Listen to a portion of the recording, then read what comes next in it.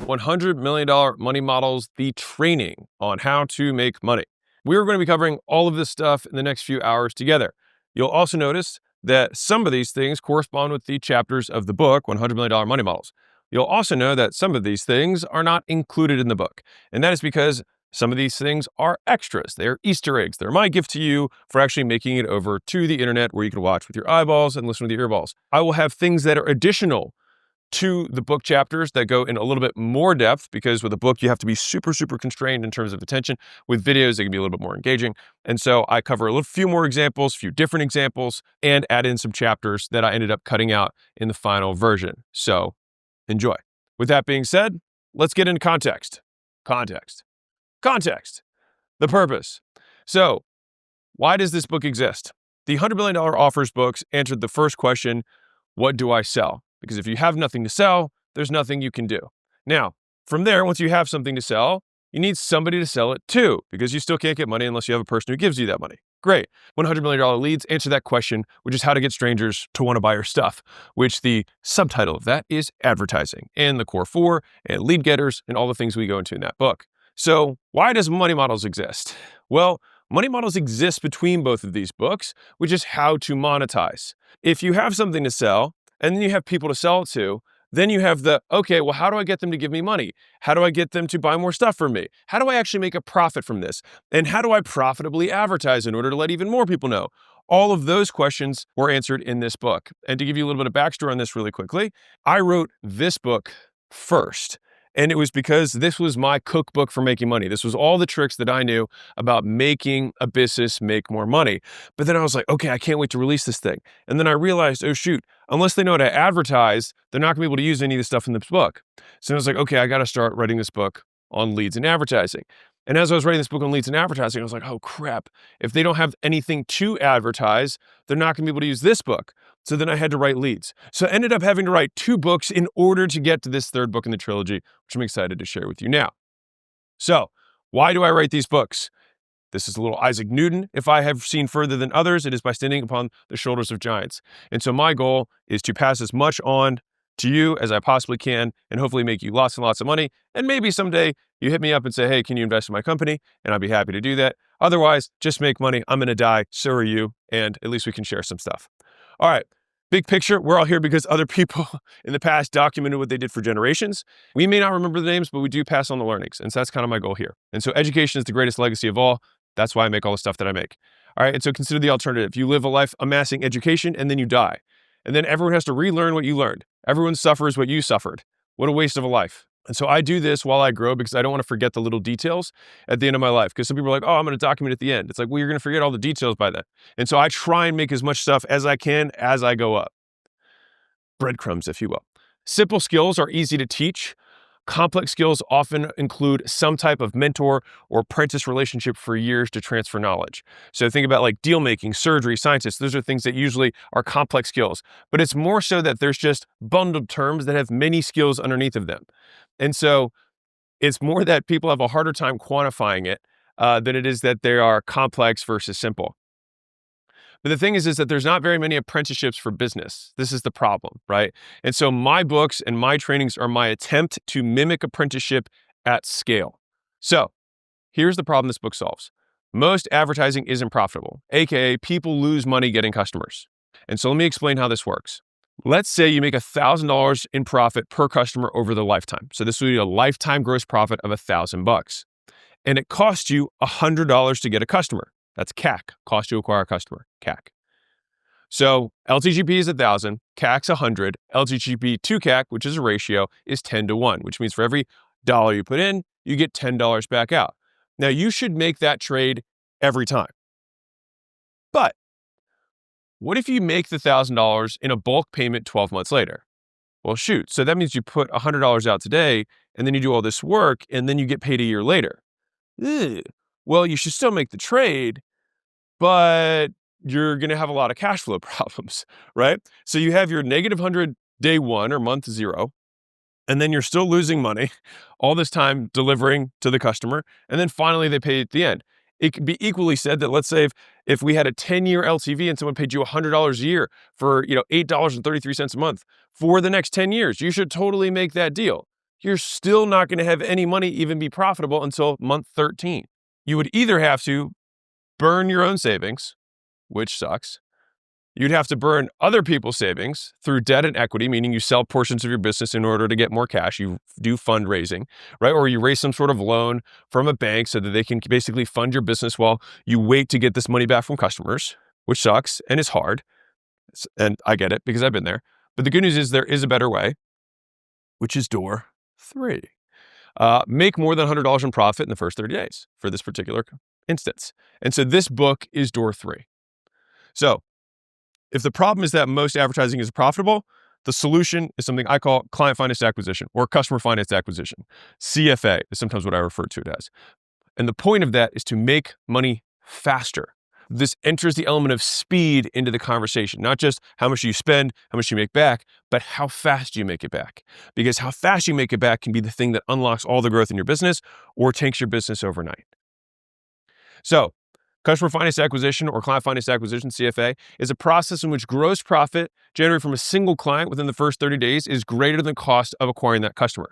So, where gross profit, the extra cash that you make from somebody coming into your business from one customer in the first month is more than the cost of getting that customer. Now, if you're listening or following along from the book, this isn't in the book. And the reason for that is that every single of my proofreaders, as soon as I start getting into math, they're like, I don't know if people are going to be able to like follow along with that. And so I ended up just cutting the math sections from the book, but they are here because it's important. So the purpose of this is to accomplish customer finance acquisition. So here's a quick story for you. So let me tell you how this all started. So this is me when I signed my first lease at $5,000 a month. That's me not knowing what I was doing. And this is where I slept. And that's my really fancy equipment that I was able to afford. And so I heard about this thing called Facebook marketing and things started going well. This is actually a picture I sent to my dad after the first week of having my gym to show how many memberships. I actually was very proud of this, which is kind of silly now that I look at it. It's like I had like 18 memberships, but I was super proud of this. I'd hustled all day to get that.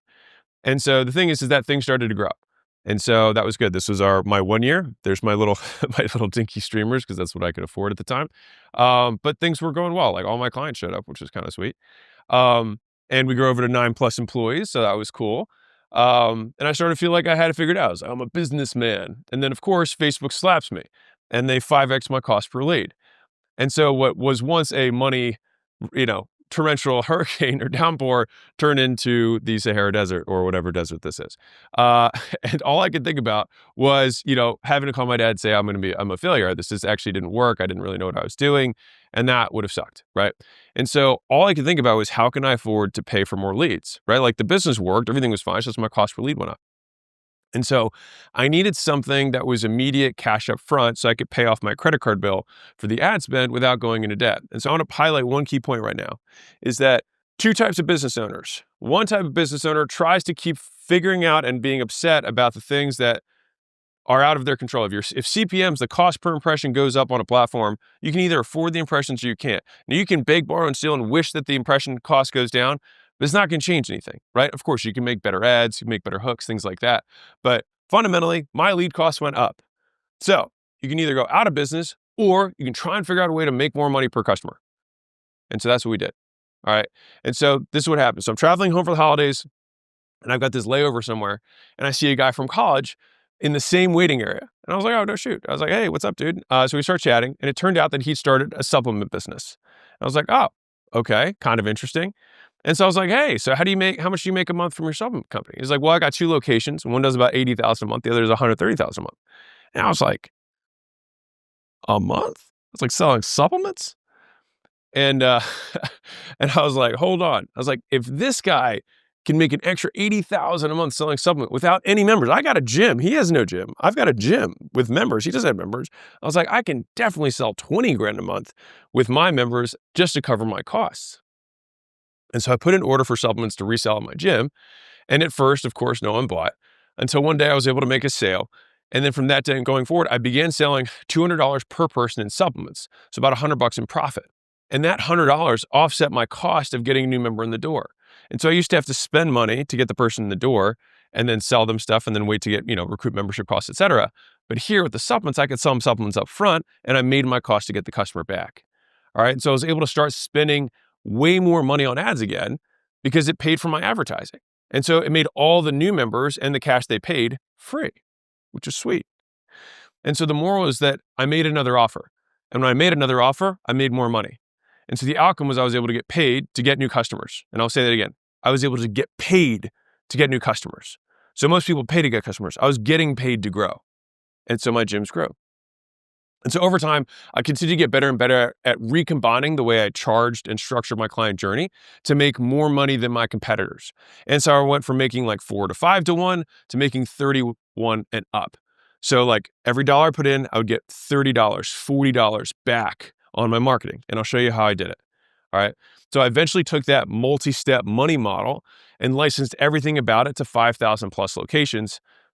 And that's what became Gym Launch. And the average return on ad spend in the first 30 days across all those gyms, all right, not including memberships, to this day is 4 to 1. And that's upfront. That doesn't include membership. So that's not a true LTV to CAC ratio. I'm saying that's the upfront cash they collect in the first 30 days from customers. They still have the whole membership on the back.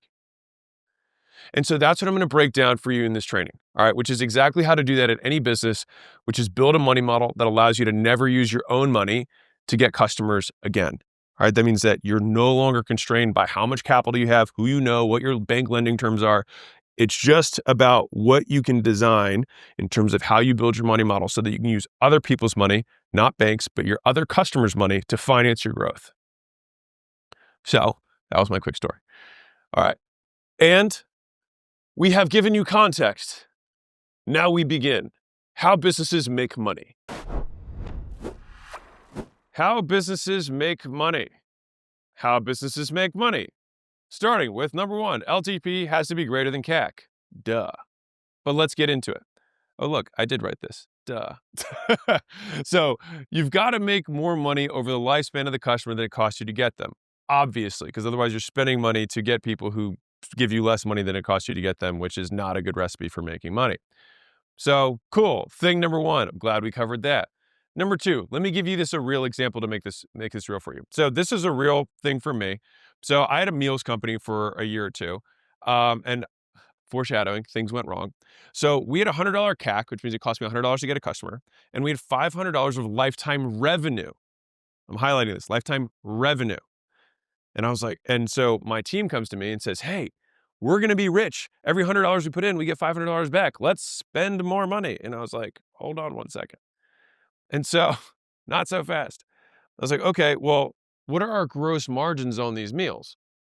And so the gross margins were 20%. So, and our lifetime revenue was 165 times 3, meaning people would pay for $165 a week for the meals and they would pay for 3 weeks. Okay. So the 30-day gross profit was, sorry, this is per month, excuse me. So 165 times 20% is $33. So now my lifetime gross profit was 500 times 20% was $100.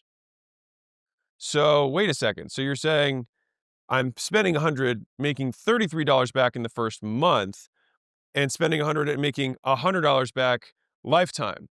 But then we have like all these humans that we have to do all this other stuff with as well.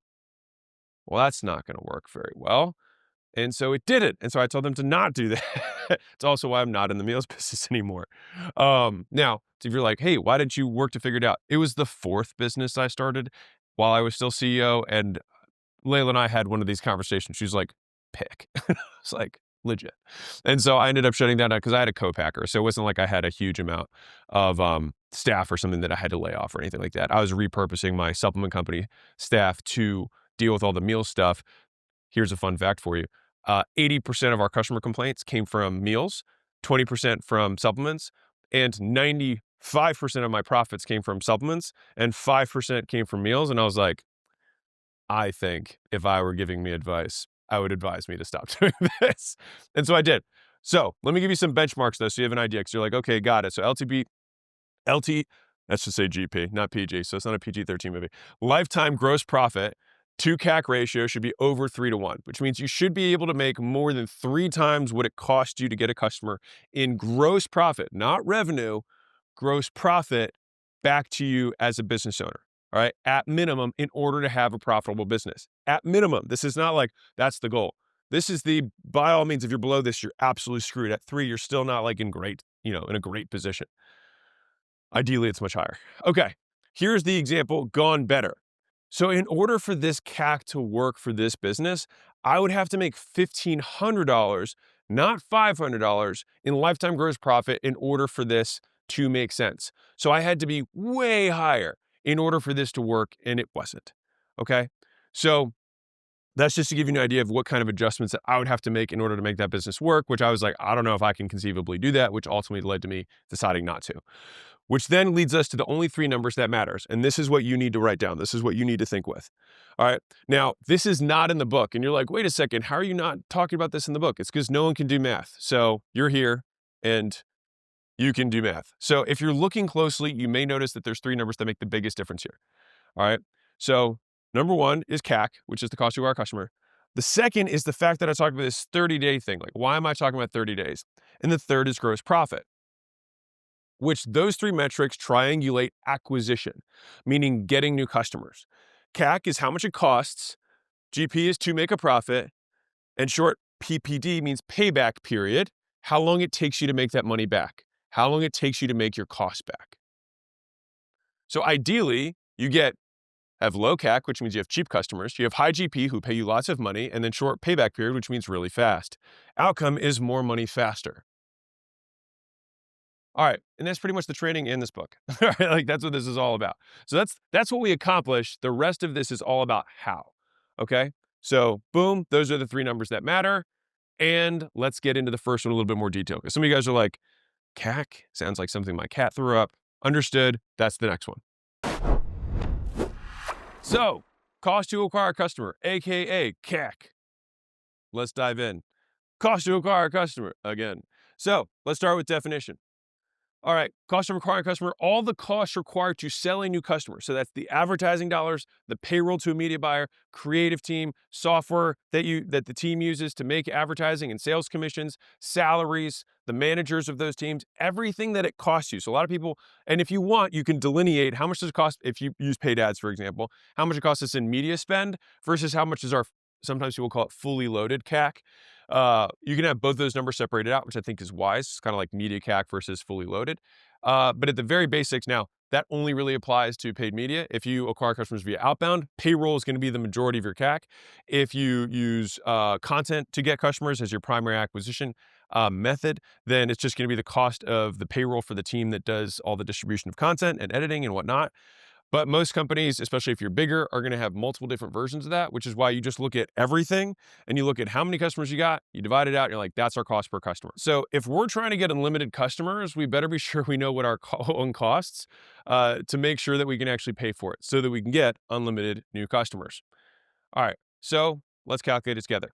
So if you use outreach as your primary way of getting customers, then you use, let's say, $200 a month in email software, and you pay someone $3,000 a month to do cold email prospecting for you, then emails become appointments that turn into 8 sales per month. And so then you pay your salesperson $100 per sale. So then what's CAC? All right, this is like a ChatGPT prompt word problem. But fundamentally, this is what it looks like for you as a business owner. So this is how we calculate it. So the total cost for 8 sales means that you have a $3,000 emailer plus a $200 software plus $800 in commissions, which is the 8 sales times $100 equals $4,000. All right. So now we divide that by the number of new customers, which is $4,000 divided by 8 new customers equals $500 per sale. So CAC is $500 in this outreach example. So let's say that you have a content business. So let's do this one. So you have to pay 2 people on your media team that you pay $5,000 a month each, and they help you make, edit, and distribute content across all platforms, right? So that content then turns into inbound messages and then opt-ins on your site, and then those leads turn into 10 new customers, and you pay $100 in commission per sale. All right, so what's CAC? So the reason I'm giving you all those stats is so that you can plug your own stats in and then figure this out for yourself. So if my media payroll is $5K times 2, it's $10,000 a month there. My commissions is 10 sales times 100 is 1,000. So all in, I got 10 grand plus 1 grand is $11,000. So my cost to acquire a customer, we'll say, is $11,000 divided by 10 customers equals $1,100. So my CAC's $1,100. Now, if some of you are like, wait, I have sales payroll in there too, then add it in. If there's something that you don't have here, cut it out. But fundamentally, it's just all the money you spend to get new customers divided by how many customers you got.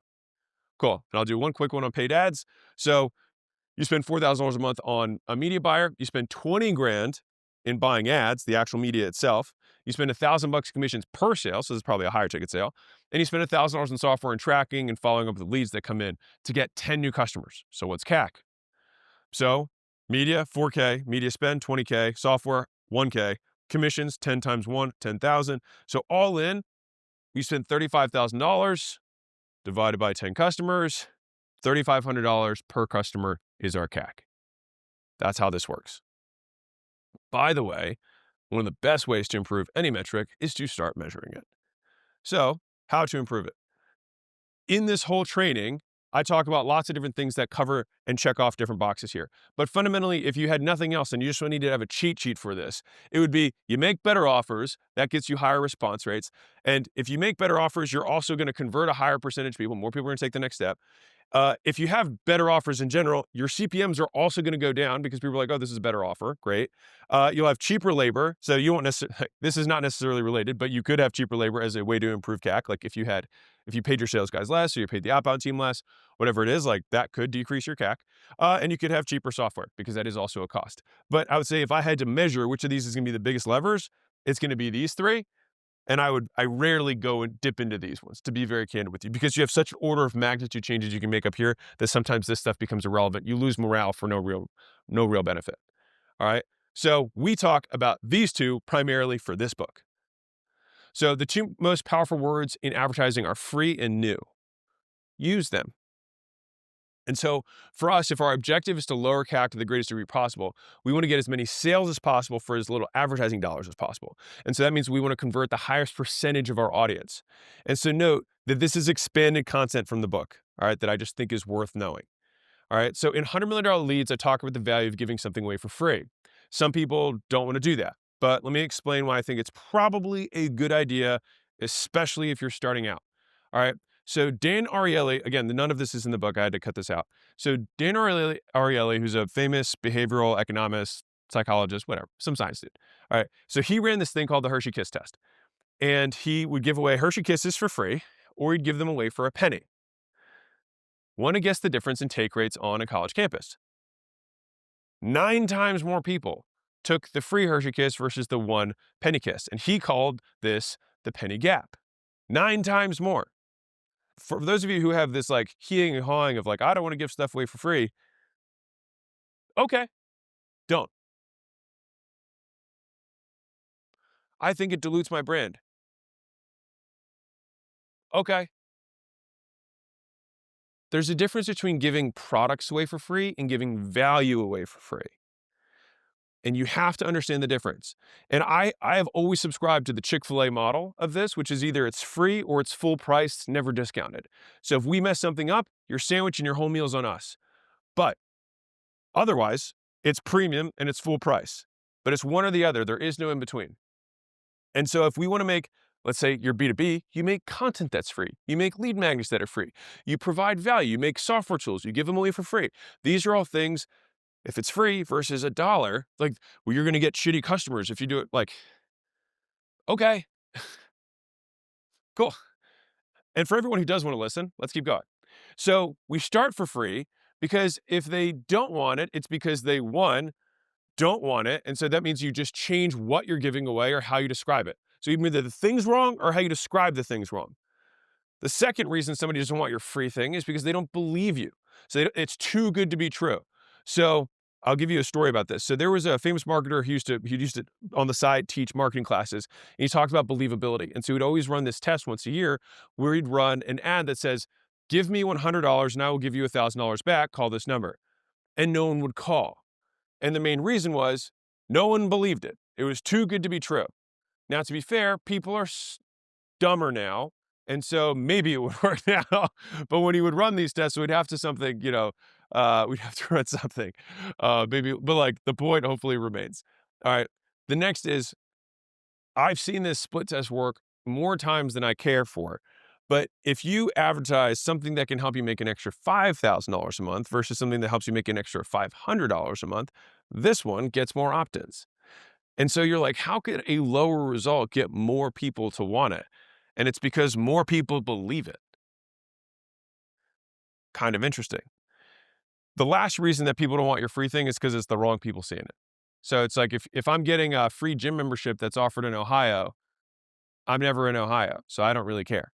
And so if you're selling, fur coats to, Arizonans in the summer, probably not the right market. Even if it's like, hey, it's free. It's like, I'm just never going to wear it. Right. Now, there's intrinsic value to fur coats, but you get the idea. All right. And so big three is that I like testing this because if you give stuff away for free, then you know that if people don't want it, you change what it is or how you describe it. They don't believe you can give it to them or you're showing to the wrong people. All of these things are great feedback for us. So here are the pros of free is that you will get more leads for free and you will get lower cost leads when you market or advertise with free. Here are the cons of free is that the volume can be a double-edged sword if you're not prepared for it. So if you use some of the stuff in this book and this training, you're going to get way more leads than ever used to. And so what'll happen is you'll get way more people reaching out. And if you don't have the manpower or the time to reach out to all these leads, it's wasteful. And so what you then do is you can add friction. So you give something away for free and then add friction. And so then you can add qualifications, which could be like types of questions, the number of steps in a process. The targeting you do is also another form of friction. You can force them to consume stuff prior to taking another step. You can increase ad length. These are all things that you can do to increase friction. All right. So if you're looking at this and you're like writing this down, like these are the steps that you can do to add friction to any advertising process. And so for me, I don't want to make my ads or my offers worse. I want to make them better and then add more friction. Because fundamentally, the idea is like, I want to get as many people who want this thing to raise their hand and then put my filters in place so that only the people with money who are qualified come through. But I want the strongest magnet to get as many people as possible to take that first step. And then the filter to cut out as many of the people who I don't want in that I got as extra eyeballs or extra clicks from my big, amazing, sexy thing. And so the other con of free is that sometimes you have people who have no intention of buying, right? This is the free brings broke people myth. Let me see if I actually dive into this deeper. Okay, I don't, so I'll tell you right now. So here's the free brings broke people myth. We tested this. So we have a tremendous amount of data on this concept. But in gyms, as you might imagine, because I came from the gym world, we'd have gym owners saying, I don't want to give away free service. They'd be like, it undervalues my brand, blah, blah, blah, blah, blah, whatever. Okay. So what we did was we ran a test and we said 10 locations, run not free. So we're not going to use free in the advertising. And then you 10 locations, use free in the advertising. Everything else stays the same. Guess what happened? The non-free guys closed fewer sales than the free guys. But here's the real kicker. The close rate between the non-free people and the free people was the same. The best sales guys could close people who came in for free, and the best sales guys could close people who came in for not for free. And the shitty salespeople couldn't sell anybody who came in for not free, and the shitty salespeople couldn't sell anybody who came in for free. So the only thing that changed between these two things was the cost of the lead. And so these guys were paying way less per lead, so they made more sales. But the average close rate was the same. We tested this on 20 locations across different markets. So, and I had to do this every so often because it would rise up in the community like, we shouldn't be giving away free stuff. And I'd be like, dude, you can do whatever you want. I like to do math. And so if the math works, do it. If you don't want that, fine, do it your way. But don't also want a different outcome. So that is the free brings both people myth, is that rich people also like free stuff. And if it's what they want, they'll take a first step because if you remove risk for me, I'll take a no risk. I'll take a flyer. I'll take a look. But then if you make a follow-up offer, foreshadowing, I might also buy, right? And so the closing percentage, the only difference was the lead cost between those locations. All right. So the bottom line is that if I had only one offer to make to convert, or my family would be killed, it would be a free offer. And I'd rather wade through crappy leads first and then figure out how to add friction rather than look at an empty inbox and an empty calendar waiting for my next client to show up. Think about this for one more moment. One of my big sayings that I've repeated internally in terms of advertising is create flow, then monetize, then add friction. So you create flow, which means give the big sexy thing away. The monetize is make sure that you're getting the right people on so you can sell them. Now, if it's not as efficient as you want, that's the third step. That's the optimization. That's the add friction. But even inefficiently, we're getting money. Cool. Now we plug the filters in. Now we optimize. So create flow, monetize, add friction. Those are the 3 steps I follow. And so the thing is you can't optimize an empty inbox. You can't optimize an empty calendar. You can't optimize a funnel that gets no clicks. And so you want to start with the flow first. All right. Next point in terms of how to improve CAC is, okay, so discounts and free. So these are more or less the same thing. I'm going to use these interchangeably throughout the book. They really just exist on a continuum. And so 100% discount is free. 99% discount is a discount. But fundamentally, it's just a continuum that this exists on. And so all the constructs I use in this book, if it says free, you can do it for $1. If it says $1, you can do it for $19. It works the same. All right. Fundamentally, you get something for less than it's worth, and the arbitrage between its value and what you get for it is the reason someone engages. My little tip here is if you have something where it costs a lot of money for you as a business owner for somebody to miss an appointment. So let's say you're a dentist or a lawyer or you're a chiropractor, and it's your time that's being kind of given away and you charge a lot per hour or whatever, then you can have it might be more advantageous for you to do discounts because then you can get a card on file, which then makes sure that the people show up. You can charge no-show fees, things like that. And so if you have too many, like you could solve it in 2 ways. You make it free. You have the first appointment with someone who's an underling, whose time doesn't cost as much. And then from there, you book the one with you, option A. Or option B, you charge some little mini discount thing so you can get a card so you can charge enough show to make sure people show up. Both work. All right. So here's how I use discounts. I think the idea of a moderate discount is stupid. So the idea of like 10% off or 20% off, I think is dumb. I want insane discounts because 10% off doesn't get someone who would otherwise not opt in to now opt in. It doesn't change behavior. And so the only purpose of free or discount is to change behavior, is to get people who would not have taken an action to then take an action as a result of the free or discount or the arbitrage of value. All right. And so for me, if I'm going to do discounts, I want 50% or higher for something that people already know the value of for it to be effective. Now, the objective here is to get people who wouldn't otherwise respond to do so. All right. And if you're not giving away 20% off the top for the same number of people, because that just means you just lose money. The same number of people reply at 10 or 20% off, you're just losing a ton of profit. And so don't worry, I will show you how to do it without giving away the farm. All right. Like you're like, wait, how am I going to do it if it's relax? That's what this whole thing's about. All right. So there's 4 ways to display discounts. Number 1 is that you can say the percentage off. All right. So let's say it's 87% off the first visit. All right. That would be, let's say it's $13 for my $100 first visit. It would be 87% off. Okay, fine. The next way would be the absolute amount off. So it'd be $87 off. Now in the example here, it's $181 off the first week, normally $210. Fine, that'd be 87%. All right. But it's a different way of displaying it. And you're like, why is he telling me this? Because you test these. So if you have your $100 thing, you run 87% off, you run $87 off, you then run the relative equivalent off, meaning what is that savings of value worth? All right.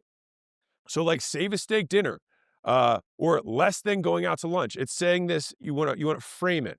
Now, a different way of thinking about this is called a portion off, which I usually bucket into this, which would be like if I had, let's say, $100 a month subscription and the thing was 12 months, so $1,200. If I want to give 25% off, again, we're breaking rules here, but if I want to give 25% off, which would be 3 months, 4 months off, then that would mean that I could say, okay, this is $800. I could say it's 4 months free. I could say it's 25% off. I could say that you get $400 off. Those are all different ways of describing the exact same thing. I could also say, finally, it's $800, and above that, I would have $1,200 crossed off, which is simply displaying the discounted price next to the retail value. These are all different ways that you can display a discount. And so since this book is about monetizing traffic, you need to know the different guns you've got, the different weapons you've got, the bullets in the chamber that you can use as an advertiser to rotate through to get, one, more people to respond, but also to keep the advertising fresh. So like if 1 month you run 4 months free, and then next month you run $400 off, and then next month you run $800 crossed off $1,200, the market feels like you're changing your offer every month. But that way, internally for you, everything's the exact same. But it creates freshness in terms of the advertising. So How different do all those feel? They are all the same thing, just presented in different ways, and that's why we do this. So, this is a little pro tip that I will give you. You probably can't read this. I'll just tell you what it says, which is that in order for a price off or a simply discounted price to work, the market has to have an understanding of what the price of that commodity or what that service is. And so if I say that I'm selling, an adjustment for a chiropractor for $29, that is effective because people know it costs more than that. They might not know how much more, but they just know that it's more, that that's cheap for that thing. If I say $20 teeth whitening at a dentist, that's going to get a lot of people who are super interested because people know it's way more than $20. I could probably say $100 teeth whitening and people would still say that's a great deal, right? Because there's an idea. Now, if you have an intangible product or a product that no one else sells, or it's a digital product, or you're like a creator and you want to launch something. If you then say it's this price off of this price, there's not a lot of value because the arbitrage is arbitrary. So you made it up. And so there's no pegged kind of marketplace price for the thing that you're selling. And so in those instances, that's where percentages off of retail, things like that work a little bit better than just saying like, $17, course. It's like, well, that might be expensive for some people and cheap for other people, but for a teeth whitening thing, everyone knows it's cheap. And that's why if you are going to put that one price on there, you want to do it. This is like me differentiating for what business owner this works for, to be clear. All right. So here are the pros of discounts. So we talked about the pros of free stuff. Here are the pros of discounts. So one is that they're compliant for cheap leads, meaning you don't have to ever worry about like anybody saying that you did a bait and switch or anything like that. So if you charge people for stuff, then there's really nothing to say about it. All right. Number two is that you can actually collect some money, which is decent, right? I mean, some money is better than no money. Okay. People do come expecting to spend some money. So this, to be fair, this is my belief on this. I believe that the reason that the discounted people come in and buy more is because salespeople believe that. I don't believe it actually has any difference because when we talked about the free versus not free, the close rates were the same. So I think it's more that salespeople feel more convicted. But when I look at the data, it doesn't make much of a difference because I could equally say these people are just looking for cheap stuff. Works the same way. It just depends on what narrative you want to tell the salesperson. These work, and this is probably the most important one. These work exceptionally well as two-step sales. Here's why. If you get someone's card before they come in, then when they come in, you can then make the upsell and say, do you want to use the card you have on file?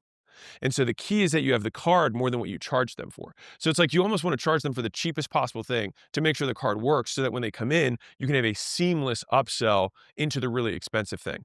And so that's what creates the upsells that are smooth as butter, 0.5. Now, here's the cons of discounts. If you don't do it right, you don't ever give away the core service at a discount. You give away a broken off piece of the core service or something extra that you create and then create a huge discount on it. All right. And so you don't give away core offers or stuff that has hard costs unless you like really know what you're doing. You splinter out the thing. Now I talk about this at length in the $100 million offers course. I'm not going to break it down now, but basically lots of different components to your offer. You have lots of different features. You take one feature off. You say this feature is 99% off now. Great. That's where the discount is. And then you sell the rest of it.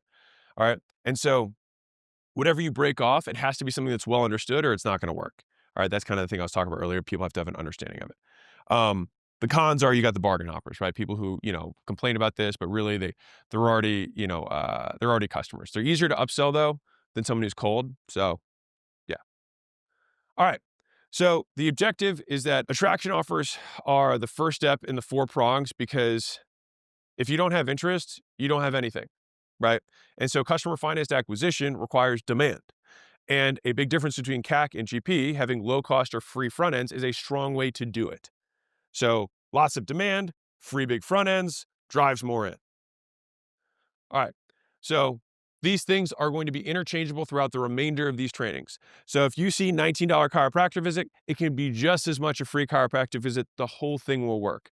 But if you're like, you insist on doing this, fine, do that. If you insist on doing this, fine, do that. It does not matter.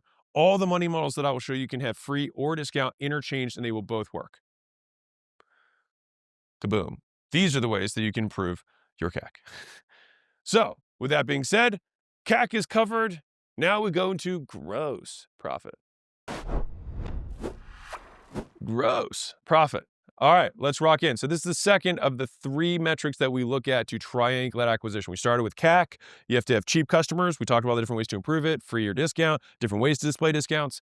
But now we're going to talk about gross profit. Okay, so we're going to define what it is, why it's important, examples, calculating it, and improving it. All right, let's rock. So gross profit, the difference between the price and the cost of goods sold. So cost of goods, or COGS, is what it costs you to deliver the thing. All right, so if it costs me $9 to deliver meals and I sell it for 10, then I got $1 in gross profit. All right, very straightforward. Now, here's why this is important. So the problem is that most businesses think they need cheaper leads, when in reality, they need to make more money per customer. And so my observation is that the CAC, this is me like high level because I see lots of businesses. CAC between competitors is often fairly similar. So a lot of people are, obsessing about how they're like, they want to improve their ads and things like that. And sometimes you do need to do that. But the ranges are actually much tighter than you'd think.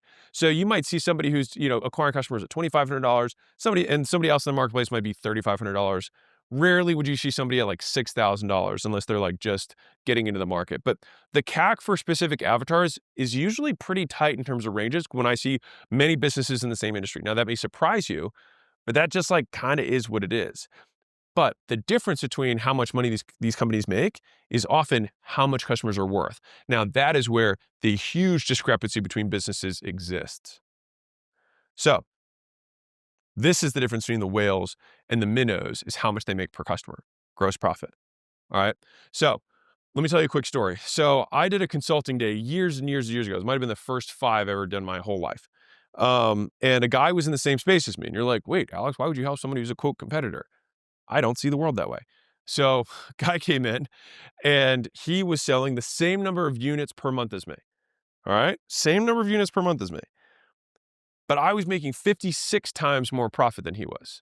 That means 56 years of him making the amount of money that he made is what I made every year. And so he was making $300,000 a year in profit and I was making $17 million a year in profit. Same number of units sold per month. And so the major difference is how much we made per customer. And so gross profit is the arms race of business, because the thing is the person who makes the most money can spend the most money. This is how you get an ethical monopoly. So like, you don't have a monopoly from, okay, I'm somehow protecting like no one else can do business. You're saying you're welcome to do business, but I'm going to outspend you on all advertising channels. So for you to get your word out, you're going to have to outbid me. But because I created a better business model, I can outspend you. In the auction of attention, this is a Dan 1080 quote, he who can spend the most to acquire a customer wins. This is my version of the quote, which is what I like my version. He who makes his customer worth more to his business than to his competition wins. I think about this in terms of what can I do? So rather than thinking, oh, I can spend, and I love Dan, to be very clear. He who can spend the most, it's what do I do in order to spend the most? What I do is I make my customer more valuable. The outcome of that input is that I can now spend more. So these are really just 2 parts to the same quote. If this is the precursor to this one, if that makes sense. All right, so that's why this is important. So let me give you an example. So I remember when I was at Smoothie King, I was a blender tender, and my buddy was reading this article in the back of the store, probably goofing off when we probably shouldn't have been. And he was like, dude, check this out. This guy bought a $50,000 burger. And we looked at it and it was like made of gold and whatever crazy Wall Street person bought a $50,000 burger, right? And I was thinking about that. And I remember the article said something like he was making $50 million a year or something like that in income. And so what I ended up doing was I started looking at what it costs him in hours versus what it cost me in hours for the burger that I bought earlier that day. And so then I realized that my $13 burger was the same to me as this Wall Street guy's $50,000 burger, that it was actually the same level of inconsequential cost for him as it was for me. And arguably, this was more expensive for me than it was for him, just a normal burger. And so that concept basically is the reverse of the realization that you can only go down to zero. You can go infinitely high when it comes to lifetime value. And so, like, you can only drive down so far, right? On the cost side. But in terms of how much you can make, that's where you can be as creative as you want in terms to continue to increase the lifetime gross profit per customer. And so it can make something as insane as paying $50,000 for a burger or CAC actually still be relatively cheap for you if you know how to increase the value of the customer. And so think of the burgers as the commodity, which is traffic. Think of our income as the lifetime gross profit. If I were competing with this guy, he would be able to outspend me 3,700 times over. And in the auction of attention, he would outbid me every time. And our goal is to do the same to our competitors. All right, so you need to look at both sides, getting customers for less, but also making them worth more. All right, and before we improve it, we got to know how to calculate it. So here's gross profit, how we calculate it. So here's a product example. So if I sell a widget for $100, it costs me $20 to manufacture it and ship the widget to the end customer. All right, so my gross profit is 100, where it is, 100 minus 20, $80. This is what's left over. This is my gross profit. Okay. Here's a service example. Let's say I deliver services monthly and I have one account representative per 10 customers. If my clients pay me $3,000 per month each and my reps cost me $6,000 per month, we can then figure out the gross profit margin. Okay, so the rep salary is $6,000. The clients per rep is 10. The cost per client means it's $600 per client. Remember, we make $6,000 divided by 10 clients, $600 per client. Gross profit, all right, is now $3,000, what they pay us, minus my cost per client, which means $2,400 left over. The reason I'm going through this is that many of you guys watching this are service-based businesses and don't know your costs. These are your costs. So my gross margins are $2,400 divided by $3,000, which is 80%. Rule of thumb from Alex: if you run a service-based business, local brick and mortar or national, you want at least an 80% gross profit margin. Now, that may sound crazy to you, but it is very unlikely that you will scale in service unless you have 80 or higher. So not just 80, that means that if it costs you 100, you got to sell it for 500. Now, you might think, because if you're a newer business owner, you're like, no, that seems unreasonable. That's your gross profit, not your net profit. You still have rent. You've got your fixed admin costs. You've got insurance. You've got utilities. You've got break fix that happens within your business. You've got all these other costs that go into doing business. You're not running 80% net margins. You're just saying, this is now all the money I have left over to run the rest. I still got to spend advertising dollars. Like, there's all this money that I still got to spend. And so if you're at 80, you might be running a 30% net margin business, right? So just to give you context on this. Okay. And so the pro tip is that gross margin equals gross profit times 100%. So if you ever hear me say gross profit versus gross margin, it's just, this is a percentage, this is an absolute. That's all it is. So gross profit's the absolute, gross margin is the percentage. That's all it is. Okay. So if I say it's $80 in gross profit, it's 80% gross margins. I clarify this because if you've ever like read stuff and been like, wait a second, is this different? It's just a different way of measuring the same thing. That's all it is. All right, cool. So big picture, this is what the business was. This is the example I gave visually. This is the correct visual. All right. And you can note that gross profit is not net profit. All right. This is the cost limited to what the business incurs directly from delivering the thing. So if you had an administrative assistant and you sell cups for $10 that cost you $2, we wouldn't factor in your administrative assistant into the $8 of gross profit. It's off the gross profit that we eventually pay for everything else in the business to create our net profit, aka what's left over at the end of the month. All right, so your rent doesn't go into your gross profit. Your admin costs don't go into your gross profit. Your utilities don't go into your gross profit. It's just the cost of, okay, if I sold another one of these, if I sold another customer, what are the variable costs? What are the costs that go up per unit sold? If your rent doesn't go up per unit sold, if your admin cost doesn't go up per unit sold, then it is not factored into gross profit. But if my hard cost of cups, if I sell another cup, I still have to incur that cost. If I have to sell another client, then a certain portion of my resources of client delivery is going to get allocated to that next client.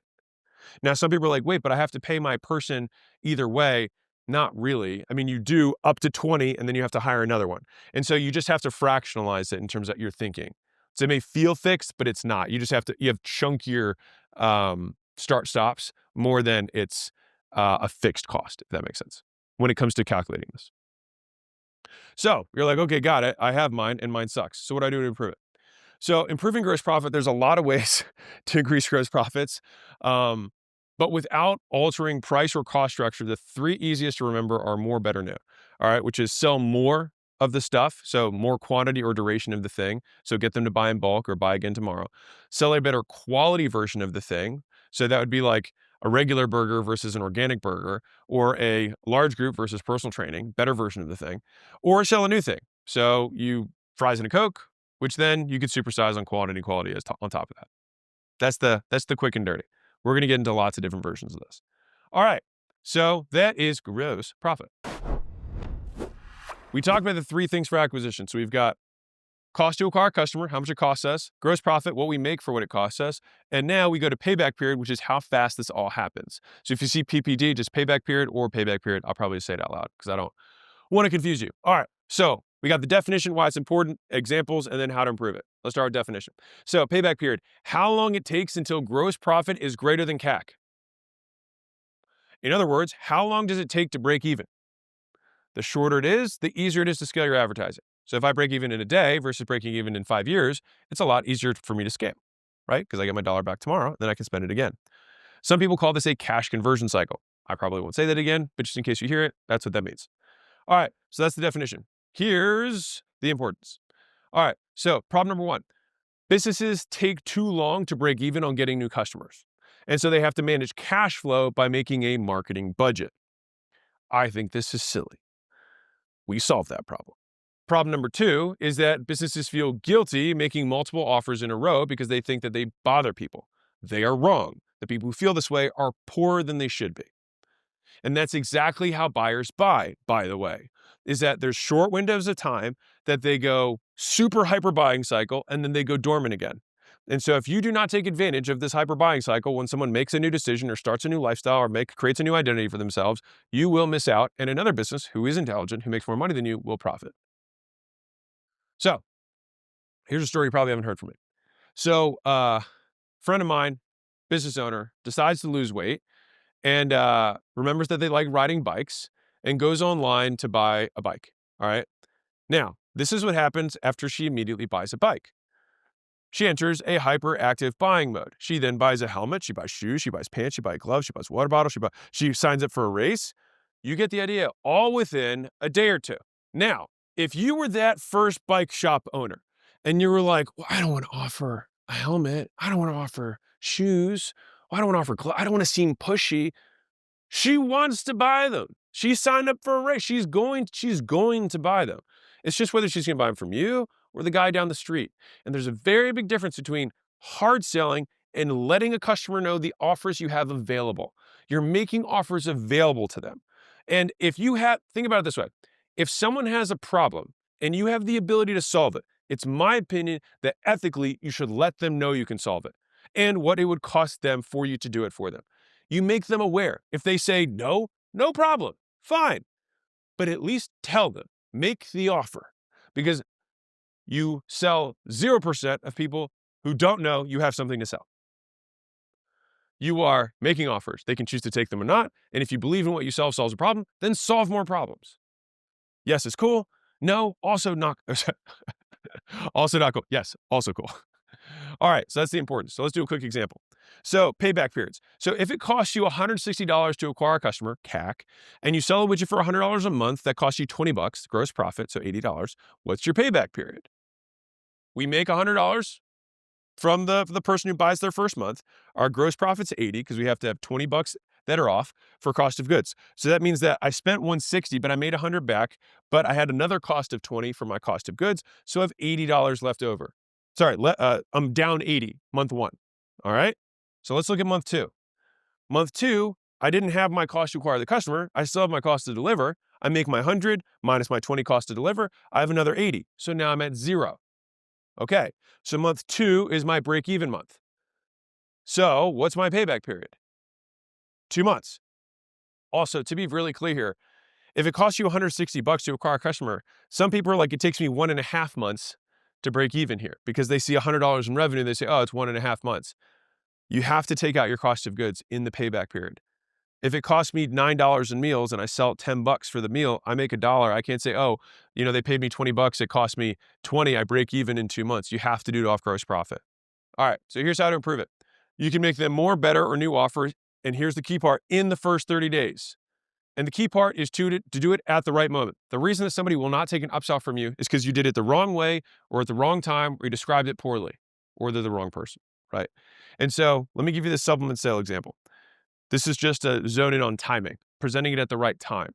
So I say this because some of you might have an amazing upsell offer. You're just presenting it not when the problem exists, all right, or creates itself.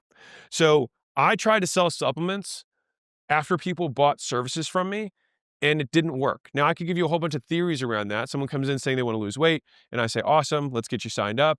And then right then after they signed up, I say, oh, by the way, buy these supplements. And you might think, wait, isn't that a hyper buying cycle? It's my belief that the person scratched their itch of weight loss the moment I sold them the service package. And now I'm like trying to reopen a closed wound, kind of. It's like, wait, I thought I just solved that problem, right? So what I figured out was I would say, hey, come in for a nutrition orientation. And then 48 hours later, they come in for nutrition orientations. And then I would walk through their food. And so with the food, then I would say, oh, you're not eating these things. You should probably add this stuff in. I created a new problem, which I could then solve with supplements. And so the thing is that you want to be able to offer it at the right time. You sell at the point of greatest deprivation, not at the point of greatest satisfaction. Or really, like, advanced people know what I just said. Beginners, please hear that again. You sell at the point of greatest deprivation, at the point of greatest pain, not at the point of greatest satisfaction. If I just had a big steak dinner, and then you say, do you want another steak? You might have amazing steak. I don't need any more steak. I'm satisfied. And a lot of you guys are trying to make your upsell offer after I already ate a steak. Now, I might have a dessert stomach that's open, but my steak stomach is full. So we create deprivation. We make offers at the moment of deprivation. If somebody's really thirsty in the desert, after you give them the cup of water, they don't want the second cup as much as they wanted the first one. So the timing matters. So these are the times that I think through when I tend to incorporate upsells. And this is important for decreasing payback period. So one is right immediately after the first sale. Sometimes this works great. So to be clear, if I'm selling, if I solved one problem that then naturally creates the next problem, immediately upselling works. If you have to create another kind of problem in someone's head or guide them through awareness, then that's where you have what I call the next step. So the version I just gave you with the orientation, the nutrition orientation, that's like, great, that's the next step in the process. So this is usually a 24, 48, 72-hour difference between first sale and next step. The next time period where I think about selling a customer or upselling is after they have a big win. This is a milestone. Someone says, they have some big success. Now you're like, wait, I thought you said that you sell at the point of greatest deprivation. Yes. So if they have a big success, then it means we fully solved one problem, which typically means a fully formed new problem also opens. So great, you got to $10,000 a month. You probably have all these tax problems now. And you probably need employees to help you take all this time because now that you're working all the time and you're making this money, you probably don't have time. You have money but not time. So let me solve the next problem for you, right? And so there's always, if you're a good entrepreneur, you're always solving problems. And fully solved problems always create more problems.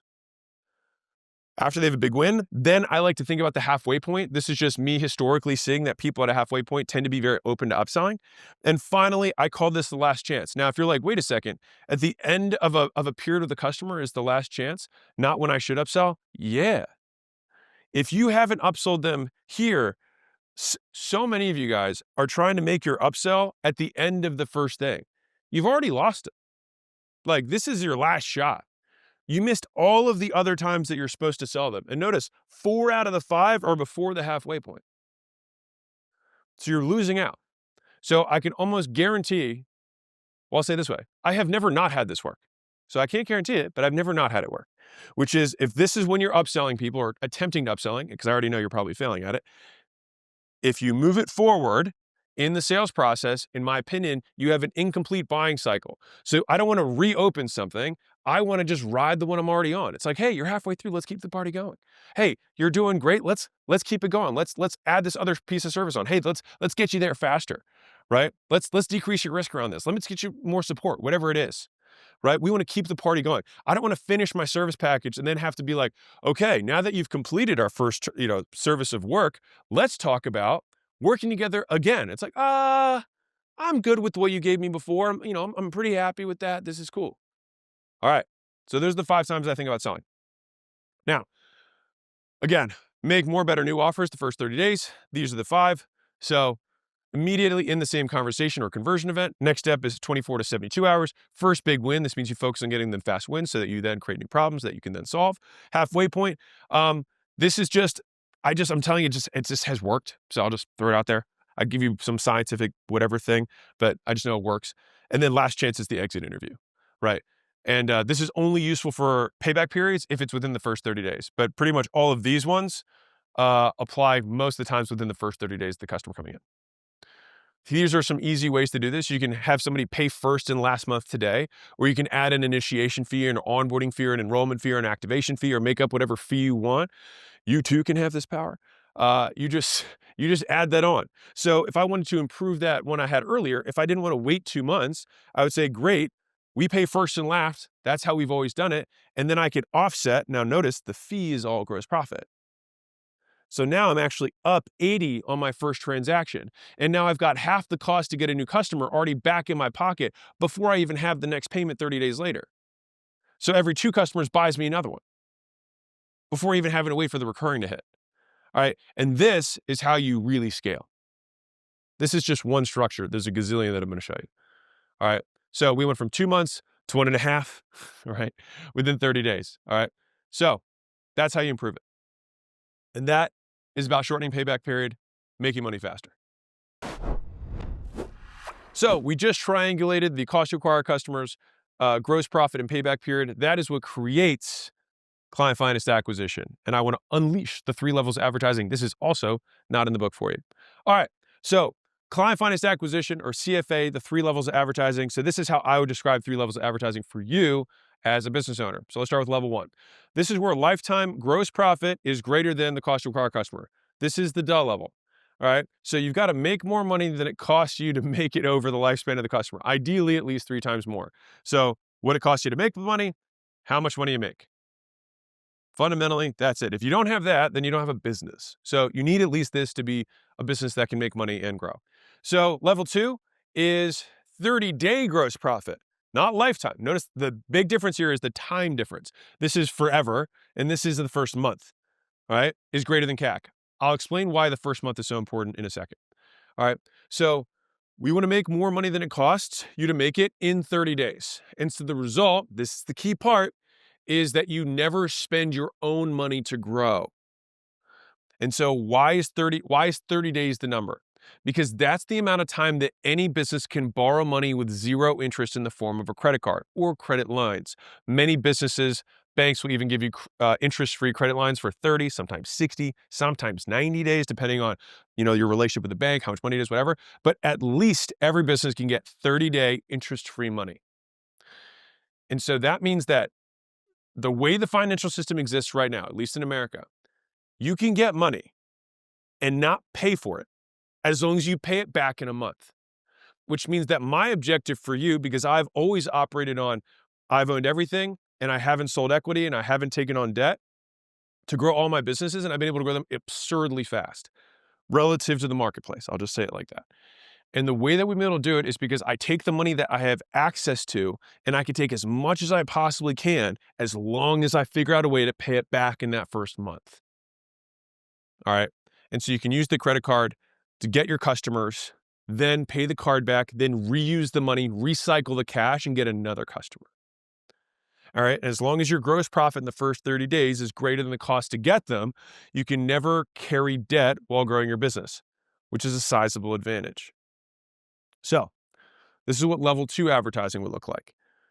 So 30 days gross profit. So that means that, like, if I got that first customer, right, if it cost me 160 to get the customer and I got 180 back in gross profit, then it's just all free. It's just all free. That's how it works. And so note is that if you have an XXX limit on your credit card, you'll always be limited by the amount of customers that XXX number buys you before having to pay it back. And so this assumes that you don't reinvest the excess profits after the 30 days on marketing rather than putting it in your pocket. Okay. So once you unlock acquisition this way, typically you will get limited by your operational constraints before you will get limited by your advertising constraints. You will not be able to handle the amount of customers that you can bring in, and that's what's going to throttle down your advertising more than you can't get more customers. So that's level 2, is that now your 30-day gross profit is greater than your CAC, which means you're just getting free customers now. Level 3 is where I like to live, which is that my 30-day gross profit is greater than 2 times the cost of getting a customer. Okay? So pay attention to what happens here. So you make gross profit more than twice CAC in the first 30 days. And the result is never being limited by money at all. Remember, the first version of this is like I'm limited by the amount of credit card that I can have access to. With this, there are no limits. And this is the goal of everything that I'm going to basically go through the rest of this training with you. All right. And so this way, one customer pays you back for the debt you have, but then also pays for the next customer. So you basically just repay your original spend one time, and then you have enough money to buy another customer. And then that customer comes again with 2 customers preloaded into it. And so then you pay itself back and then the next one. And then that is how you continue to multiply. And now you're using house money, to use a gambling term. It's like you've already repaid yourself back on the first one, but you still have this extra cash. You buy the next guy, he comes with 2. And now you're just doubling. And the thing is you're doubling your rate of acquisition by customer, not by month, which means this can happen daily in terms of the doubling. All right. And this is the key to unlimited scale for advertising. You have to compound your advertising.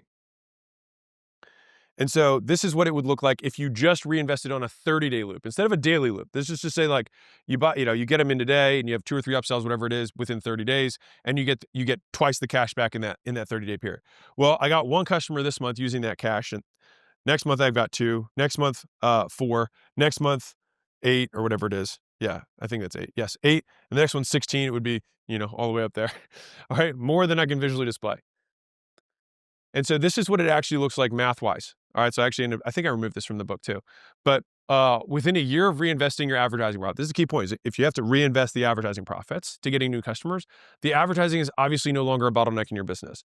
And this is what this book accomplishes, removing money as a limit for your growth. And so that's why I write this, because for every person, it's like, I need money to make money.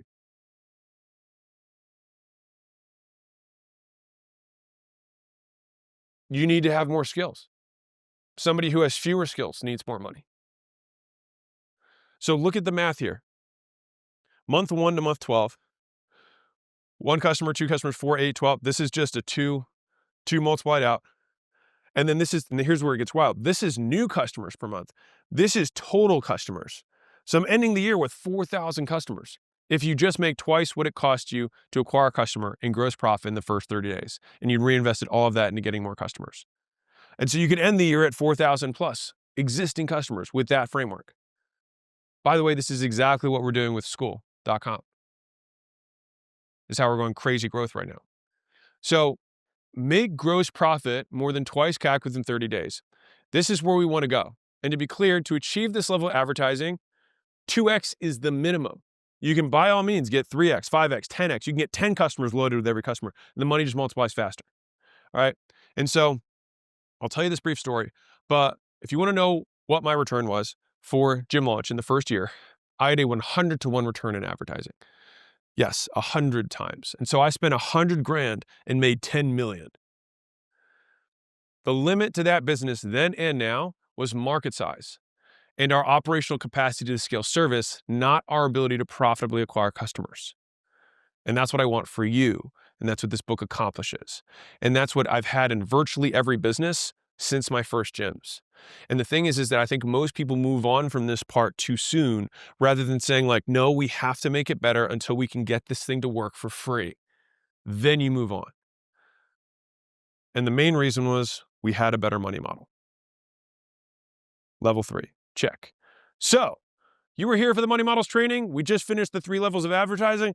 Now we begin to talk about money models. So we just covered the 3 levels. Let's rock into money models and offer stacks. All right.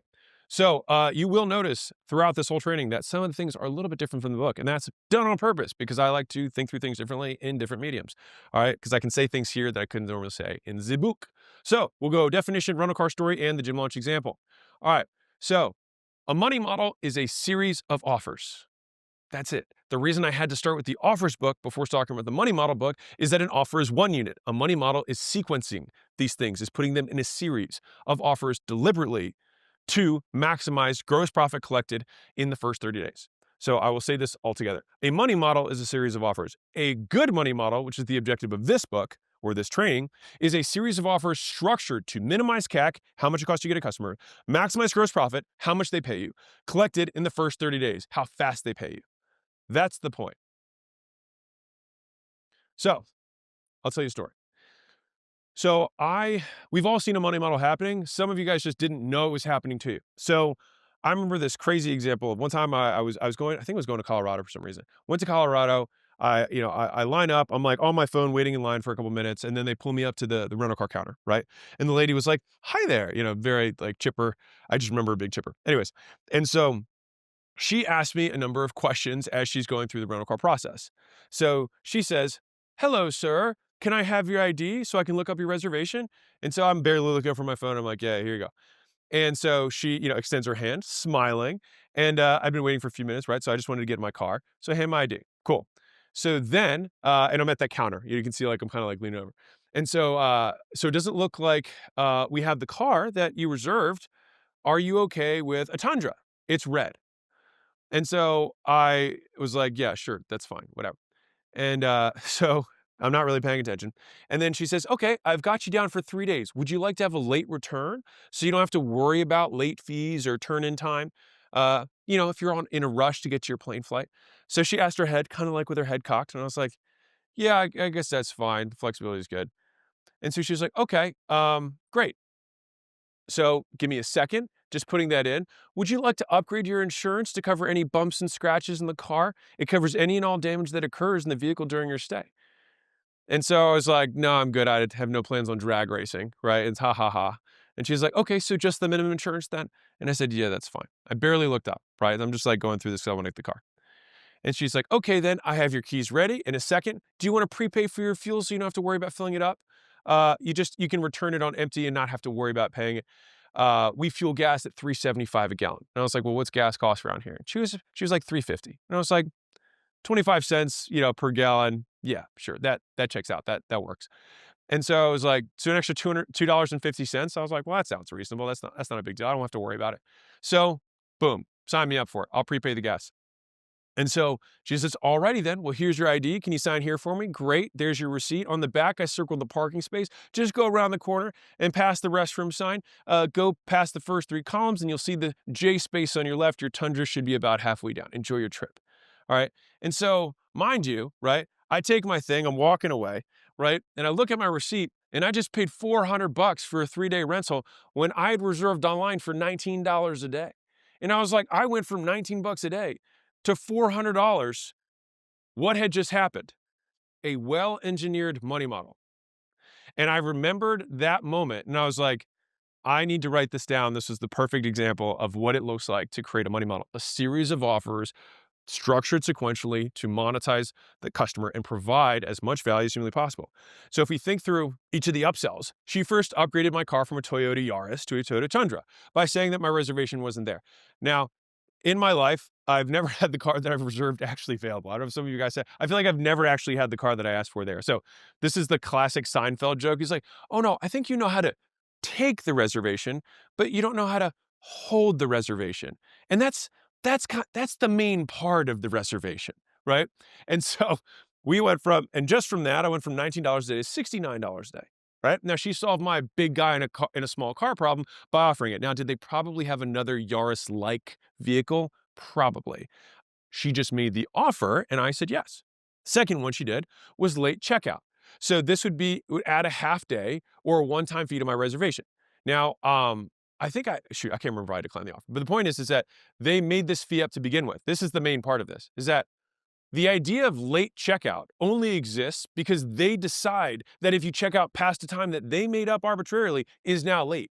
And so what I want to really put into your minds right now is that I'm explaining the policies, but there's a game maker who made the rules of the game. They created this fee. Think about if you start rental cars, you don't immediately say, "Oh, if someone comes back an hour later, I'm going to charge them." You don't. We think that now because that's how it's always been, but it wasn't always like that. Some guy figured it out, and then every other rental car started doing it. The next one was the insurance upgrade. Now, a lot of you guys saw me not take this, but I did take insurance. I didn't even realize it, and I use this for everything after this point. And so she said, do you want to upgrade your insurance? Now, implied in the language is that I already have insurance by saying, do you want to upgrade your insurance? And so some customers will take the upgrade, which is fine. But the real sale is the minimum package. She then said, oh, would you just want the minimum then? You don't want anything else, do you? Those are implied sales. Do you want anything else besides the thing I just said? The minimum offer, meaning you have to get it because it's minimum. But the thing is that you don't have to buy it. A lot of, by the way, credit cards already have rental car insurance built in. If you have Amex, for example, and you do trips on Amex, they cover rental car insurance. And so this is pure profit for them. All right. So pro tip for you. But the thing is, and this is the really sexy thing, is that this is masterful naming. So if you have multiple packages, you can downsell your minimum package knowing that 90% of people might take it simply because you called it the minimum package. Instead of saying, hey, this is my shitty package, think about how different minimum is versus economy package, right? Minimum is like, well, okay, I have to get it, right? Kind of interesting. All right. So the next one is prepaid gas. Now, this one was sneaky in that the way it's positioned, to be very clear, you want to make sure the customer understands things. All right. Now, this one particularly was one that I did the math and I thought it was like, okay, 25 cents extra per gallon. That's a fine deal. The way it actually works, by the way, is you prepay the whole tank. So you buy a full tank, and I think the Tundra had like whatever, 25 gallons in it. So I actually ended up paying $93 for a tank of gas up front. And so basically whatever I don't use is profit for them. And so if I use half a tank, not only did I charge 25 cents more for the gallon, but the half tank I didn't use is just extra, it's extra profit for them. But the advantage is when you turn it in, you don't have to fill it up so think about this. They create a fee to avoid a fee. Because if you imagine I had a rental car company, I could just say, turn the car in with whatever amount of gas you have, and I fill the car back up, and that could just be factored into my price. But instead, or I could just say, we fill it up at this rate, whatever you don't fill up, we'll fill it up and we'll charge your card afterwards. That would be an easy way to do it. But instead they say, we're going to charge you more. We charge you $5 a gallon or $10 a gallon if you turn the car in with less than full gas. If you turn the car in with less than full gas, but then you prepay the whole tank, then you still bought the whole tank to avoid paying the fee that they're then also still going to fill the car back up again. Again, like I say this so that you can understand the thought process that went into structuring the sales process. Like there's a reason these guys do billions a month in sales. And for those of you who are like, man, I don't like this, the rental car industry wouldn't exist. They actually run very thin margins. Like there's, you know what I mean? Like it's not like they're raking it in here. There's people who crash the car. There's a lot of other costs that go into renting a car. And so for you, you cannot shy away from capitalism. I mean, if you want to be a business owner, you have to make a profit in order to be able to scale your business, to help more people. And if they did not make this profit, it would be a wild inconvenience for us. Now, Uber then exists later, much later, that can sort of help. But still, having a rental car company there is nice. Okay. Finally, there's damages. That's an implicit upsell. If you scratch the car, you got to pay. All right. And then late return, yet again, they invented the line, then we had to pay for it. Okay. And so these are all the offers that they offered to me in that one conversation. And so for those of you who are afraid of making a second and third and fourth and fifth offer, did it seem like I was annoyed? Not really. And also, what is the price I have to pay as a business owner? What do I get? If the cost is that 1 out of 20 customers gets upset, 1 out of 20 people is just crazy, period. If you deal with general population, for those business owners who do, I came from Gen Pop, so I get it. There's just crazy people. And you don't want to not make offers to 19 out of 20 sane people because of one crazy person. And so the cost would be maybe you don't have a business or you don't make a profit, or you have 1 out of 20 people who complain. To me, the trade is clear and I'm still going to make the trade. And so my goal is that you walk away by the end of this book and training with eyes tuned to finding money models, all right, and understanding what makes them work. And studying some of the biggest brands in the world will become an endless learning experience for you, which is what I absolutely recommend is look at their money models. If someone's been around 30 years in the same industry, they have figured it out. Look at what they do. And the cool thing is you can take things from rental cars and apply it to insurance. You can take things from here and apply it to teeth whitening. Like, it doesn't matter. You take this from here and turn it to plumbing. Like, these models are more psychology in terms of how they work and are persuasive than they are industry specific. So that's my rental car story. So gym launch, just to give you an idea, when we went from $1,000 in my bank account to $17 million in profit in 20 months. So remember, December 2016, $1,000 in my bank account. 20 months later, $17 million in profit. The only way that happens is through having a money model. And it only scaled insanely fast because of our insane customer finance acquisition. So remember, level three, it should say level three, is 2 times CAC, right? It should say level three. Okay. So these were our actual metrics. So people don't share this. These were the actual metrics. Is that our 30-day gross profit was 6K, our CAC was 500, our 12-month gross profit was 48,000. CAC, 48,000. CAC. So if I have an investment for you and you pay me $500 and I pay you $48,000 back at the end of the year, is that a good investment? Now, what if I said you can do it as many times as you want? You would put as much money into that machine as you possibly could. Now, the real question is, what's your budget? If I said, I've got this ATM machine, you put $500 in and then $48,000 comes out, would you budget yourself? Would you say, hey, I'm only spending $5,000 a month on this? Of course you wouldn't. That's why the idea of marketing budget is ridiculous. If you design a properly designed money model, you can outmake the budget, and then the budget doesn't matter. The point is to spend as much as you possibly can within KPI. KPI meaning key performance indicators. All right. And so our 30-day GP to CAC was 12 to 1. So within 1 month, if I spent $500, I got $6,000 back in the first month. So I'm making money. And so this was like the offer stack for Gym Launch.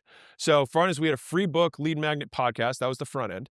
All right. So we got people into our world to see what we were about. Then the second offer we had was a free strategy call to apply the stuff that they learned here into their business. So we'd say, hey, and the way that we did this was we said, listen, leave your card at home. We want to help you out. And if it's a good fit, we'll invite you to another call. That way it was low pressure. I'd say, leave your card, don't worry about it.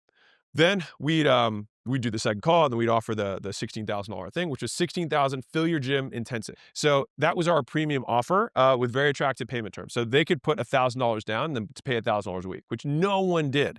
And to this day, to my knowledge, no one else ever has done.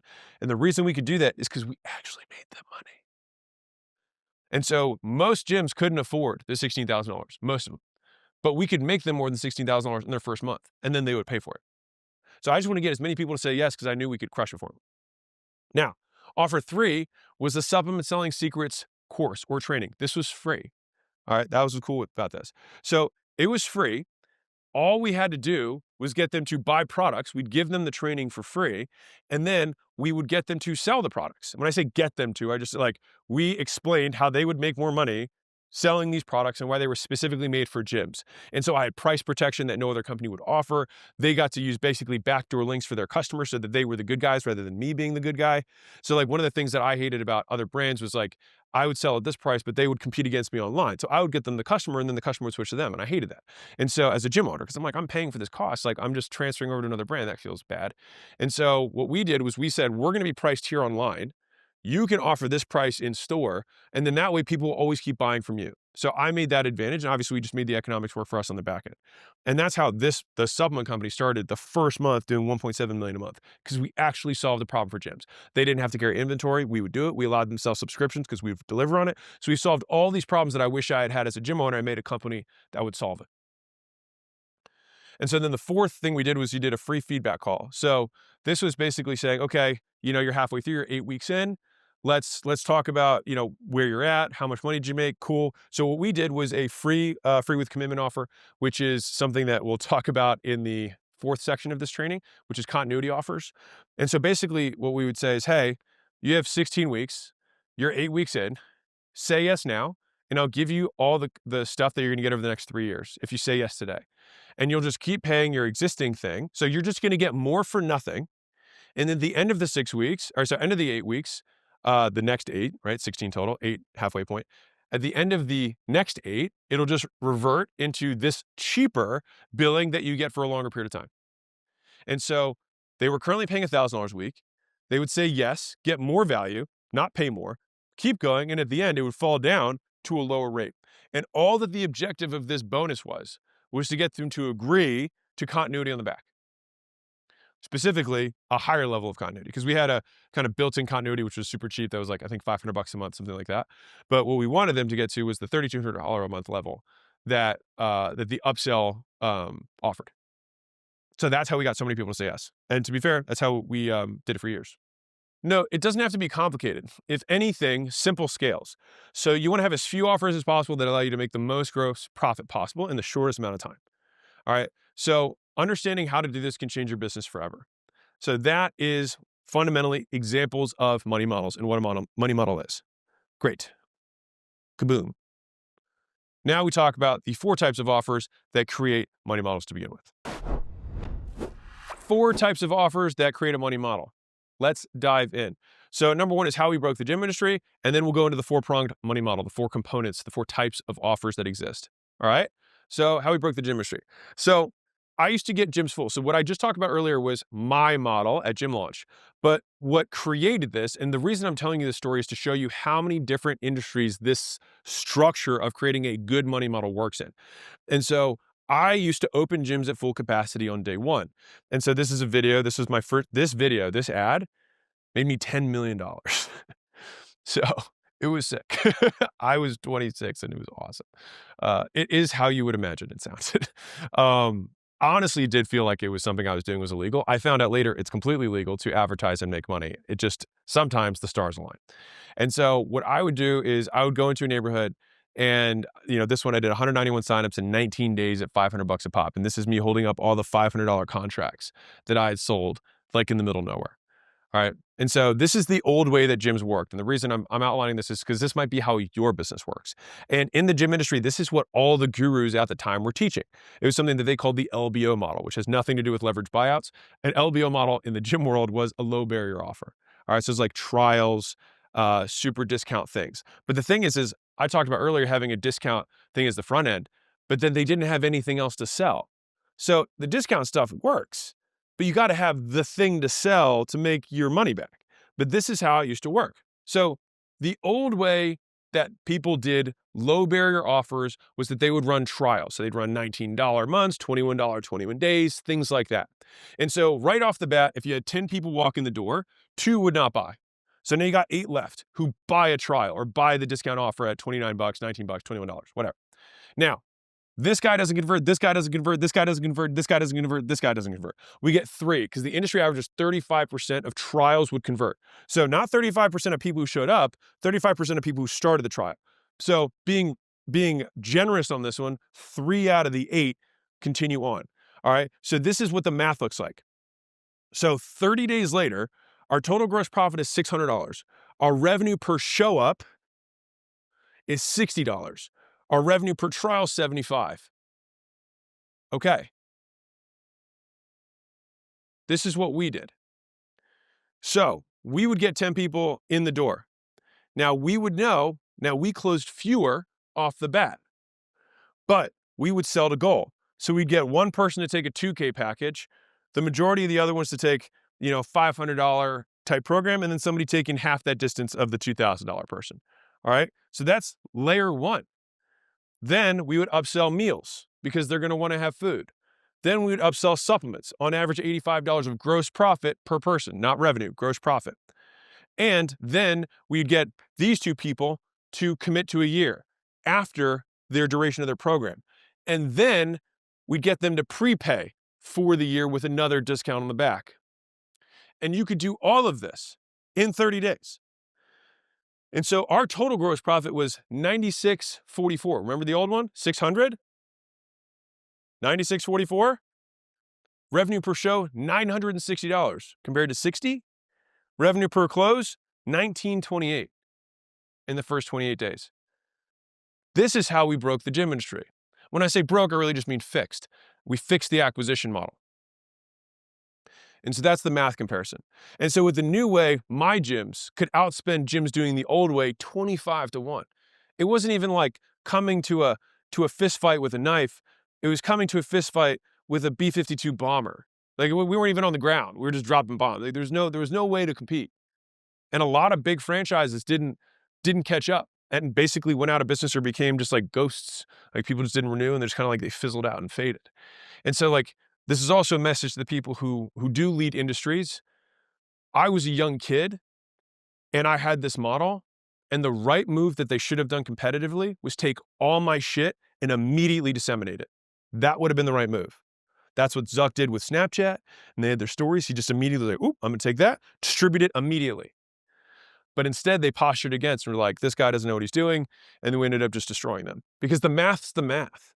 Like you cannot like that you didn't innovate it, but you can't execute on it. And so one thing that I also want to break in terms of perspective here is that as much as you may not like it, a business model is not patentable. It's not IP. An offer that you may create, a great headline, a free 6-week challenge, not IP. Anyone can advertise an offer. And so it's a double-edged sword in terms of learning this power, because it is a speed game. Because basically, you want to advertise this stuff, you want to rip as much money out as you can before the rest of the world catches up. And then guess what happens when the rest of the world catches up? You do it again. You innovate the model again. And so there's always going to be followers, and there's always going to be leaders. But the thing is, the leaders get to make 80% of the profits, because by the time everyone else catches up, we already pillaged the land, using a more, violent terminology. We seeded and farmed the land, and we reaped the fruit of the land that it gave us. Whatever, you get the idea. Okay, so this was the thing that broke it for them. So boom, we had service, we sold the goal, so we sold way higher ticket instead of doing a $21 thing. We sold nutrition and supplements, we sold continuity, and then we did prepayment. So all 4 of these things we did in the first 30 days, and that's how we could drag the cash forward. All right. And so if for some reason someone didn't buy the first offer thing, we had a downsell flow. We sold the goal, then we sell a smaller package, then we sell a free trial with penalty, then we sold a free trial with no commitment, and then we did a free orientation. And so what I mean is, like, let's say somebody didn't want to do the free trial. So, for example, these people, they didn't buy any service. But how do we get money out of them? We said, hey, no worries. Why don't you just come for a nutrition orientation? We just want to help you out for free. People come to nutrition orientation not having signed up for the gym, and we'd sell them $300 in supplements. So we still made money from no's by selling them a different way to get to their goal. So that was the downsell flow for service. For supplements, we would sell a full supplement bundle, then we'd sell a 4-pack with extras. So we'd add a couple pieces in, then we'd downsell just to a 4-pack. And then we'd have it on continuity, then no continuity, then we'd do extras only. So we'd work our way down that whole thing. And then the meals flow, same deal. We'd work our way from biggest all the way to smallest. And then continuity, we'd go, again, sell to goal, smaller package, and then month to month. And then finally, the prepayment is we'd prepay the whole package, prepay for a discount, prepay the next month, and then we just get the commitment. Just say, fine, you're in continuity now. And all of this, if you're looking at the days, this is day 21 to 28, 14 to 21. And this is upfront, and this is within 48 hours. So all of these things are happening fast. All right, so that is how we broke the gym industry. So now let's talk about all the things that I just did, but we're going to chunk up so that you can apply it to any business. All right. So there's attraction offers, upsell offers, downsell offers, and continuity offers. The objective of each of these: attraction offers is to liquidate how much it costs you to get a customer. Upsell offers are to maximize profit. Downsell offers are to maximize conversion. Continuity offers are to stabilize cash flow in the business. There are many ways to accomplish CFA. Some businesses can do it with only one offer. Some businesses get funding, so they don't need to break even to get customers because they have outside money that's injected into their system.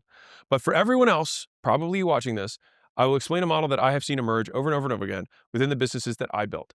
So when I look at every single amazing business that I've built that's made a lot of money, they had these things pretty much in this sequence. And it doesn't happen all at once. It just often becomes something that you build towards. So to be very clear, I'm not saying you start with a fully fledged money model because it will break your whole business in half. You want to start with one, you start adding in layers, like layers of paint. You just keep putting more and more layers on it. And so again, you can build an amazing business with just one or two of these things. And sometimes it's worth keeping it simple and just doing that. If you can scale with, I want to scale with as few offers as humanly possible, but I still want to maximize how much money I make in the shortest period of time. So if I have to add more, I will, to enable me scaling.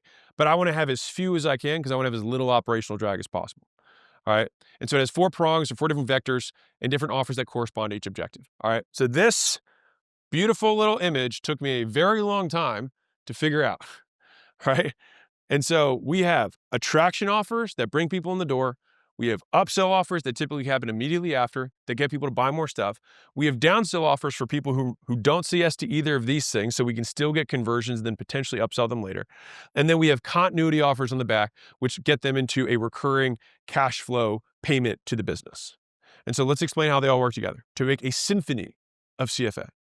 All right. So here we turn strangers into customers, come to spend more money. Lower CAC is to get people, to say yes when they would have said no, which is what you offer when they say no. And then continuity, you keep people buying, all right, which is meaning you get them to buy again. All right. So those are the 4 prongs.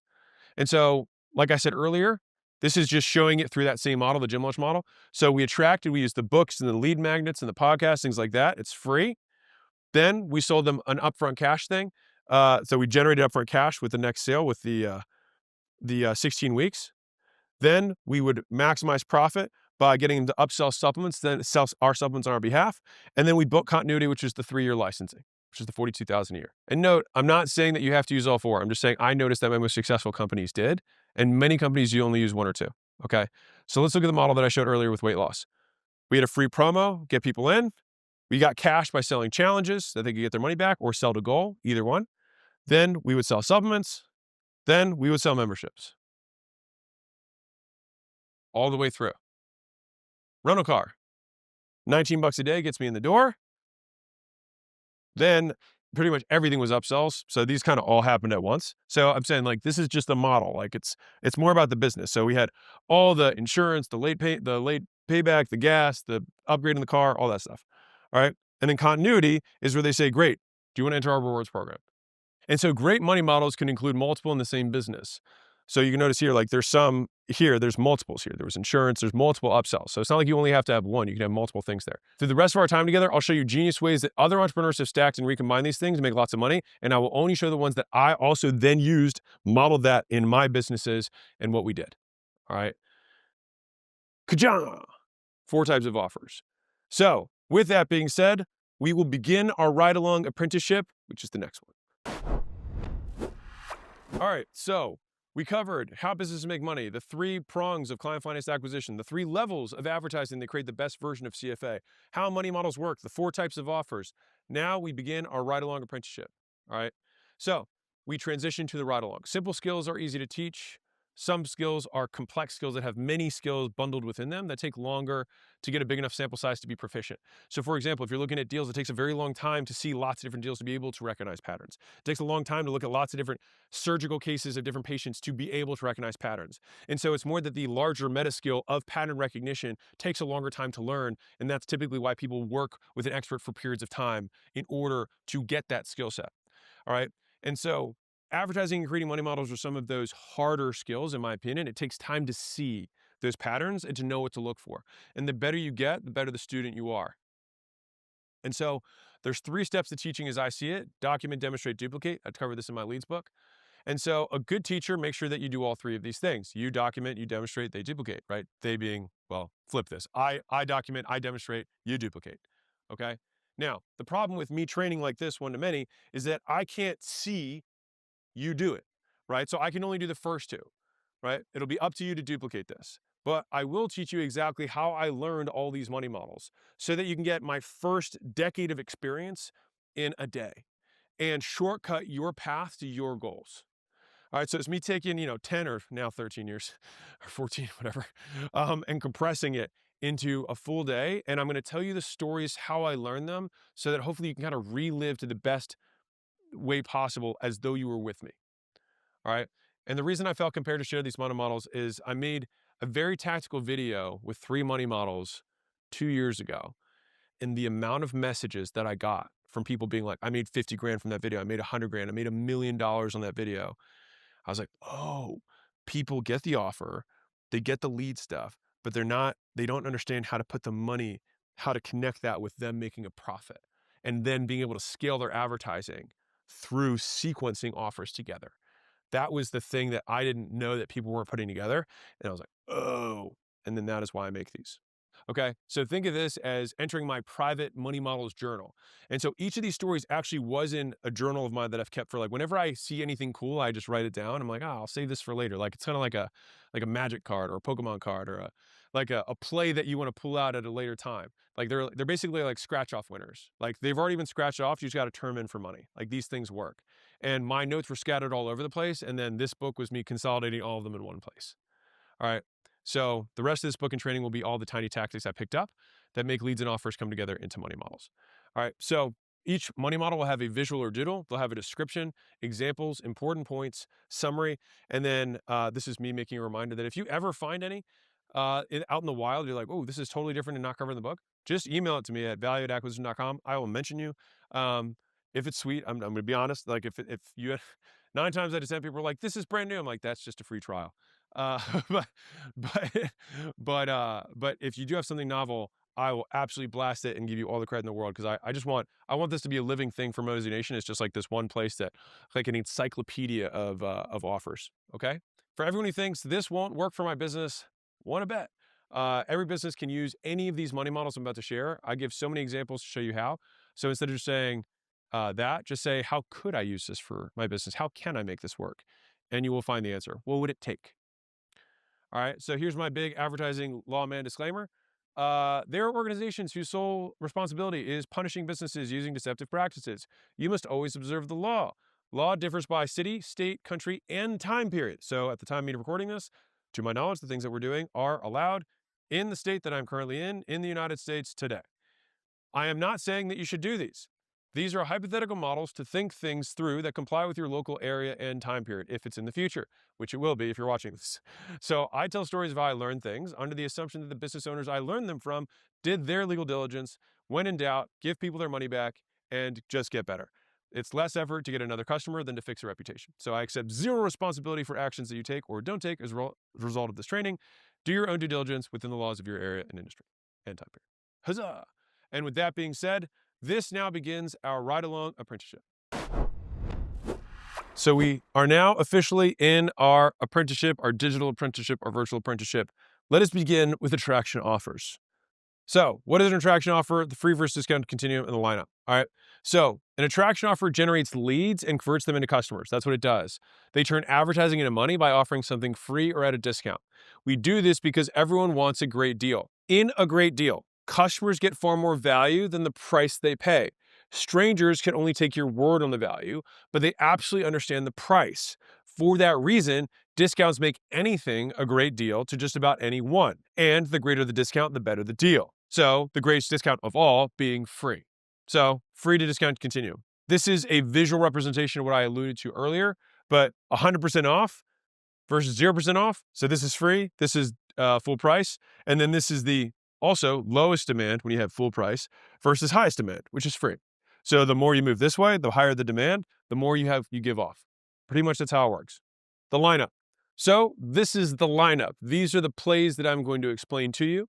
We've got our win your money back, giveaways, decoy offer, buy X, get Y free, pay less now or pay more later, and then free with consumption. This one is not in the book, FYI. So with that being said, let us begin. So we start with our very first money model in the book, which is an attraction offer, win your money back. So win your money back is one of these incredibly sexy offers that I start with because it's made me more money than any other offer that I'm going to show you. Let's dive in. We're going to go through how I learned it, the description, the examples, important points, and summary. All right, so this is my beautiful doodle that exemplifies what this is. So I was in this gym mastermind where I signed up before I had a gym because I wanted to learn about the gym business. And this guy, Danny, he said he had a client say no, and then said, well, I'll pay you $500 and you can train me one-on-one. And if I lose 20 pounds in 8 weeks, you give me the money back, but I'll let you use my pictures. And so, Danny was like, well, I'd rather take the money than not take the money. And so he did the deal. The dude got amazing results. And the thing is that once the guy got amazing results, he advertised the before and after of this dude, and he got like 13 more customers from advertising this guy's results. And so he started talking about that at this mastermind. We then took it at the gym that I was at with Sam, and we tried a 6-week version of it to shorten it. It was still one-on-one PT, personal training. And so then I had the idea of, hey, 1, let's see if we run ads for this instead of just being like a thing that we tell our customers. And 2, what if we made it large group instead of personal training? And so those 2 changes took this from this is a profitable thing to this being a money nuclear bomb. And so we then switched it to free and non-free versions with credit back and money back guarantees, which I'll explain in more detail. All right. So that's how I learned it. And it was an iteration. I mean, this was like a year, 2 years before we learned every single thing that I'm going to share with you in like 8 or 10 minutes. So now that's how I learned it. Let's go into the description. All right. What does this thing even mean? So a win your money back offer works like this. So you set a goal for your customer and then you tell them how to reach it. And if they reach it, then they qualify to get their money back or get it back as store credit. And so there's kind of 3 versions of this. So version 1 is they bet that they're going to get results. They bet that they're going to take a certain set of actions, or they bet that they're going to do a combination of both. And so let's walk through each of them. So with results, no matter what they do, if the customer gets the result, then they win the money back. So for example, making X dollars a month, getting Y customers, losing Z pounds, so losing 20 pounds. You can starve yourself, not show up to anything, but if you lose 20 pounds, you get the money back, right? Basically, they bet on their ability to just reach the goal. The second version of this is that you hold them accountable to doing actions instead of getting results. So no matter what results they get, if the customer does what you tell them to, then they qualify to win their money back. So for example, they attend all sessions, calls, meetings, they log progress, they take pictures, they do assigned homework. They bet on their ability to follow directions. That's the bet. Or you do both, is that they have to both follow your directions and they have to get the goal. Now, the thing with both is oftentimes a customer doesn't have the skill to reach the goal, which is why giving them the directions and tying them both together can be important to getting them the best results possible. As an aside, you want to tie the actions that you require them to do to qualify for the refund with the actions that do 2 things. 1, that advertise your business, and 2, that get them the best results. All right. So what ends up happening with the win your money back offer is that it becomes a high cash flow choreographed onboarding. So if you currently onboard customers, then you're not getting paid for it. It's a cost to your business. And so I would rather make it a revenue generator for my business. And so the nice thing is that it works even for people who don't come in for free offers. So this offer works so well. When people came in just because of the referrals and whatnot, I still gave them this offer because people got better results. They were more invested and it was fun. And so we got better results out of this than any other program. And so a lot of people think that we made the money on the people who didn't hit the goal. Couldn't be further from the truth. The people who didn't hit the goal, a lot of times they wouldn't necessarily want to become customers. We had 78% success rates of people hitting their goal. The magic was, again, I didn't wait till the end of their program anyways. I would be upselling them at 3 weeks into their 6-week thing. And so I'd say, hey, you're down 12 pounds. If you lose 8 more, you're going to be happy forever? They would be like, no. And you're like, okay, well, you want to lose 50, right? They're like, yeah. I'm like, okay, well, so you realize it's not about these 6 weeks. They say yes. I'm like, great, then you won the challenge as far as I'm concerned. Because you realize it's about a lifestyle change, not a 6-week, weight loss thing. I just use that to get you in. But what I really want is for you to make this big change. And so if you're good with it, what I want to do is take this money and I want to give it to you back to you as though you've already won. And let's just credit towards the main goal you have. And so by doing that, we could take the short-term goal and flip it into the long-term goal. And so this particular model of acquisition, this offer, works well with businesses that require customers to do a lot in order to be successful. And so there's some businesses where like you work on the roof of the house gets fixed. There's really not a lot for the customer to do there. So the win your money back, not the right money model for that. If you have a business where someone has to take action in order to see results, this is very common in service businesses, sometimes even in software businesses. They need to onboard themselves, they need to put their information in, put their profile picture up, whatever it is. This structure murders. And so the bottom line is customers put money down. If they do the stuff or they get the result or both, they get it back as cash or store credit. That's how this works. So let's give some examples here. So if you have a rehab facility, it would be like the free Kick That Habit in 28-day blueprint or free Kick That Habit, insert word.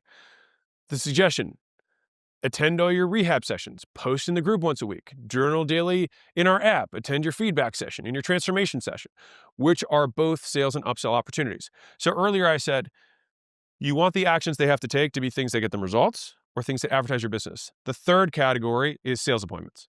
And so you want it to be mandatory that they attend the upsell opportunities that you have. So remember earlier I showed the 5 different places, then you make each of those places that they must attend. And so the result, maybe for these, might be like pass a urine test at the end in 28 days. That's the result. Like if they're clean, awesome, right? And so this would just be a pure results-based thing. Okay. You could add in these pieces to make it action and results. Let's say in a pain relief business. So 28-day 101 pain relief program. Fine. The commitment is that you attend all your rehab sessions, do your at-home stretches, post a picture in the group once a week when you're done, attend your feedback session and transformation session. Very similar. But now it's just about them doing that and not at all about having the pain relief. Because this is one that's a little bit more subjective. So it might be, unfortunately, people are not always ethical when it comes to their own money. And so we say, okay, them saying, well, I'm still a 10 out of 10 pain and please give me my money back. So this way, if you have them do all the stuff, that becomes the requirement for earning the money back. Example, marketing. So let's say you teach people how to market. You say, okay, free 5 clients a 5-day challenge. The action you have to take is you have to send 100 outbound messages per day, attend the daily training, post in the group once you've done your homework. And the results is make 5 closes. And the goal is that you have to make 5 sales and you have to send the DMs. And if you do both, you get the thing back, the cash back, right? Now you're like, how does the free thing work? I'll explain how you can do free with money down. Important points. So when your money back works with new, current, and previous customers. So somebody who's new can come in and take this offer. You can just offer it to your existing customer base because a lot of them get really interested in it. You can use it with past customers. It works for any type of customer. It works well with people that start and quit stuff or services where people are required to do a lot of work. The key is that you have to have something else to offer on the back end that they can take that cash and credit towards. All right, so that $500 or whatever amount of money you want to charge for the thing, you then should have something that's 5 times more expensive on the back end so that they get a 20% discount on that by crediting it forward. Now, if you know that you're going to be giving a 20% discount, guess what you can do to your back end price if everyone comes in on your money back? You can raise it by 20% if every person comes in on that. If people don't come in on that, then that gets more difficult. And so the reason that people who came in via referral, I still put on the 1-year money back is because I knew my pricing and everything else was dictated off of this $500 credit I knew I was going to give them. If you don't like the idea of giving cash back, you can also advertise it as store credit. So once you get it, you can credit it forward. And so that does create, I would say, a longer term customer. It makes the free part different. And let me explain. The way that I made it legally free, at least within the laws of the United States, based on the counsel that I had, was that I had an unconditional money back guarantee. And so that was actually more important for me advertising free than the whole getting the money back, all of that stuff. It turns out, at least from the letter of the law, based on the people that I spoke with. And big. You really risk getting in trouble when you have upset customers. And so why my first rule of staying out of trouble is give someone their money back if they ask for it. It's not worth the risk. It's also just not worth the headache. Just give it back, go get another customer. That's it. All right. So I say, don't take blood money. Give refunds if they ask for it. But the unconditional guarantee basically gave me 2 different types of kind of guarantees. One was performance-based. If you do the stuff, I'll give you the money back. But I also said, I have a service guarantee, which is that if for any reason, by the end of this 6 weeks, you don't believe that I gave you $500 of service, I'll give you the money back, even if you're at day 41 and 23 hours. And the thing is that closed a lot of people because they're like, okay, I was like, listen, the goal, like, I want to get you to stay long-term. So if you don't think that the service is worth it, you're not going to stay anyways. And so that made a lot of sense for people. And they're like, cool. So from a selling perspective, ask them if they want short or long-term goals. And you sell this as the kickstart to a long-term thing. And so you explain the benefit of giving external motivation to teach internal motivation. All right, these are all very vague and amorphous words, but in terms of selling, very effective. And so I would say, hey, when you were a kid, you probably had to have your mom say, hey, you got to go brush your teeth, Timmy. And you'd be like, and you go there and you brush your teeth, right?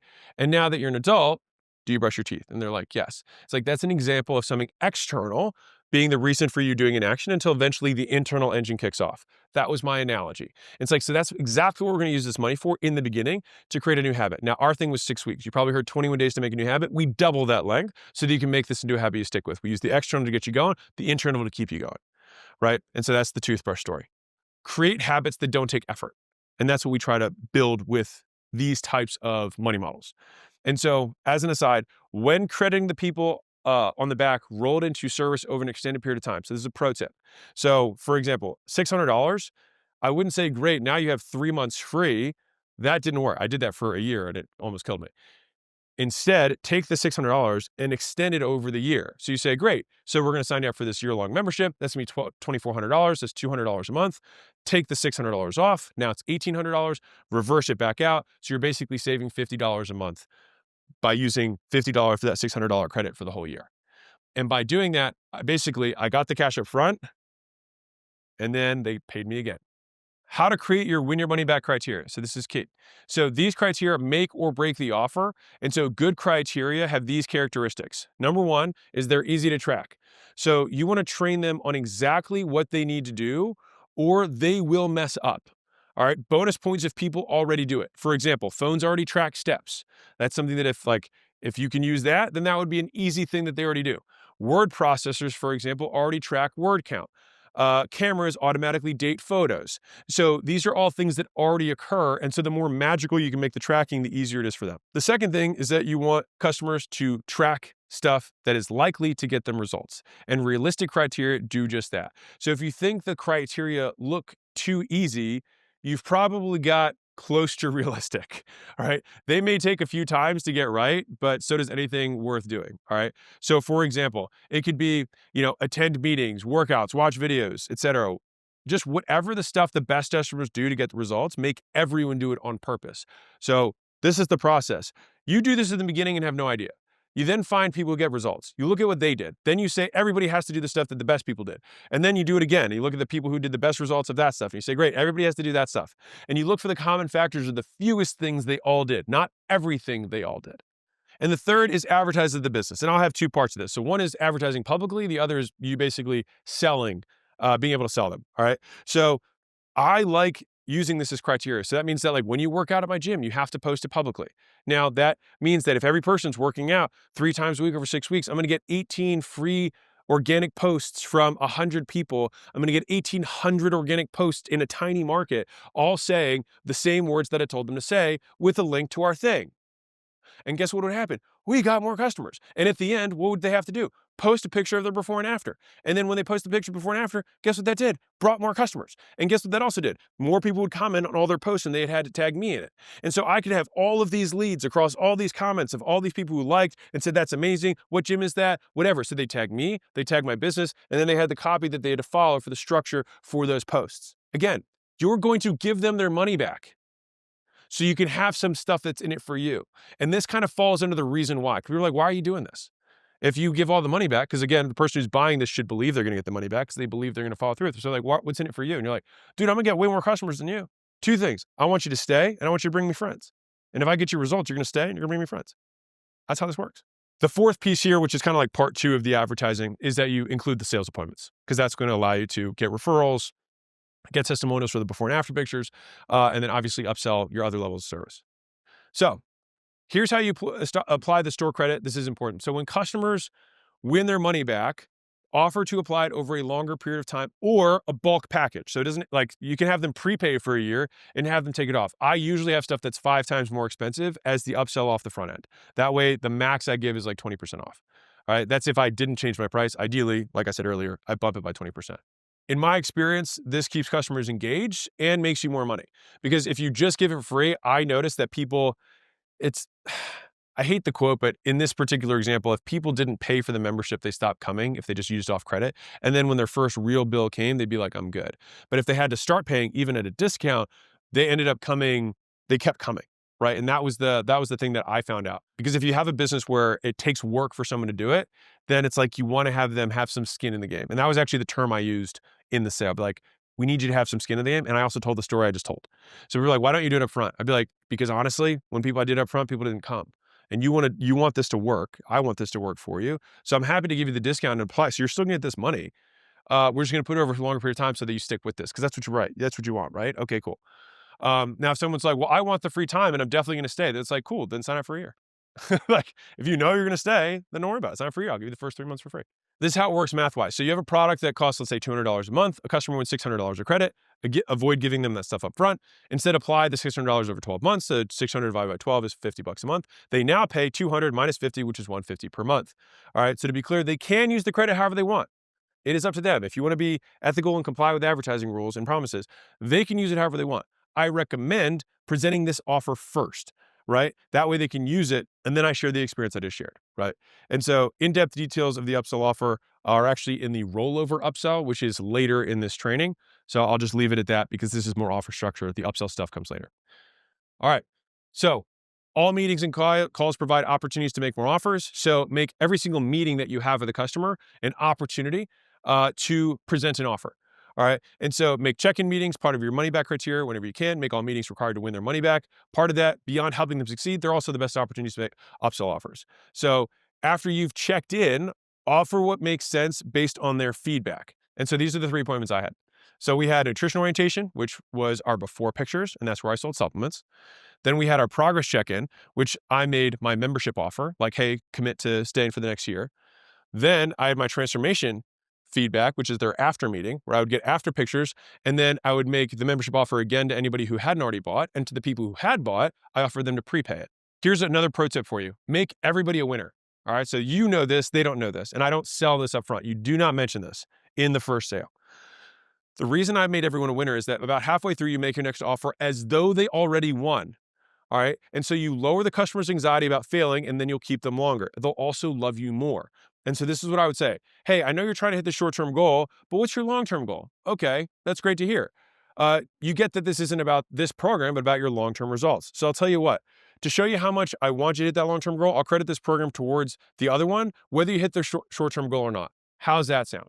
So now I actually get them to buy by reducing their risk of losing the money they agreed to risk. So I say you won the bet without having to win because you get the long-term goal. So it's actually a risk reduction sale if positioned properly. And so at the end of the program, let the losers win. So if someone refuses the upsell and then still fails the challenge, you can still upsell them again. And the way you do that is by acting like they won. So I would say something like this. I would say, don't worry about it. You started. That's the biggest victory of all. And even though you didn't hit your short-term goal, you met ours. So here's the key. Even though you didn't hit your goal, you met my goal, right? Which was finishing what you started. All right. So to show you that we're in this for the long haul, I'll credit your entire deposit towards staying with us long-term, that you still get your money back. You still hit your goal. How does that sound? And so now they're like, wow, these guys are great. And so, no, the point was not to get people to fail. The point is to get people to succeed, get them to finish, get some momentum, and then credit towards a longer term relationship. So those are the important points. Does that feel like that adds a little bit more context to how to make this work? Yes? All right, so quick summary. One year money back offer rocks because you get loads of offer cash. You get more customers to say yes than you would before. You get massive amounts of results for customers. You get more long-term customers. They advertise your offer for you. That gets you even more customers, and make the meetings a part of getting the deposit back and get great results for them. And everyone thinks this business makes money based on the people who fail the program. No, the real money is from the people who succeed with it, and you have something else to offer them. So trust me on this one. The more results you deliver, the more money you will make. Think long. And so make the refund criteria easy to track, align with customer goals, and helpful for the business.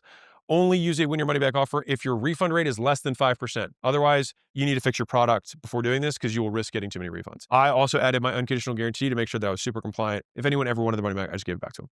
By the way, by me offering that unconditional, just to give you some context, over 4,000 plus sales and 5 years, I gave 2 back. 4 unconditional. People winning and then wanting to take the winning and leave or whatever, like things like that, sure. But people who said, I didn't think I got the service, there was 2, and I shouldn't have sold those people. I arm wrestled them to get them to buy. Put the store credit towards another preferably more expensive offer that you want them to stay as customers, so give them the opportunity to. You never want people to stop paying you. That's the key point of this whole offer. And to make more sales and keep more customers, make everybody a winner.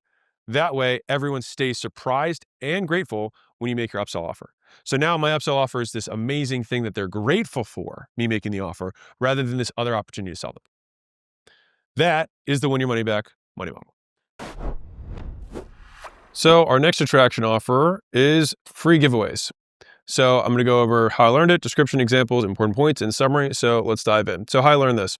So I was talking to a business owner, and he was telling me about this, crazy play that he had that was working really, really well. And I was like, okay, well, how does it work? He said, so basically I give away a scholarship for my year-long flagship thing. If people kind of opt in, and they have to, answer a couple questions about their business, why I should pick them, etc. He said, so then I do, a countdown, and then I do a drawing, and I do a live webinar where I, release it live, sell people on how great it is. And so after he told me, he's like, "Okay, so I picked the person." And I was like, "Yeah, but okay, so you just give something away for free. Like, how does that actually, make you any money in the business?" And he said, "Well, the key is the participation trophy, or said differently, the partial scholarship." And so he's like, "So what I do is I reach out to all the people who opted in and filled out all these questions about why they should be eligible, their pain points, their aspirations, their dreams, why they should be qualified, why this is important to them." He's like, "And then I just do a second countdown for people who have partial scholarships for them to basically redeem those. And that partial scholarship is a discount off of the value that I advertise and for my grand prize, right, of the full scholarship." And so that structure, I was like, "Oh," and he said, "And here's the great part. I use the same structure that I give to the online fitness trainers so that they do the same thing when they get customers. So they just say, 'Hey, I'm doing a 1-year transformation,' or whatever it is. And then they have a bunch of people opt in for it, and they do partial scholarships for everybody else." And so this clearly became this repeatable framework of grand prize, participation trophy, or grand prize, promotional offer. So you promote the main thing, and then you give some sort of discount off the main thing for people who ask for or are qualified for that main offer. And so this gives you an amazing way to generate tons of leads. It gives you a very cool way to ethically sell how amazing something is. Like if I get up on stage and say, "Hey, I've got this amazing thing," I talk about how great it is. That's one thing. Now, if everybody in the audience knows that they're waiting for me to pick one of them to win this thing, they're way more engaged, they're way more leaning in because they're imagining them actually winning it. So you have kind of a different level of receptivity, which is what I think makes this so powerful. And you also get a ton of goodwill because you're like giving stuff away, right? So it's an awesome, awesome play. Now, to be clear though, this is this is something that is so powerful that it is legally regulated. All right, because if you do one of these and you charge for it, it's called an illegal lottery. All right, and so like these things work well enough that the laws had to get made to show how not to do them the wrong way. Okay, so how does this work overall? So I'll just read this to you. So giveaway offers advertise a chance to win a big prize in exchange for content information, whatever else you want. And then after picking a winner, you offer everyone else a big prize at a discount. Giveaways also go by names like sweepstakes. He had scholarship. Like all of these are different terms. They all mean enter for a chance to win. All right, and so giveaway offers to run them. One, you just have to pick a grand prize and a promotional offer, right? So think your main thing and then your participation trophy, whatever. Ask for contact information. Now, the promotional offer doesn't actually have to be different than the grand prize. It can usually be a discount on the main prize, to be clear, or just a truncated version or decreased time. It can be whatever spin you want, but typically it's going to be some reason for it to be a little bit less than the grand prize and then a reason for them to buy now. Right. We ask for information and eligibility criteria. Like you don't want veterinarians opting in for a a retailer's conference in Nebraska. If you've got people who are veterinarians in Georgia, like it doesn't make sense, right? So you want to make sure that they're eligible for your core services. Otherwise, why would you want to give something away to somebody who could never buy your thing anyways, right? So you can still create eligibility criteria in order to get the giveaway, including questions or actions or anything you want them to add somebody to a group or post something. Like you can put as many criteria as you want or actions for them to take in order for them to be qualified. So then you put the giveaway on a deadline. This is super important because if you don't have a deadline, then all marketing, right? You want to have some sort of urgency that drives people to take action. And then also, and this is important, when you have the giveaway and you try to contact everyone else for the participation prizes, you want to make sure that those participation prizes and them claiming those prizes are also on deadlines. Because otherwise you'll just say like, "Hey, you won," and then no one will do anything, right? And so you have to have urgency at each step to drive action, which is just normal marketing stuff, but sometimes you forget. All right. Now, beyond that, you want to announce the grand prize winner, obviously, and you also want to give them the prize. Obviously, duh. Sometimes I have to say this, like, if you're going to advertise a grand prize, you have to give the grand prize away. And then you contact everybody else and tell them about the promotional offer that they are eligible for, which is like, "Congratulations.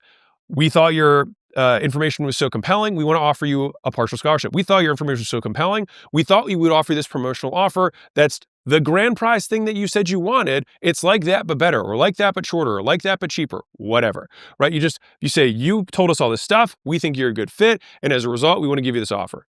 Make your grand prize the thing you want everyone to buy. All right, so make sure you assign a monetary value to your grand prize to serve as a price anchor for your promotional offer. So for instance, if you sell a $5,000 worth of value thing for $2,000, then advertise the $5,000 value, right? Let's say that's the giveaway. Next, you pick your promotional offer. All right, so this is a discount on the grand prize, a truncated version, some very small difference that allows you to charge even less for your grand prize to people who kind of win the participation trophy. All right. And the bigger the discount, the more compelling the offer, obviously.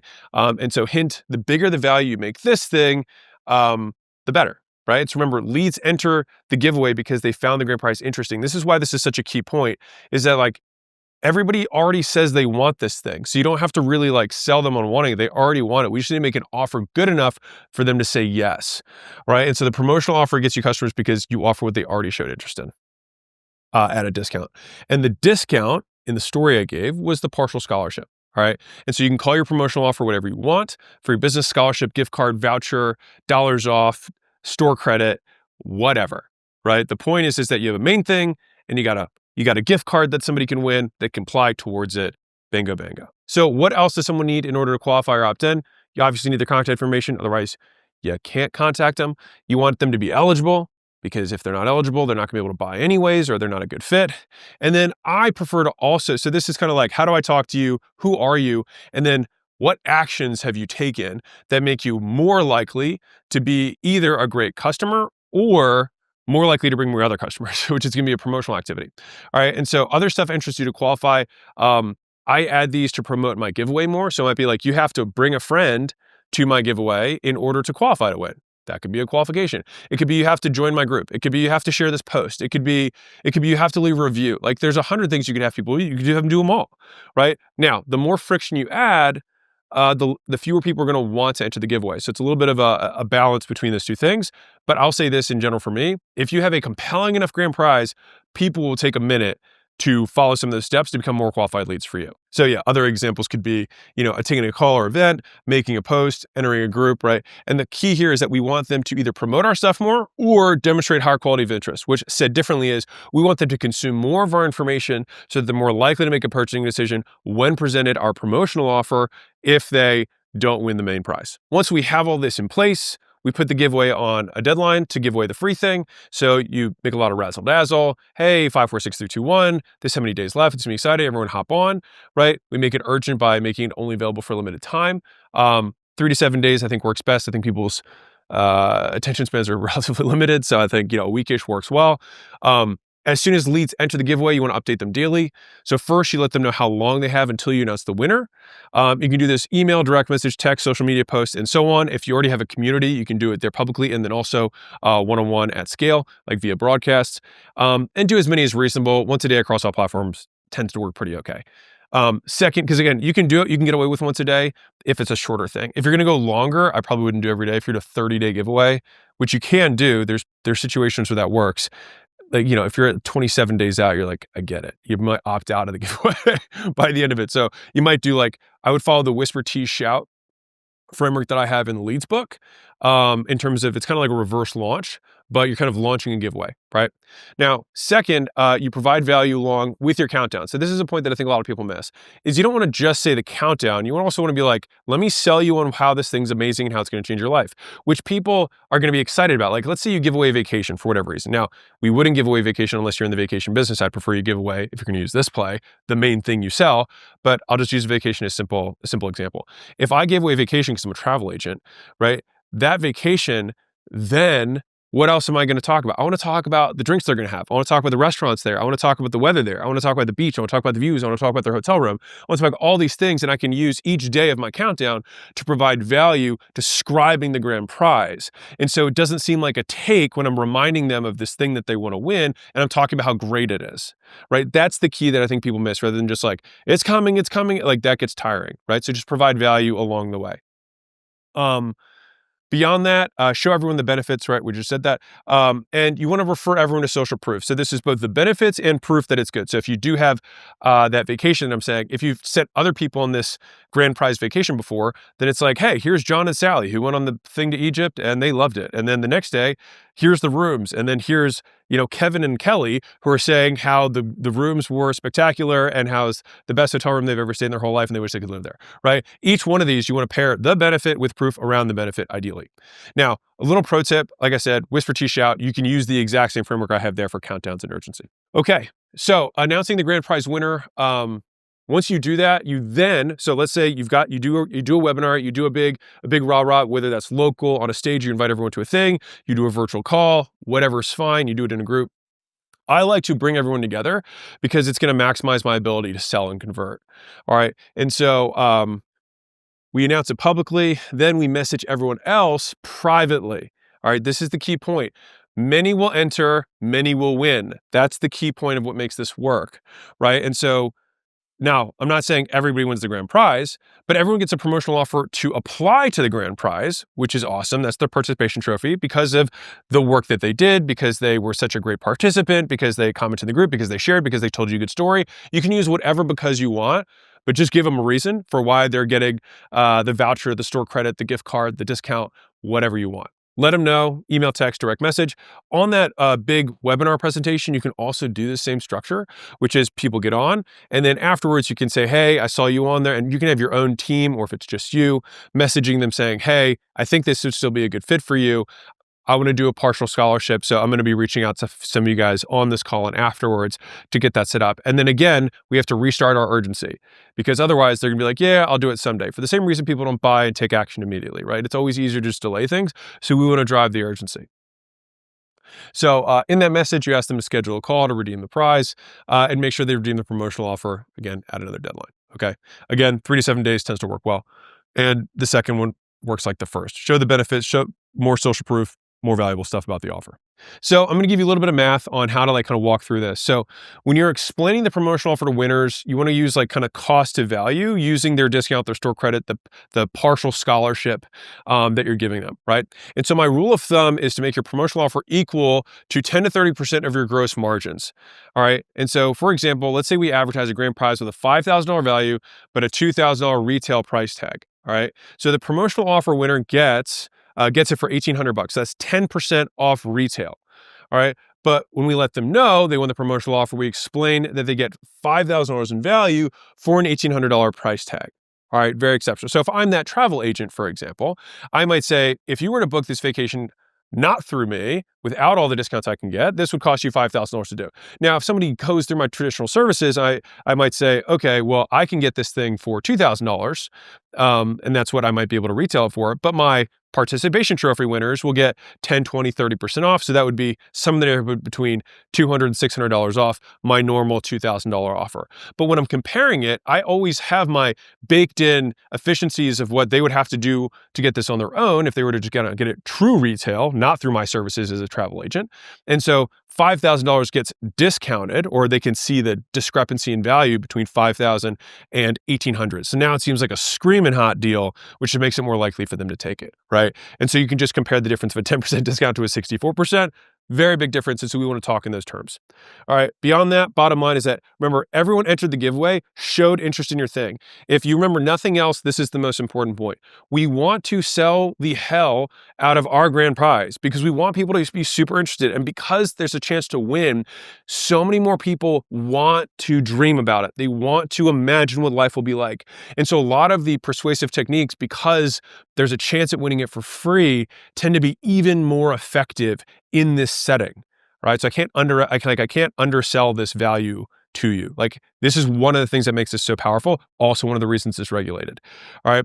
And so if anybody shows interest in your thing, you should have an offer to give to them. That's the point. All right. And so that's how it works. I'll give you a couple examples real quick. So if I were a dentist, I might do a free Perfect Smile giveaway. So grand prize might be a free set of invisible braces, $6,000 retail price. My promotional offer might be $2,000 gift card for my braces, right? Okay. If I have a physical products business, I might be doing a year of organic dog food subscription. All right. So the grand prize, your food, $1,000 retail price, and the promotional offer might be a $300 gift card for food only usable with a 1-year subscription. right? Or only usable if you prepay it up front. Like you can put terms on these things. The next is services offer. So let's say you have the free ultimate giveaway for whatever services you have. All right. So free 1-year package, $5,000 retail price. Your promotional offer is a $2,000 voucher redeemable towards 1 year of service. Now, if you have, really crappy margins, then you're going to cut this voucher down. That's okay. I prefer to sell higher margin services. But these type of things really drive behavior. If you had a consulting offer, like a free 16-week turnaround, which could be business, it could be health, it could be relationship, it could be whatever, right? So let's say that's a $12,000 retail price. It's my mega Cadillac, super, super duper version. My promotional offer might be a partial, which might either be half the time or half the price or the same duration with one piece removed. No matter what, these things all combine together and make a really compelling offer. Those are some of the examples. A couple little details for you. Talk to your law people about law things. Make sure that they're legal in your area, how you do it. Eligibility criteria. Get you more customers to buy the promotional offer. So I ask questions like just to get ammo for a sales conversation. So why should we pick you? Why this program? Why now? Why does this matter to you? Why is this important? What are your goals? Right? These are all important questions you can ask in an application that then you can go through them and say, oh, these are really good people. And you can also order the leads and score them based on who you think is more likely to buy. You can also ask for income. You can ask for whatever you want. If your giveaway doesn't work, so let me just troubleshoot this for you. It means your grand prize wasn't grand enough. So I had a portfolio company do a giveaway, and it bombed. And I was like, they told me that it bombed. I was like, the giveaways always work. Like, how did this not work for you?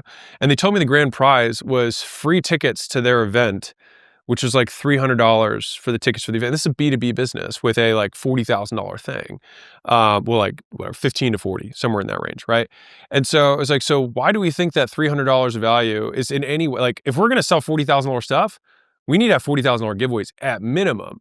And so they reran the campaign with equipment for that business owner type that was $50,000 of equipment. And then all of a sudden the giveaway worked, right? And so like giveaways are only grand if you have grand prizes, and they have to be super grand because people have to want them, right?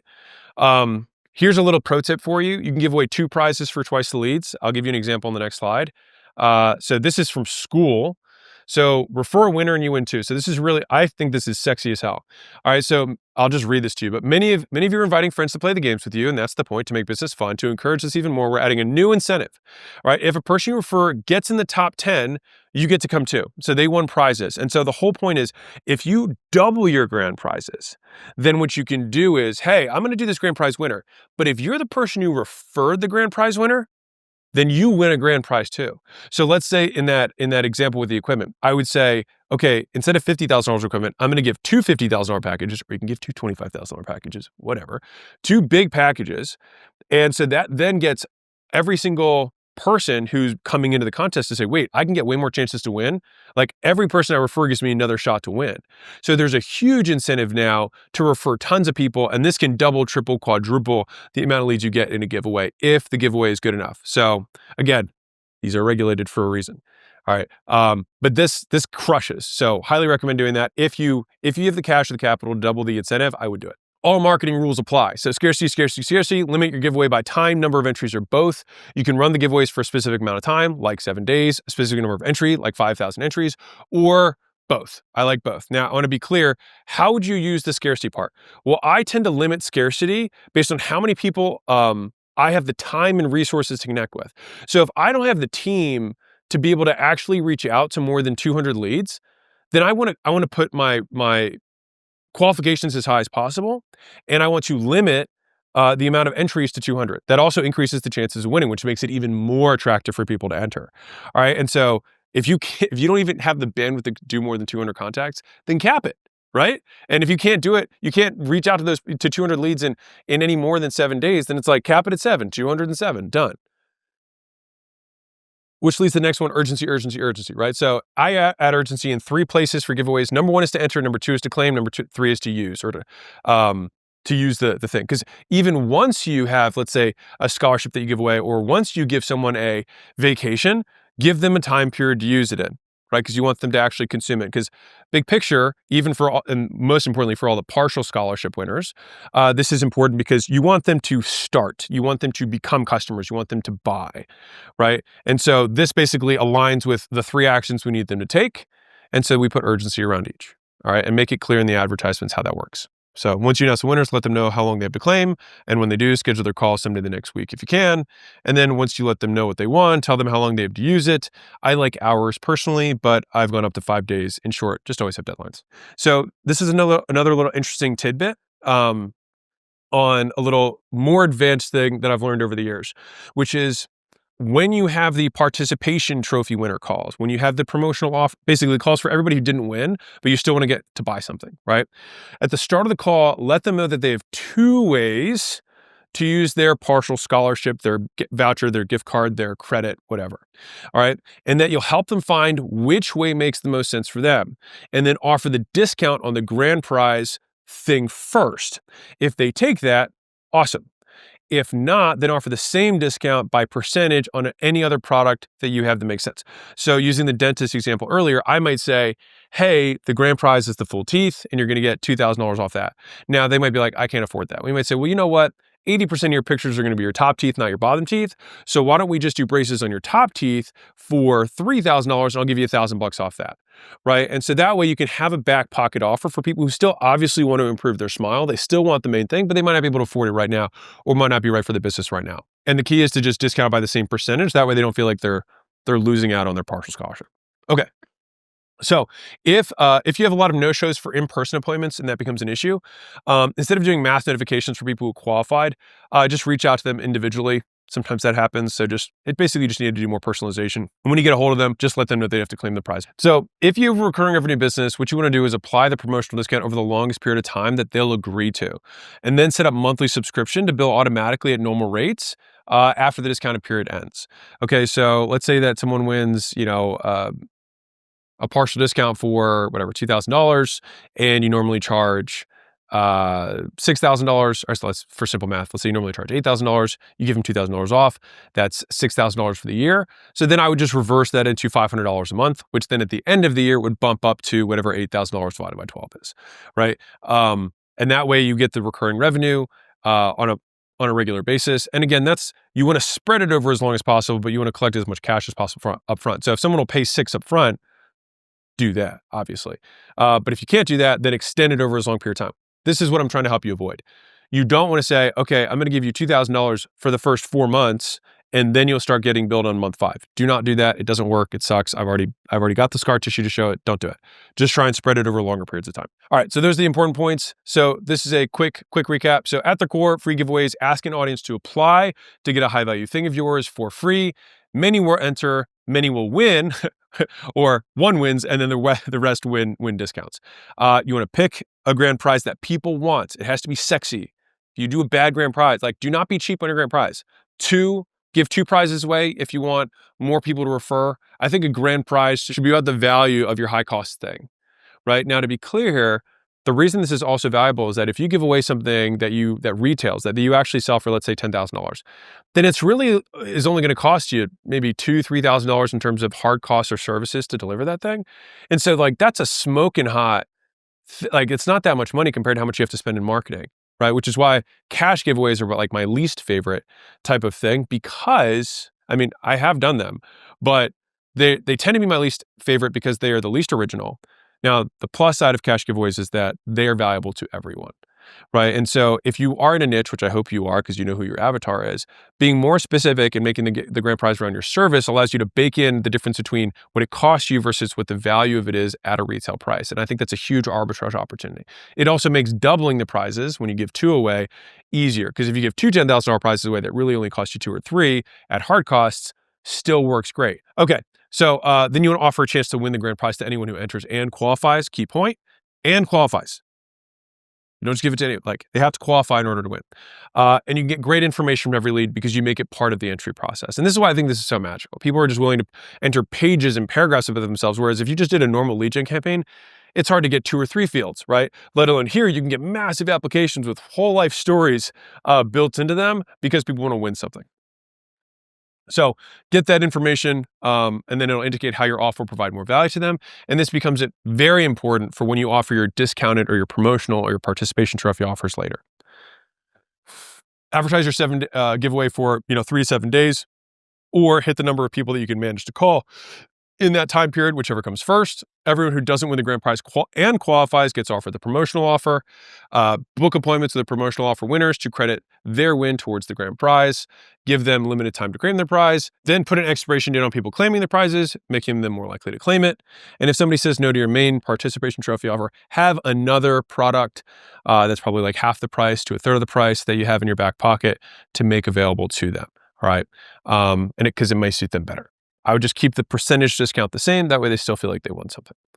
Beyond that, that is how you do free giveaways. Those destroy like murder across markets, physical products, brick and mortar, online, like these work.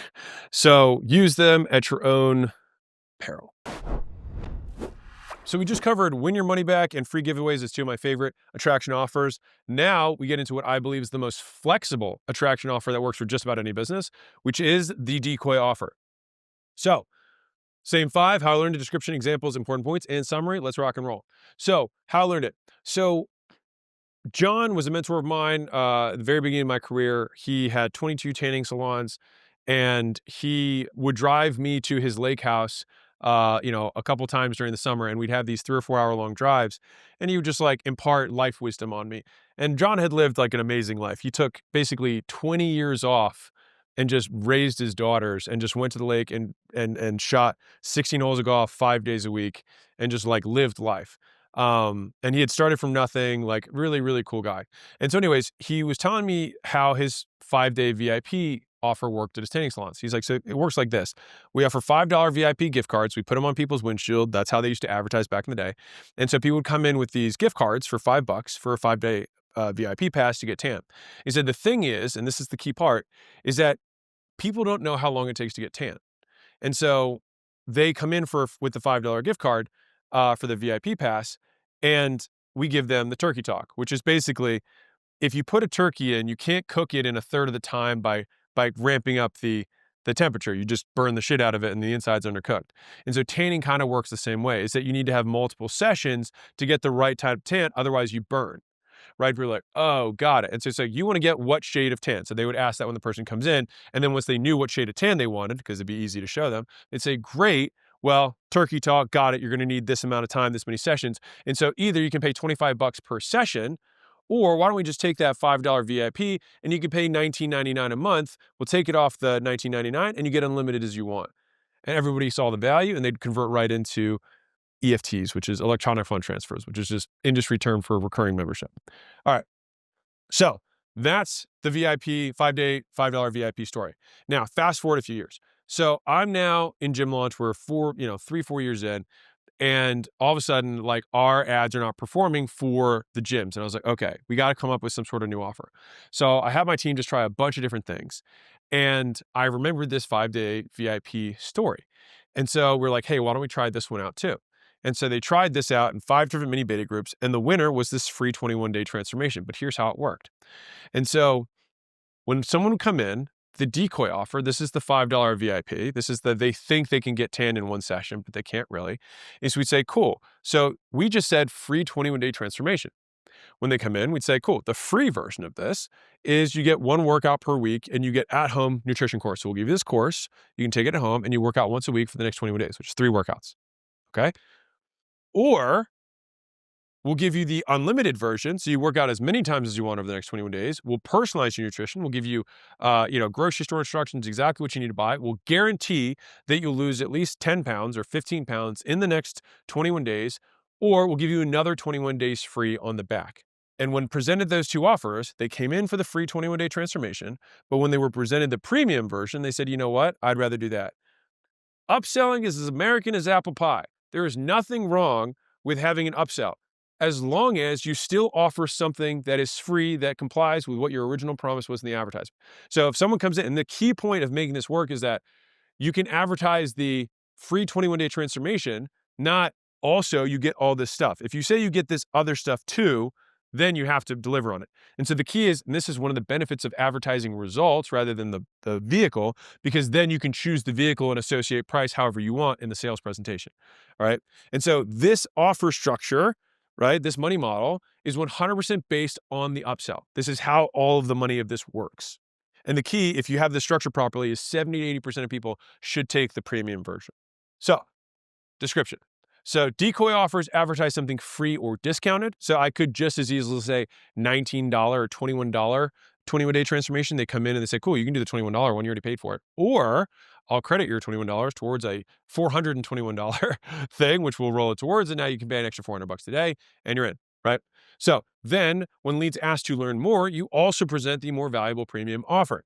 And the premium offer provides more features, benefits, a bonus, guarantees, and so on. So by putting your decoy offer and premium offers next to each other, they can see how much more valuable your premium offer is. And so I like decoy offers so much because they get more customers overall. And so they either take the decoy version or they get the premium version.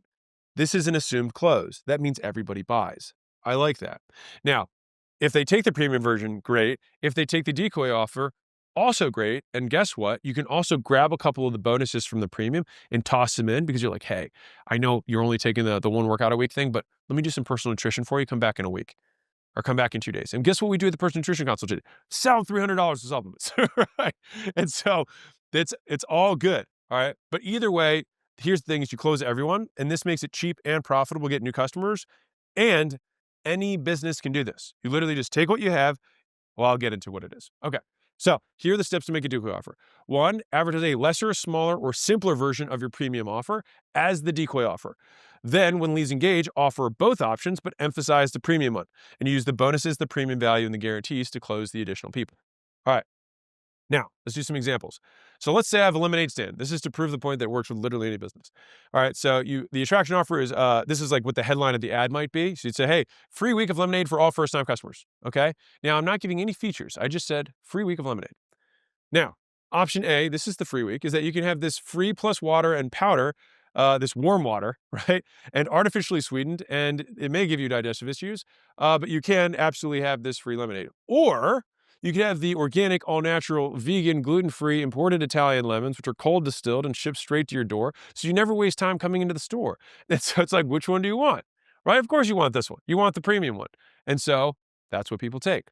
So let's say you've got, this is actually a flow tank center. I had an agency that did flow tank stuff for a minute in Allen. So they used a free 6-week stress release challenge. Okay, so the attraction offer was a free 6-week stress release, or you could say a $6 6-week stress release. Either way, that's free or discount. Decoy option, you get 1 float per month with at-home do-it-yourself stress release exercises. Or premium option is 2 a week, floats for 6 weeks, one-on-one consulting, journal, sleep routine, and a satisfaction guarantee. Guess what everyone took? This one. All right. Now the gym offer. This is the local one. So this is basically the breakdown of what we did. So free 21-day transformation or $21 transformation. Workouts done in a school.com group once a day and a general nutrition plan. So it's like we're a local business. You can get one workout here. The rest of the workouts you can just do online, right? You can watch the recordings. You get no support. You get no guarantee. Or you get unlimited workouts, a personalized nutrition plan, accountability, results guarantee, or you get another 20 days free. So now important points. All right. So how to make your decoy offer. Offer fewer components, older models, or less personalized versions of your premium offer. Because some of you guys are like, I don't know how I can make my decoy offer. Think about what you have, make it less personal, have you an older version of what you did, give them that. Like you just peel off features that cost you the most money. All right. And then the thing is your attraction offer only has to get people to engage, nothing more. You just need people to get opt-ins for it, which is why you want to talk more about the outcome and less about the vehicle. Now, yeah, advertise the benefits, not the features. I already covered that. All right. So now you can advertise discounts in 4 ways. We already covered that one earlier, but as a reminder, if you have your long thing and it's $100 a month and you wanted them to pay $900 for the year, you could say 25% off. You could say $300 off. You could say 3 months free, or you could say 1 year for $900, $1,200. All different ways of saying the same thing. So these are all useful, especially with decoy offers, because oftentimes they are discounts. All right. So the key to making this work is that the contrast has to be huge. All right. The bigger the contrast, the better the deal, the more customers will take it. If people keep taking your free offer is too good and your paid offer is not good enough. So you want to keep doing this until the obvious offer is to take the premium offer. All right, discount offers have high sharp rates, then free offers. Just as a pro tip, if you do have these issues, you can do the $21 thing if you have sharp rate issues in your market. If possible, present the premium offer first. Now, if they ask for the decoy offer, most people don't, you then present it, but I'll show you how to do this, okay? So what you wanna do is get them to give you permission to sell them. So if they ask to hear about the decoy, then you're legally obligated to present it. On the other hand, some of you guys might be a little bit weak in the stomach about just offering something straight for the high value thing. But let me just share a little bit of like advertising scars and like years of doing this. Almost no one remembers what they opted in for. They barely remember the ad. And so they will remember that this thing solved a problem that they have. And then when they come in, you can just make the offer that you want to make them. Now, if they do remember that thing, then by all means, tell them about it. But if you are somebody who's like, I want to always offer the really cheap thing first, fine. This works in the opposite way of price anchoring, but fine. Have it your way. So if you're going to do it that way, here's how you do it. So you ask them a sorting question first. You say, are you here for free stuff or lasting results? Everybody's going to say lasting results. Some people will say free stuff, and those people suck, and you can just kick them out, basically. But as soon as they say results, which most people do, you skip straight to premium. So this way, you've got permission to then sell them the premium offer. Now, if they say free, then you say the free thing, and then you present the premium. So this way, you can still have them ethically select to get the premium offer first by asking the question, because you asked them before you made the offer. Now, if they then, at the end of the premium offer, say, yes, I want to buy it, shut up and close the sale. That's it. You don't need to offer anything else. If they say free stuff, you present the decoy offer and then immediately contrast, like you don't even give them the opportunity to say yes to it. You say, and then you go right into the next thing. All right. And so then only after presenting both offers, you then say, this is key. Which do you think will get you to your goal faster? Or which one would you prefer to have?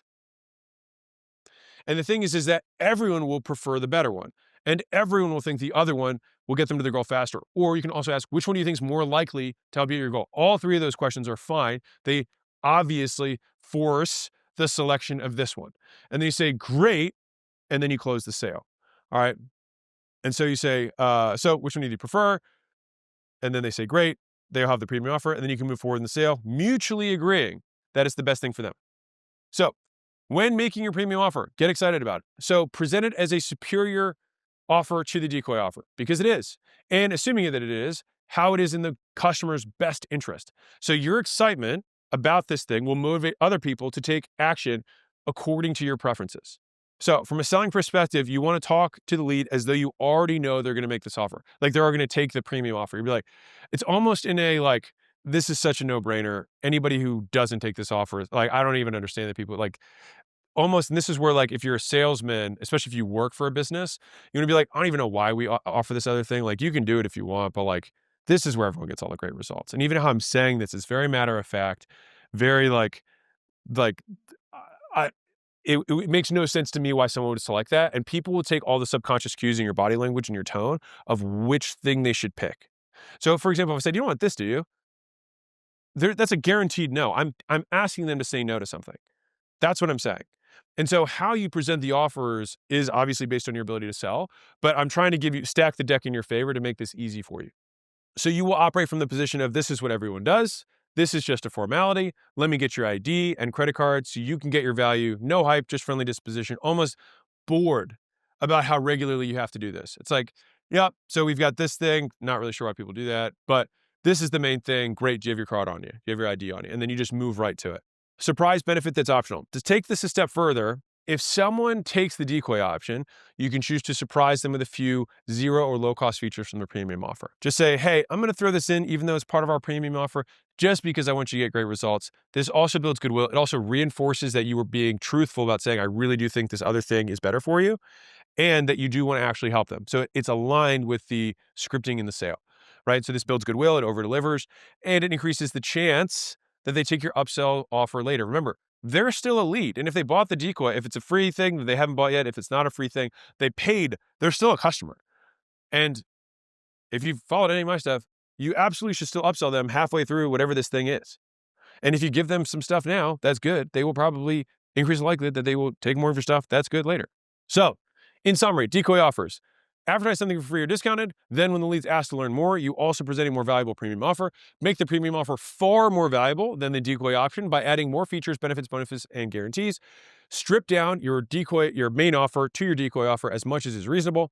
When leads ask about the decoy offer, present your premium offer right next to it. All right. Ask if they're here for free stuff or lasting results to get permission to put the premium offer first. If you still don't want that, then you put the decoy offer and then kind of I mean, you can do that, but this is what people get the best results on. And you can still make money from the leads who pick the decoy option. You'll just learn the best way to deliver your decoy product and maximize upsells from it. Expect to make money fast. If you're not, then make the contrast between the offers bigger. By the way, if you're a company doing over $1 million or more in profit and want us to invest as a partner to help you scale, you can go to acquisition.com and hit the sell button. If you just want help scaling, you can hit the scale button. If you don't have a business, hit the start a business one, which I'll just tell you will route you to school.com.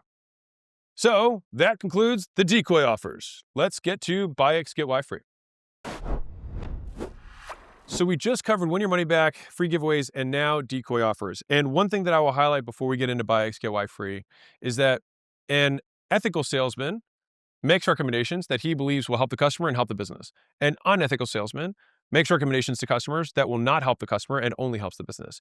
And so you making more offers to a customer is in no way unethical. It is unethical, basically, if you lie. And so you're either lying to them about them being qualified for something, or you're lying to them about the quality of the thing that it will get delivered to them. Either way, fundamentally, bad salesmanship is rooted in deception.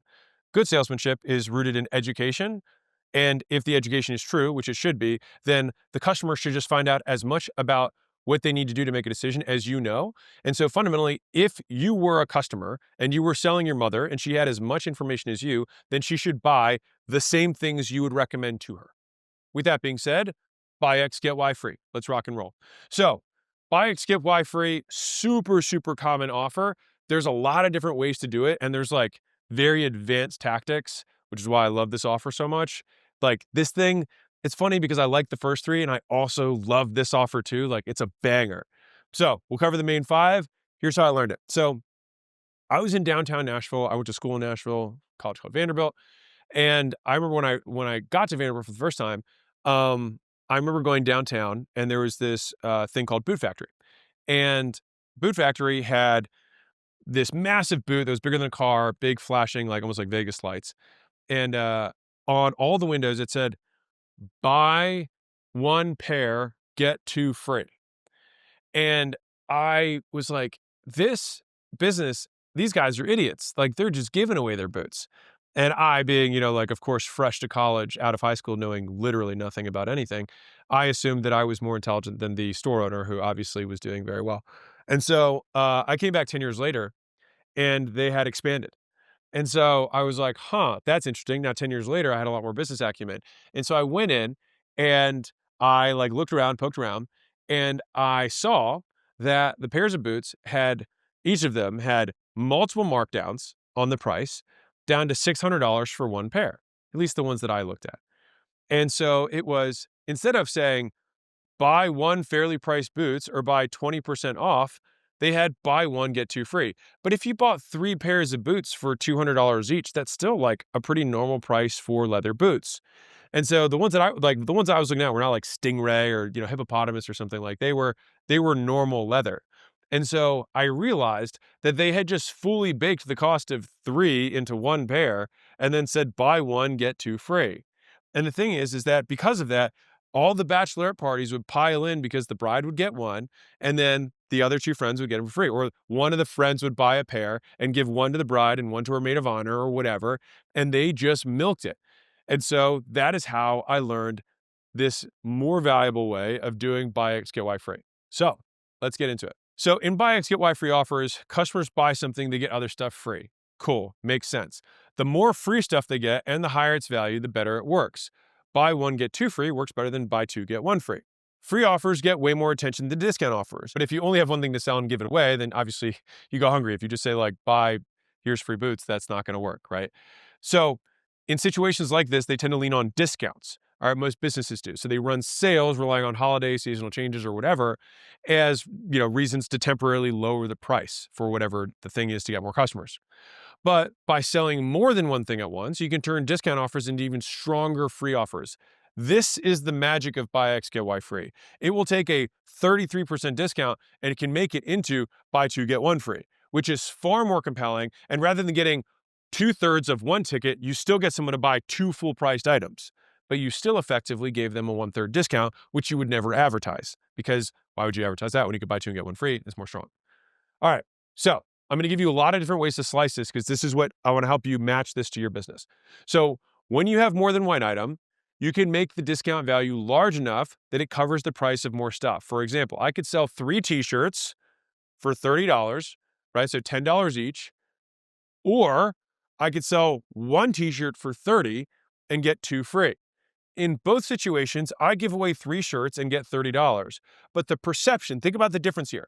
If I said, hey, buy 3 shirts for $10 each, how compelling is that? Not that compelling. If I said, buy 1 shirt, get 2 free, I'm going to for sure get way more attention. But the economics are the same. Powerful. Now, I'm going to give you another example. Now, if I wanted to offer a discount rather than only reframe the price, so the example here, I just reframed the price. I'm still getting the same $10 per shirt. Zero discount here. I just reframed how I'm pricing my offer. If I wanted to also use this plus a discount, I could sell 3 shirts for $6.67. So it's like buy 3 shirts for $20. That would be the discount version. Or I could now say buy 1 shirt for $20 and get 2 free. Same thing. It's still effectively a 1/3 discount, but it accomplishes the same objective. Okay, so those are 2 examples. Or sorry, that's a description. Now I have more examples for you. All right, so buy 1, get 2 physical products offers. This is the Boot Factory offer. 1 pair is $200, buy XUY free. Buy 1 pair for $600, get 2 pairs free. So the end result is to still buy 3 pairs of $200 boots. All right, now here's 3 versions of this that I want to break down for you to show you the power of this. So if you said buy 12 months, get 6 months free for $1,800, okay, that's an offer, and a lot of people might take that. Like that's a good offer. A better offer would be buy 9 months, get 9 months free. Still $1,800. A crazy offer would be buy 6 months, get 12 months free for $1,800. In all 3 situations, they get 18 months for $1,800. That's what it works. Everyone pays the same price for the same amount of service, but the third option will be the most compelling because it has the most free stuff. So, important points. Buy X, get Y free gets people to buy more stuff and provides more value. So it used to take a whole year for some of my service businesses to make the money to cash flow the acquisition. But if you do buy 6, get 6, for example, on the front end to attract customers, or as a, hey, it's our grand opening, buy 6 months, get 6 months, you can attract a boatload of customers and get 6 months prepayments from all of them at full price. Now, guess what happens? If I have a full price or even a higher than full price thing that I add some little tiny differentiator during my grand opening special, which allows me to say that this service was higher than what I would then normally offer later, then it justifies me having an even higher price. So when I say buy 6, get 6, I might just get prepayments at basically the full price for the year because I added this extra wrinkle in that's very high margin for me. So for a gym, I might say you get text access to me, which by the way, I probably would give all my first customers anyways. I just wouldn't promise that in the sale. I might for a grand opening. So raise prices when we're giving stuff away to preserve profits. Obviously, if you can only afford a certain amount of margin, then don't give away your margin. That's just like my big obvious disclaimer. Now, buy X, get Y free works better if you have more free stuff than paid stuff. All right, so give more free than you ask people to buy. Just play with the pricing until it makes sense for you. So buy 1, get 2 instead of buy 2 to get 1. So these are the same economics, but this one's stronger. That's how it works. Okay, now, the free things can be different from the paid things. So this is key. So you just want to make sure that the free stuff still makes the offer compelling. Let's say that socks have a $10 value. If they buy 1 shirt for $10 but get $20 of free socks, it may seem like a better deal. Now, alternatively, here if we're looking at like buy 1, let's say shirts are $20. If I say buy 1 shirt for $20 and get another shirt free, that may seem like less valuable than buy 1 shirt, get 2 pairs of socks free. Because what someone's going to translate it into is buy 1 thing, get 2 things free versus buy 1 thing, get 1 thing free. Now, this is a testable proposition. In some offers, 2 pairs of socks may convert better than one shirt, depending on if the way that that buyer buys, the next logical thing they would need would be socks. So more free, cheaper things can work better than fewer free, expensive things. Okay. So let's say I could only afford to give one shirt away for free, but now for the same cost, I give 3 pairs of socks. I would probably test buy one shirt, get one shirt versus buy one shirt, get 3 socks for free. And even though the socks cost less than a shirt, it's still buy one, get 3. And sometimes that converts better. So I test this. Rather than offer a 33% discount, try buy one, get 2 free. This here will convert more than this, but they're still 1/3 off. All right. So I just like to, if you are going to use a discount, this structure still makes a discount even more compelling.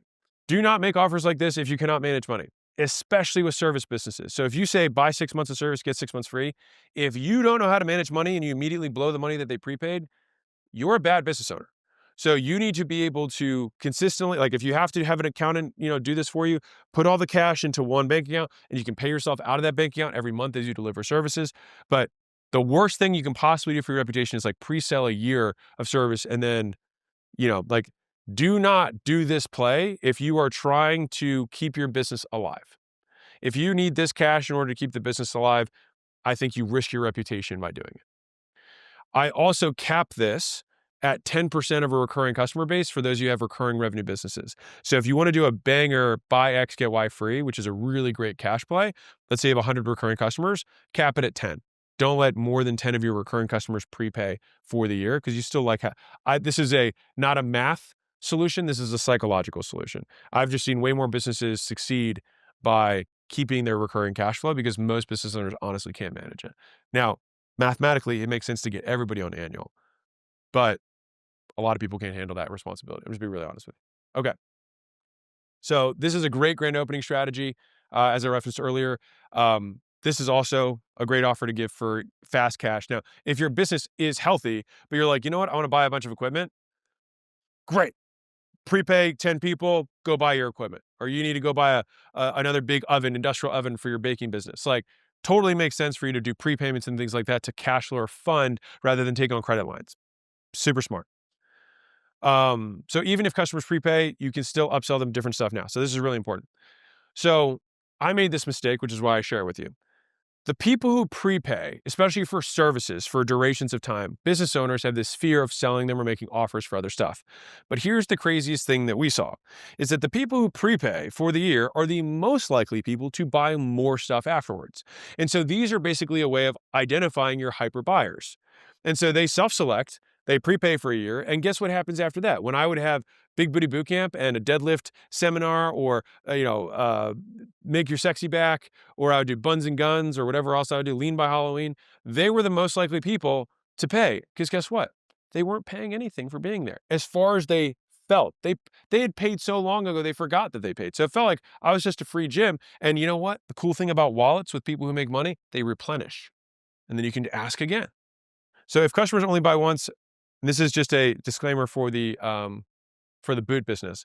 The reason they structured their deal that way was to maximize the transaction. So if you're in a business where people only buy once, then it makes sense to structure as much into that first sale as you can because you're only going to get one shot. Like the bachelor parties are probably not coming back to Nashville. Now, maybe they will, but for the most part, that's this.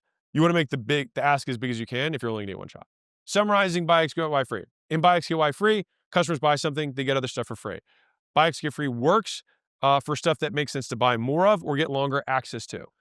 Basic buy X, get Y free offers reframe pricing. Buy one, get 2 free, cost the same as buying 3, except customers see the free offer as more valuable.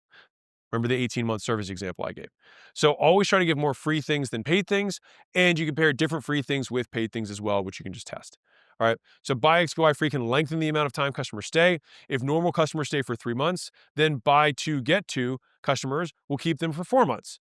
So whatever you sell, try and extend whatever the normal customer duration is by saying like, if I know customers stay for 3, I do buy 2, get 2, and I price it so that it's still 4, I make more money. I make 33% more money. It's a great deal. If you use buy X, get Y to generate a lot of cash fast, make sure you manage it and you can deliver on your promises. If you need fast cash and your business is healthy, make this offer to existing customers and just cap how many you sell to. If you have recurring, I recommend 10% as the cap. Keep selling customers who prepay for long durations because they are the most likely people to buy again. With that being said, that is buy X, get Y free. All right, so we covered the first 4 offer: win your money back, free giveaways, decoy offer, buy X, get Y free. They just keep getting better. And right now, your mind's probably moving like, shoot, I could use all of these. Yes, you could. That's the point. That's why these things are so valuable. So now we move on to pay less now or pay more later. Also super sexy. So let's dive in. Same big 5, how I learned it, description, examples, important points. This is my big fancy drawing. Big and fancy, enjoy. All right, so how I learned it. So I got this email for double your reading speed in 3 hours or it's free by the world's fastest reader. And so I was like, sure, okay. So I clicked to register. And so they said, put your credit card down for $0 and get billed $300 after the training ends. And if your reading speed doesn't double, email us and we won't bill you. You have to attend to be eligible. And I was like, that's pretty fair. Like, I mean, if I could double my reading, I would pay $300 for that. And I get to decide if I doubled my reading after I decide to pay after I've doubled it already. I was like, that's kind of cool. So I clicked okay. And then the next page said, or pay $97 right now and get the recordings from it for free. And I was like, ooh, I kind of want the recordings. But I will say I was younger and I was broker and I was like, I want to make sure it works. And so I decided to not take this offer. Now, on the 3-hour training or whatever, the first hour and a half or 2 hours, he had an objective point in the middle where he was like, okay, now he tested us in the very beginning. And then at the halfway point, he tested us again. Everybody who raised their hand said, yep, my, reading speed bubbles. We're like, oh, I tripled it, quadrupled, whatever it was. Some people didn't. And then he like called those people out, tried to help them like live, whatever. And then after that, just at the very end, he was like, by the way, if you thought this was good, this is what the progress we made in, 2 hours. If you want, I have an 8-week intensive on the back end that will even further increase your reading speed and your comprehension. And so you can read at a faster rate and contain more. And ultimately, like learning is the meta skill of everything. Like if you learn this one skill, blah, blah, blah, blah, right? And so I ended up not doing that. But I was like, wow, this is really interesting. He gets all these people on. He makes money from the 97s. He makes money from the 397s. And he then pitches people another thing. I was like, this is pretty cool. So that's how I learned it. And I was like, I wonder if I could do something like this for my business. And you can too. So let's dive in. So in pay less now or pay more later, you give people a choice to pay full price later with an implied guarantee of satisfaction or pay a discounted price now. This play removes all risk from the customer, which is why it's so compelling. The other amazing thing is that you can advertise that it's free because they put $0 down and they only pay after they get it, if they want. So they pay later and only if they like it. And it combines the benefits of a delayed payment and a satisfaction guarantee. So it does both. It's like it's a delay and satisfaction. That's why it makes it so compelling for people. And anyone can sell this. Almost anyone will agree to pay later if they're satisfied. So from a salesmanship perspective for your business, if you're like not that good at sales, this offer, primo. But once they agree to pay later, you can then get them to pay now with hefty discounts and valuable bonuses. Like in this example, the recordings was a very valuable bonus. You can also stack other bonuses as well as discounts. So it's like, oh my God, which also, by the way, shows you the value of delayed payment and guarantees. How much you have to discount and how many bonuses you have to stack shows you the relative value of a guarantee and a delayed payment. So the pay later option allows you to advertise free since you can choose to pay or not, and this gets lots of leads to engage. But this free offer has an added benefit, which is we get their card on file. So this works just as much online as it does in person. So whether you have either type of business, it works the same way. Because if they choose this option and they hate the product, then they can cancel at any time before the charge goes through. But if they accept the pay later option, then we can make follow-up offer to pay now, and the option can provide the whatever 20, 50% discount, sometimes 2/3 discount like the 97 example I gave, and greater bonuses.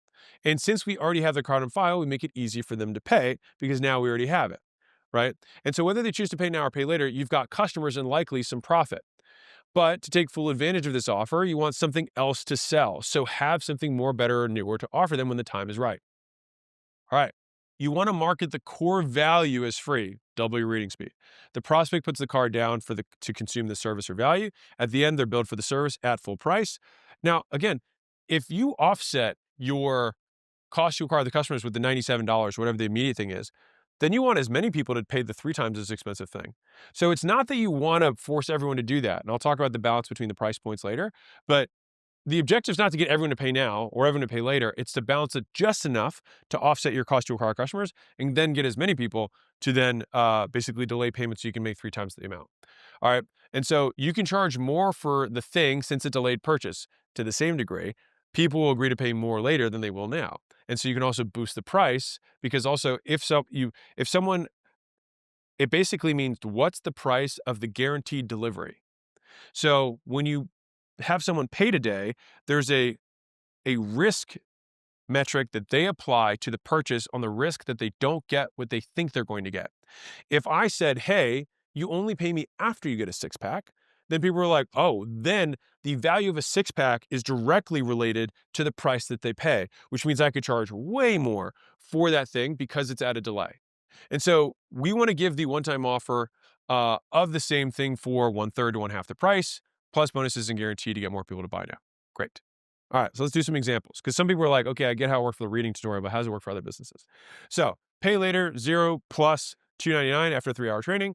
And pay now, $149.97, doesn't matter. Recording plus notes. Okay, now if some of you are like, wait, I thought it said 20 to 50. I thought you said 67. Doesn't really matter. You just pick the discount amount that accomplishes your objective for offsetting as much cash as you need to break even on the acquisition. Now, upsell. And also to be clear, if you are doing this thing is happening all within 30 days, I also include the cash I get from the pay later option because they're still paying in that 30-day window. So if I get some today and then some in 2 weeks or some in 3 weeks or some in 4 weeks, I still get it before I pay my card back. Whatever, doesn't matter to me. Now, upsell. The upsell here is the 8-week double your reading speed thing. Cool. So we have 3 offers: pay later, pay now, upsell. That's how this works. Now, let's say I'm in the, find your first real estate deal. Okay, fine. I do a 3-day workshop, pay later for $0 for a 3-day workshop. They get billed $500 at the end unless they cancel. Pay now is $299 for the 3-day workshop, plus the recordings, plus a one-on-one call with a distressed property expert, plus printed materials that they can use at the workshop. Kind of compelling. Now, the upsell is that when they go to the 3-day workshop, guess what do? You sell $30,000 to take them through every other step of closing their first deal within 6 months, plus legal templates, an advisor to vet the investment, inspection checklist, whatever.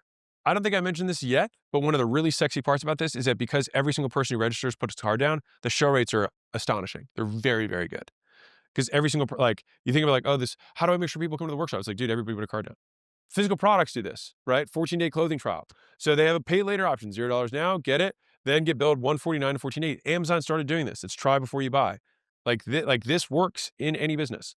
All right, so the pay now option is you pay $97 for the closing, plus you get an accessory to go with it. But you could have this offer because then you could advertise that people would try it for free. But you'd still want to monetize it sooner.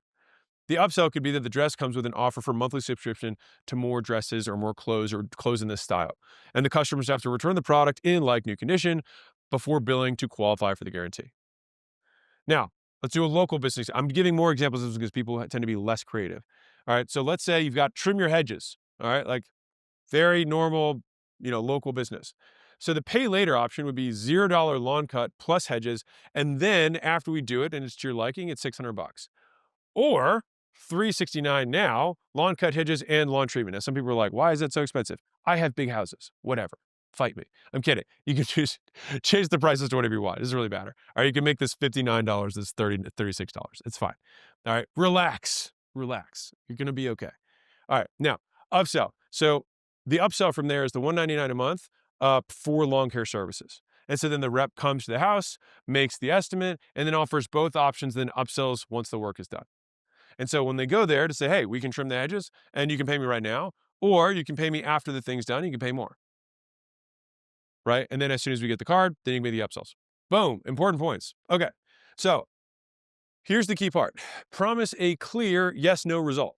So first, you make a promise yes, no. Second, make sure you can deliver on it within your time frame. If you don't, they will ask to not be billed. And so you want to make this as objective as possible for people so they can say, yes, I found my first deal. Yes, I got my first reply from an email. Yes, my reading speed doubled because I got to hear. And you want to have some sort of measurement before and some sort of measurement during so you can see the progress. So, for example, if you promised a decrease in summer shoulder pain, have them rate their pain before you do your magic trick and then ask them to rate it after. If it went down, you succeeded and you can sell them something else. Keep the promise simple, clear, and measurable. This avoids unnecessary cancellations. Now, make a conditional satisfaction guarantee. So people can only cancel the billing if they qualify. For example, they had to show up to the reading training to qualify. All right, it's a key point. And so if you don't show up to the workshop, then you can't ask for the refund. So think attendance, showing up for an appointment, turning in data, make the criteria what people do to get the value out of the product.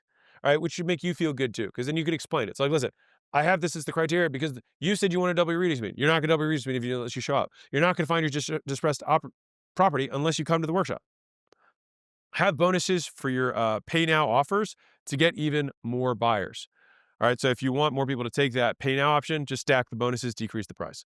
Optimizing your pay now and pay later offers. If too many people take your pay later option, discount the pay now option more, add better bonuses or both. And if too many people take your pay now option, go the other direction. If more than 10% of pay later people cancel their payment, you promise too much, the guarantee conditions are too low, or the price is too high. And so the last one's the one that can be kind of tricky is if you have a massive discrepancy between pay now and pay later, then sometimes people will get the value and just be cheapskates. That's why having the objective measure of whether they got the thing is so important for this. Now, again, I would explain that 10% is what you should target or what you should expect. So 10% of people who have pay later are going to just say, don't bill me. So just factor it into the cost of doing business. So if you have 100 people that do pay later, expect 10 to say that. Now, if like 20 say that, more than, then it's like, okay, we need to change one of these other things. I would say the fourth thing is that you're selling people who can't afford it. No matter how well you deliver, some people will cancel the payment, and that's okay. It's just cost of doing business. Now, this works for recurring revenue businesses too, because you're like, how does this work for those businesses? Let me explain. So you just give them the option to pay a higher ongoing rate 30 days later, or they pay less today and they keep the better rate for good. All right, really sexy. So plus you can add in some bonuses. So I'm going to give you one line now, and we'll talk more about it in the one-time bonuses chapter with continuity. But it works like this: someone does a free trial of whatever your subscription is into $400 a month, and then on the thank you page you say, or you can pay $300 today, skip your trial, and you get to lock in at $300 a month for life. Pretty sexy. But now, in order to do that, you would add bonuses, and that also gives you a lifetime discount. There's two benefits from that, which is why it makes such a compelling offer. But you can advertise the thing as a free trial, but then you can liquidate the acquisition because you have the immediate thank you page offer. So if you run events, workshops, presentations, hint at your next offer early. So if the reading guru had said, everyone wants to know when my next reading intensive starts because they sell out so fast, I'll get to it at the end, but please pay attention. I want to deliver on the promise I made to you guys to double your reading speed first. By hinting about his new offer, he would have sold more of it. And he didn't. But if he had, I might have had a higher likelihood of buying. And so I used to do a lot of nutrition consultations, and this is what I learned myself doing this, is I would start my consultation by being like, listen, everybody wants to know what supplements to buy. We're going to get to what supplements to buy. But right now, we got to get your weigh-ins. We got to get you to understand food. That's the most important part. Everything I just said was true. But by saying everyone wants to buy, everyone wants to know what to buy, I seed the idea that they're all going to buy something. But I seed it in a way that's not, it's me talking about everybody else, not the people in the room. And so I would say, hey, people are going to interrupt me all, to ask about supplements, and it annoyed me. And I did it one time by accident. And then, of course, it worked really well. And then I started doing it every other time on purpose. All right. And so by accident, I implied that people who, that everybody bought supplements without actually offering them. And all the head nods actually showed that they actually did want more products. And so all these factors got more people to buy when I finally asked them to. So it was a happy mistake that I was sure to repeat. Now, if you're selling over the phone, get the card first. Then ask, oh yeah, I forgot to ask you, do you want to save $200 on that price? So I'm giving you different selling environments. So if you're selling in person, I explained that the lawn care thing. If you sell digitally, it's a thank you page thing. If you're selling over the phone, you get the card first for the trial. You get the card first for the pay later option. Then you ask, like the thank you pages, once they've agreed to that purchase, then you say, by the way, I forgot to mention, do you want to save a little bit of money? Or say whatever the price is and get these extra things. A lot of people say yes. And then you should explain, yep. So for people who decide to just sign up without waiting to experience it first, so if you want to skip the trial, you get VIP seating and recordings from the event, and you get it for $200 less than if you wait. And you won't be able to get those two other bonuses at any time. You want to go ahead and do that? And so the more compelling those bonuses are, the more people will say yes. Great. Now, let's summarize this B. All right. So pay less now or pay more later offers people a choice to pay full price or pay a discounted price with additional bonuses if they pay now. The pay later option has a delayed payment with a conditional guarantee, have a clear criteria to qualify for the guarantee, and easy ways to measure it. If you can, align the criteria with what gets people the most value from the product. The pay now option offers a 20 to 50%, sometimes 2/3 discount, and bonuses if they pay now. It depends how desperate you are to get people to pay. Offer customers the pay now option after they already accept the pay later terms. All right. So if they choose to pay now, then they get the discount and bonuses instead of the guarantee, in lieu of. All right. Now you make your promise easy to track and difficult to refute. So not only is it easy to track, but they can't say they didn't have it. The easier it is to track and the harder it is to refute, the better it is for this type of offer. So you want it to be as clear as a yes, no. And if you have more than 10% canceling the pay later option, you promise too much, the guarantee conditions are too low, or the price is too high, and or the people that you're selling to are not the right people. All right. So also give extra attention to the customers who claim they haven't gotten value. If you remember during the thing, if people didn't say they raised their hand and they didn't double the reading speed, he attended to them so he could check off he basically purposely brought down the cancellations that he was going to get later. And so it's really easy to tip people over the edge. It probably takes, especially if it's an in-person thing, you can just easily check those boxes off and it'll save you a ton of money in cancellations. And that is the pay less now or pay more later. So we covered win your money back, free giveaways, decoy offers, buy X, get Y free, pay less now or pay more later. Those are the 5 main attraction offers in the book. And you, Mr. Video Training attendee, get a bonus number 6, free with consumption. The reason that this one I pulled out of the book is because I think it required the most skill to use and it was the most amorphous in nature. So it's the most complex, but it is one of the most used things that people have in marketing. So let's dive into it. Now, this one, same 5, how I learned it. So I went to an event for my gym to learn marketing stuff. And I went to a side stage to see one of the presenters because they had like 3 stages going at any time. So I saw this guy present and he did an entire pitch deck, but then right where you transition to the offer, he just did it because no one was allowed to pitch at this event. And so he said, hey, if you want to find out more, you can just go, over there and whatever. And so the thing is they weren't allowed to sell, but at that moment I wanted to buy.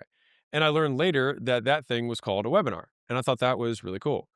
And so that was more or less how I found out that I could attend something for free and then want to buy something afterwards. So I call this free consumption to upsell. So the reason this is a little bit different is that the promise of the attraction offer is to get people and then liquidate the acquisition. Because there's a delay here, it was loosey-goosey. Not that you can't liquidate within 30 days, so you can. Again, this is why I was like, anyways, it's a bonus for you guys. All right, so let's get in the description. So I'll show this image real quick. So this is like, a lot of times the consumption thing is 20 minutes long to 5 days long. So it could be one free video, it could be a PDF, it could be an audio, it could be a live event, it could be a workshop, anything that someone's going to consume a ton that then they go, oh, this thing's free. They learn a bunch. They say, oh, I can do this. And then they put money down. That's how it works. Fundamentally, you're selling or giving away a selling tool. Now, effective selling tools also provide value. Bad selling tools are just pitches. Don't do that. Let's dive in. So you give the free thing that teaches and provides value. It breaks beliefs that most people have around that particular thing. And so the more knowledgeable you are about your customer or your prospects, the more you can systematically break their beliefs around the opportunity that you have or whatever service you provide that people get hung up on. So think about this as like FAQs on steroids. And you want to make an offer that solves their next concern, or have embedded CTAs or calls to action to take the next steps in the process. By the way, if you're watching this massive video training and you want to scale your business, we're pretty good at it. And so one, if you're a really big business, you can go to acquisition.com and hit the sell button, and we'd love to look at your business to invest in. If you're a smaller business, call it less than 10 million a year, then hit the scale button, and we'd love to help you scale from $1 million a month to beyond $1 million a month. That's an embedded CTA. That's how that works. All right. And this works for books, webinars, VSLs, events, workshops, video trainings like this, anything where you get people's undivided attention. Now, what this does is the process reverse engineers trust. The best way for someone to know that they're going to get value from you when they pay you is to give them value before they pay you. Mind blowing, I know. And so I believe that education is at the core of advertising. It's the core of marketing. It's that you help people shift their beliefs around something so that they make a decision to buy. And so the amount of time that you need is in direct proportion to the price of the thing you sell, how cold the audience is, and what that price is relative to their buying power. So, for example, if I'm selling consumers, if I have a $20 thing, I might be able to sell that in a 7-second ad, direct to purchase. If I sell a $7,000 thing, I might also be able to sell that off of a 30-second ad to a $50 million a year business owner. So it depends. It's the price relative to their buying power. But if you're selling a $500 thing, if it's a physical product, maybe you can get it off of an ad. Most likely above that, you start having to add in phone sales and things like that in order to close deals. Now, to be clear, it is my belief that every customer needs a certain amount of information to buy. And so Tesla, for example, sells their cars on the internet and you can buy the car online. And so with enough brand goodwill and enough people making that are aware of the products and the reviews that you've had, the word of mouth, you can facilitate a $30, $50, $100,000 plus sale with zero salespeople. But for every person that opts in on the Tesla site, if they also had 1,000 people calling all the people who didn't follow through with the purchase, they would make even more money. And so the idea is that marketing gets as many people over the line as you can. And for everybody who's not over the line, sales fills the gaps. But it's not that sales and marketing are different. They are the same continuum. And so this free consumption thing is basically just zooming more people along. Think about it like microwaving the prospect. So it's like in 2 days, you go from, I don't know who this guy is, to I absolutely trust them. And so I learned this from some interview I heard from this sounds bad, but a guy who had a Ponzi scheme for investments. But I love understanding what they do for persuasion because they use great skills for evil. We want to use those great skills for good. And so he found that he could get someone to invest many, many millions of dollars with him within 4 hours. And I thought that that was fascinating. And again, it depends on the prospect. Who are we talking to, right? If you don't have $1 million, then you would have no idea. But it really depends on who you're talking to. All right. So I like to use this analogy of the bigger the plane, the longer the runway. And so if you want to sell a really expensive thing relative to what someone has in terms of money, you're going to need longer in order to earn their trust. People don't sell timeshares off of a free ebook.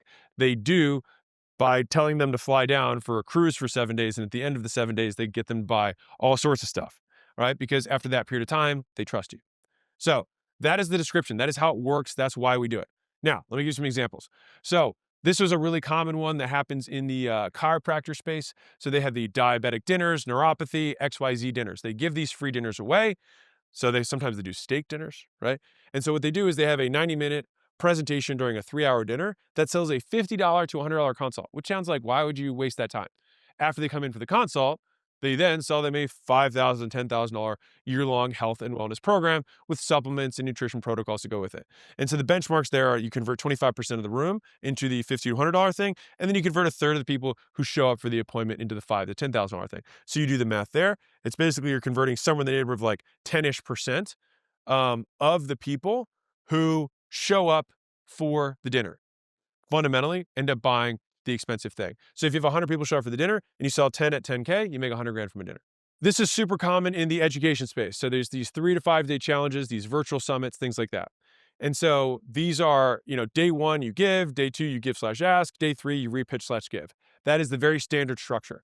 And so in the challenges structure, it's give, pitch, repitch with proof. If you have a very high ticket price, you can push people to a phone call from the 5-day thing to get someone to finalize the transaction, get details from a salesperson.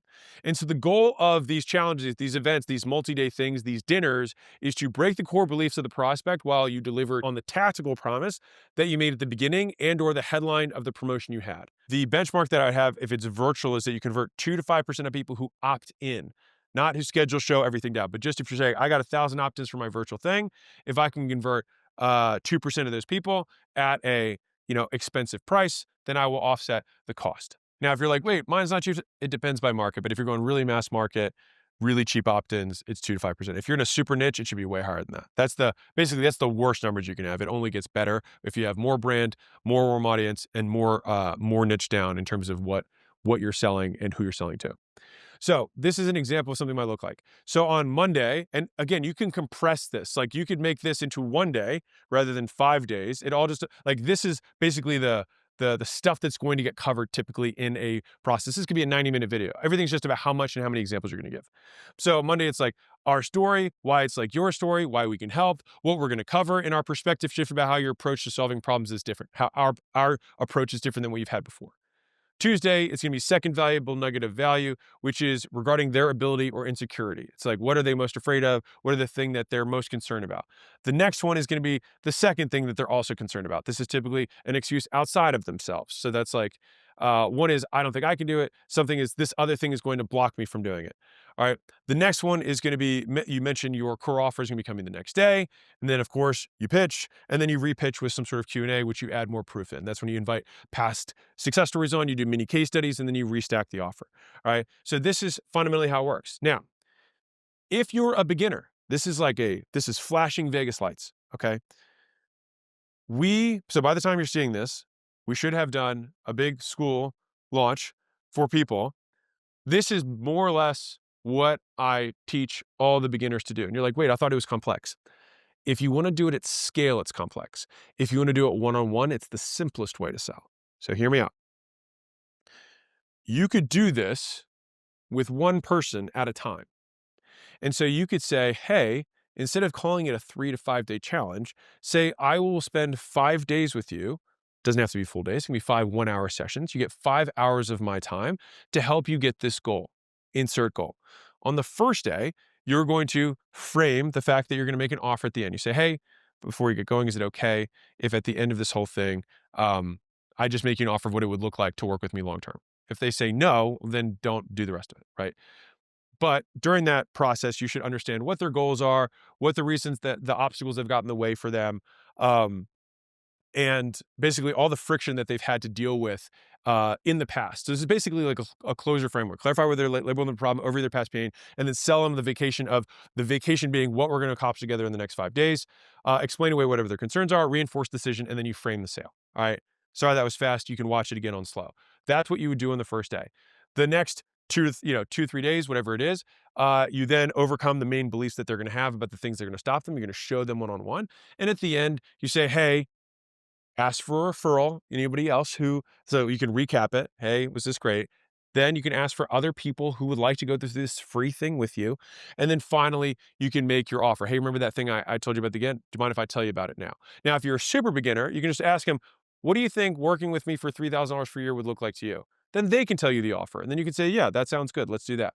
Right? If you have no idea, if you have 20 of those conversations, you're going to have a pretty decent idea. And then you can start making the offer. So this is the easiest way, because if you suck at sales, it's way easier to sell when you spend 5 hours with someone building value.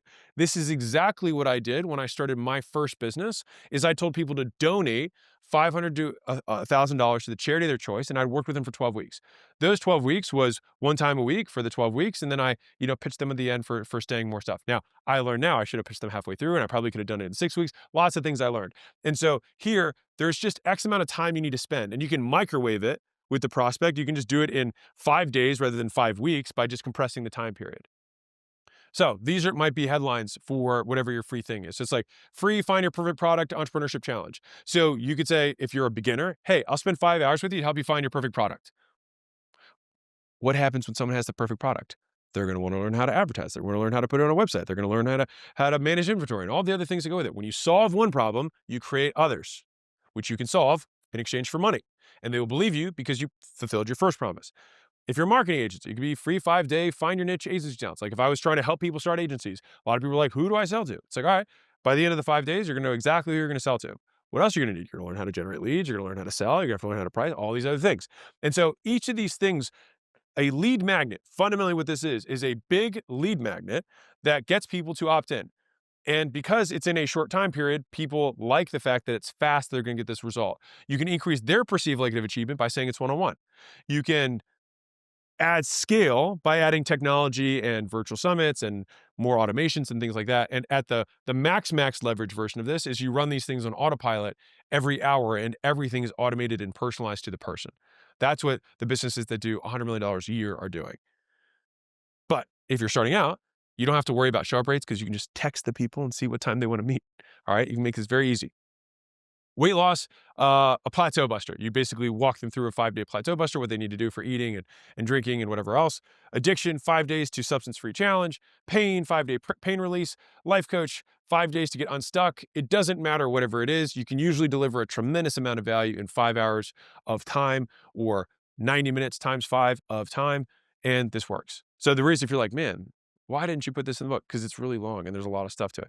All right. And so webinars are an example of this. It's just compressed into 90 minutes. So instead of, day 1, day 2, day 3, like day 1 is origin story, which you just put in the first 15 minutes. Day 2 is the big obstacle that most people are going to encounter. You put that in the next 15 minutes. You basically chunk your way down to 60 minutes, 45 to 60 minutes being the kind of the value piece. And then the next 30 being the pitch with the stack and everything else. All right. So the benchmark for most webinars is converting 10% of the people who show up live. All right. Strategy call. This is one where I want to be really clear. A lot of people have kind of butchered the idea of a strategy call because all sales calls are just considered strategy calls now. But you can get this by telling people that you will not ask for their card on the phone. And this works very sexily if you mean it. And then what you do is you just use your qualification call as the strategy call. And so you do qualify what problems they have, and you should be able to provide value in terms of clarifying what next things are constraining their business, whatever it is. If it's a B2B offer, it's B2C offer, it's what thing is preventing them from hitting their goals. And at that point, you would then be able to reasonably and ethically qualify them for a sales call. But now at that point, you have provided value, and then you can make the offer just being hop on a call with the sales guy. Now, you wouldn't say that. You would say, this is John. John's amazing. He cured cancer, and you also have cancer. Don't do any of that. But you get the idea. You want to edify the salesman and say that he's helped people just like them get to where they want to go. And you want to ideally tie that to people who've done that recently using this specific system. And for this, you want to convert 25% or more of the people who hit on these calls. All right, important points. So the 3 beliefs that we always have to overcome with every single sale, no matter what, is people point to circumstances. They say life should be easy, and it isn't, and they get upset about it. And so it's like, I don't have the money, which is circumstance thing, because it means that they're not being resourceful. They say, I don't have the time, when really, it just means that they're not prioritizing. Everybody has the same amount of time. And so we have to get them to take the finger of blame and point it towards themselves and say, it's up to me. It's not about my circumstances. It's about my ability to be resourceful, my ability to prioritize, right? And so that is what belief number 1 you have to break for people is it's not the outside world, it's me.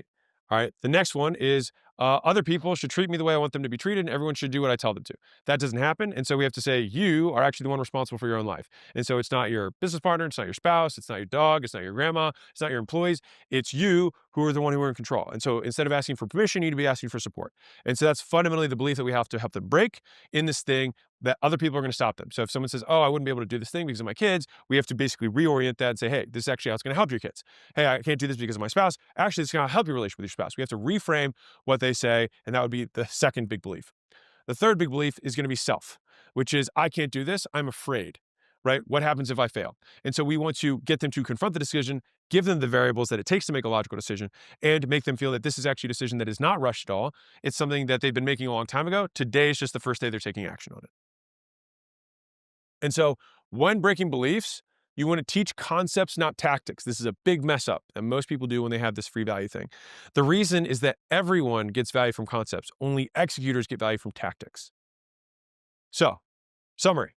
Learn how to break the beliefs, which, by the way you break a belief is you say, this is what you used to believe. This is why it's wrong. This is what's right. This is why it's right. Proof. 5 steps. This is what you believe. This is why it's wrong. This is what's right. This is why it's right. Proof.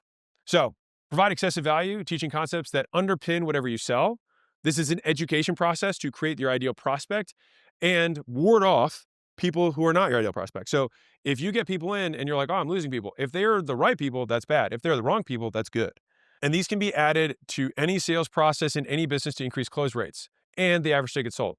And so there's a zillion ways to do this. So I'll explain it like this, is that once you can create educational products, if you will, that you would give away for free, you can insert them. So if you have multiple sales in a process, between call 1 and call 2, you can give them a video. If you want them to watch something prior to getting on a call, before call 1, you can force them to watch a video. You can have someone watch 5 videos before they talk to you. Like all of this is just how much friction do we want? How little friction do we need to provide to get people to buy? We want to have as much as needed, but no more. And there you go. I already made my CTA for you, but you can go to acquisition.com if you want to grow your business. But that's my cutesy way of doing it. That being said, That completes free with consumption and our attraction offers section. And now we move on to upsell offers. All right, so we just covered attraction offers. So these are the first thing that most people are going to see when they're entering your business. This is the stuff that gets leads to engage. That's why they're big, sexy, free things. The upsell offers are things that we're going to reposition for them to spend even more money. Now, sometimes this happens immediately. Sometimes it happens, a few days later, sometimes a few weeks later, sometimes a month later. But either way, we're going to be using 4 of my favorite upsells. So this is step 2 in our money model process. So here's what they are. Attraction offers are with an attraction offer in place. You've got customers in cash. Now we want to maximize 30-day profits. So what do? Answer, we make more money. To do that, we make upsell offers. And when it comes down to it, upsells just mean whatever we offer next. That's all an upsell is. And so when an offer solves a problem, another appears.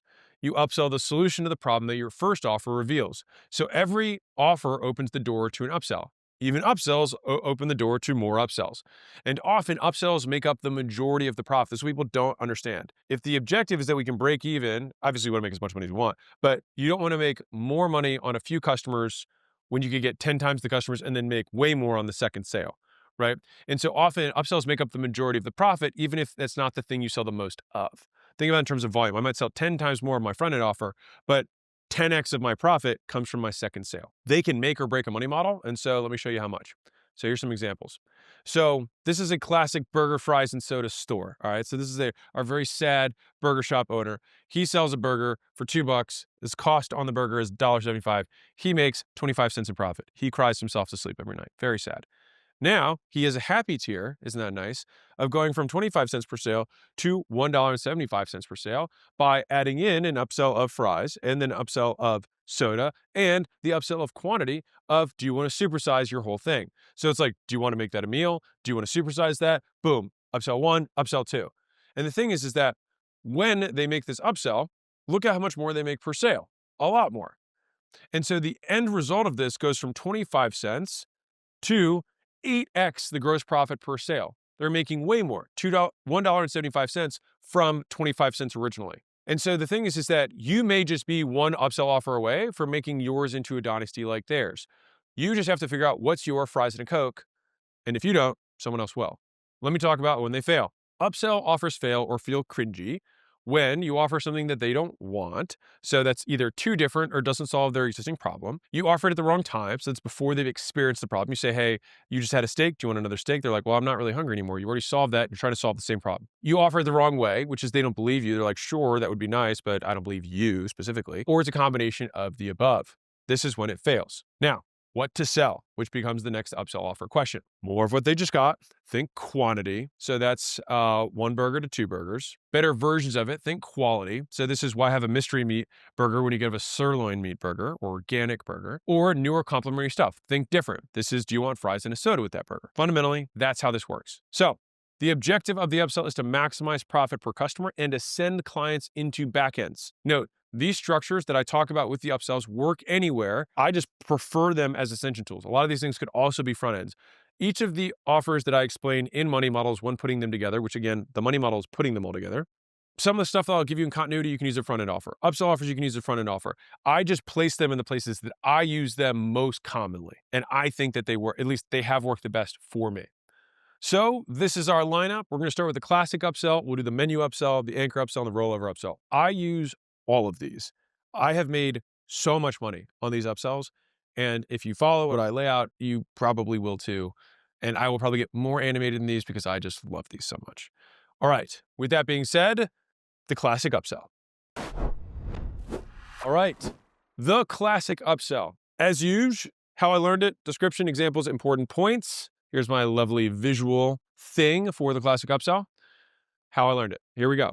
So I had a mentorship, whatever you want to call it. It wasn't really a mentorship. I was just getting paid and I took him as a mentor. He didn't really care about me at all. But at a fur coat dealer. And he was a 4th generation furrier. And I remember watching how his son, who was my friend, that's how I got the job, I would be brushing fur coats all summer in the heat in the warehouse. unbelievably mind-melting stuff, like boring beyond belief. And the thing that I kept thinking was that every single one of these coats was $200, and he had 7,000 coats in his warehouse. And I was like, holy cow. I was like, that's $1.4 million that he's making just for storing coats for the summer. I was like, this is pretty sweet. And I know what I was making, and it was not $1.4 million for storing these coats. And so the offer that they had to get people in was that they would get people to store their coats. And they said if they stored them, they would get free earmuffs, free fur earmuffs. So people were like, oh, that's cool. And so people would come in for the free earmuffs. And then they would say, we'll store and condition the coat for you. And it costs $30 to store the muffs. Now they'd come in for free earmuffs, but it's the summer. So then they would basically hand them the earmuffs and then take the earmuffs back. And then they'd say, you don't want anything else, do you? And so by saying you don't want anything else, they would assume clothes, the winter storage, the conditioning, and the earmuffs that went with the sale. And so that is when I learned you can't have X without Y. And that is the fundamental basis of the classic upsell. You don't want burgers without fries. You don't want burgers without a Coke. You don't want a fur coat without storing it. You don't want a fur coat without conditioning it. It'd be like taking a car and not getting it serviced. Like, you don't want X without Y. And so I learned a couple of things. One was the structure of a classic upsell, which is you don't want X without Y. But tactically, I learned the no sale sale. All right. And so the way that this works is basically people have been conditioned over the years to say no to salesmen. And so when someone says you don't want anything else, most people just immediately say no. And so what we want to do is basically imply that the else means in addition to the thing we just offered you. And by doing that, you get people to say yes by saying no. And so these people who came in to store their coats agreed to storage, conditioning, and the free earmuffs, which then got stored at a $30 fee for saying no. They don't want anything else. So the no sale sale is what I ended up calling a different sale, which may sound confusing, but bear with me. So if someone came into the gym and they said they declined every service offering we had, right, which sucks, you would then try and salvage some sort of goodwill or rapport because this person walked in and is basically walking back out, which sucks. And so you say, hey, listen, I will still want to help you for 6 weeks. And so why don't we just do this as an at-home program? All right, so I'll give you this thumb drive that has at-home workouts that you can follow, and then come in a couple days, and we will give you a nutrition consult on the house. All right, we just want to help you out, and hopefully maybe when things are a little less crazy or money's a little bit better, you can come back and at least you'll have nice things to say about us. And so a lot of people would say yes to that. And so when they showed up to the next appointment, which was the nutrition consult, we would still close the same percentage of them as we did for normal customers. But here was the cool thing. We actually closed them at a higher average ticket. And so the people who bought services and then bought supplements averaged $200 a ticket. People who didn't buy services and then bought supplements averaged $300 a ticket. And so to me, my lesson from this was that we tried to solve their problem, not in a way they wanted to solve it. So they wanted to lose weight, but they wanted to have a magic pill rather than work. And so we needed to have the magic pill available for them, which in their mind would be supplements. Now, obviously, we always say, hey, you got to make sure you got to eat the food and all that stuff, but people hear what they want to hear. And so the thing is the magic behind this is that we turned no sales into sales by just offering them something else. So, the description. So what you do is you provide a service for free that you can monetize another way. So this works for one-time services or even recurring services, provided the recurring stream is high enough margins to pay for both. Different way of saying it, essentially, I give you thing A for free in exchange for buying thing B, or I give you thing A for free and I will encourage you to buy thing B, or I give you a thing for free as long as you continue to use thing B. Any of those things. So the earmuff thing, he says, I will give you these free earmuffs and I will encourage you to storage them. That's what that was, a classic upsell. So if we have a lemonade stand with our classic upsell, we say we want to give you a free cup of lemonade. Upsell one might be, do you want lemonade ice cubes to make it cold without diluting it? Now, of course, you could give cold lemonade, but then you wouldn't have an ice cube upsell. Upsell two would be, do you want a stainless steel to-go container to keep it cold for you? And we'll donate $1 to help children's cancer to anyone who takes the mug. You also get 20% off refills. Upsell number two, right? So you don't want lemonade in a little paper cup. You want a nice steel mug. You don't want diluted down lemonade. You want lemonade ice cubes, right? Each of these things are just natural upsells that could happen. And I prove this point because whatever it is you sell, there's an upsell that's available for you. All right. So storage. In this business, I have a whole story around this, but I tell this in the book. So I'll give you the brief version of it. But in the first few months of me being in business, I was struggling a little bit. And so the business owner across the street was a massive storage unit. And he ended up becoming a member of my gym because it was super convenient for him. And so he asked me, hey, how much time you got left to live? And I was like, not that long. And so he said, come for a ride with me. And he took me to his facility and he said, how much does a free month of storage cost? And I was like, I don't know, free? And he was like, no, $127. And so as we walked in, he asked Judy, the front desk girl, he said, how much does a free month of storage cost? She was like, $127. And he was like, that's right. And so I was like, how does this even work? And he was like, okay, so you come in for a free month of storage. He's like, what's the first thing you're going to need? And as he's walking me through the facility and pauses, and I was like, I don't know. And then he taps the lock on the door, and I was like, oh, a lock. And he's like, right. He's like, and you can't have any kind of lock because there's only one kind of lock that fits the store, the locks that I sell at the front. And he's like, for $47. And I was like, oh, okay, got it. And I was like, so you make 47 people coming for the free. I was like, but where's the other, whatever it is, $80? He's like, good question. He's like, now that you have your lock, what else are you going to need?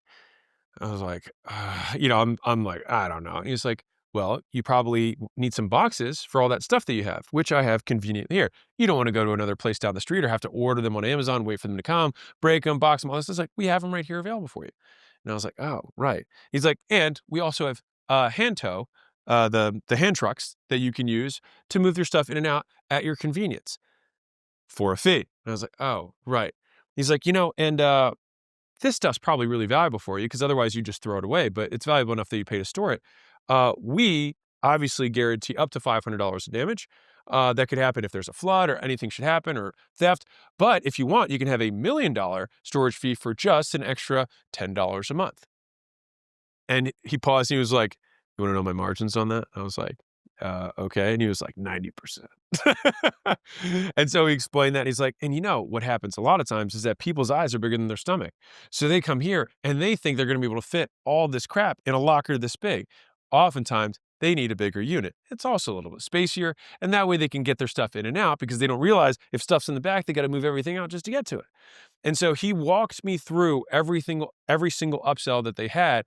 And I realized that that's how a free month of storage created $127.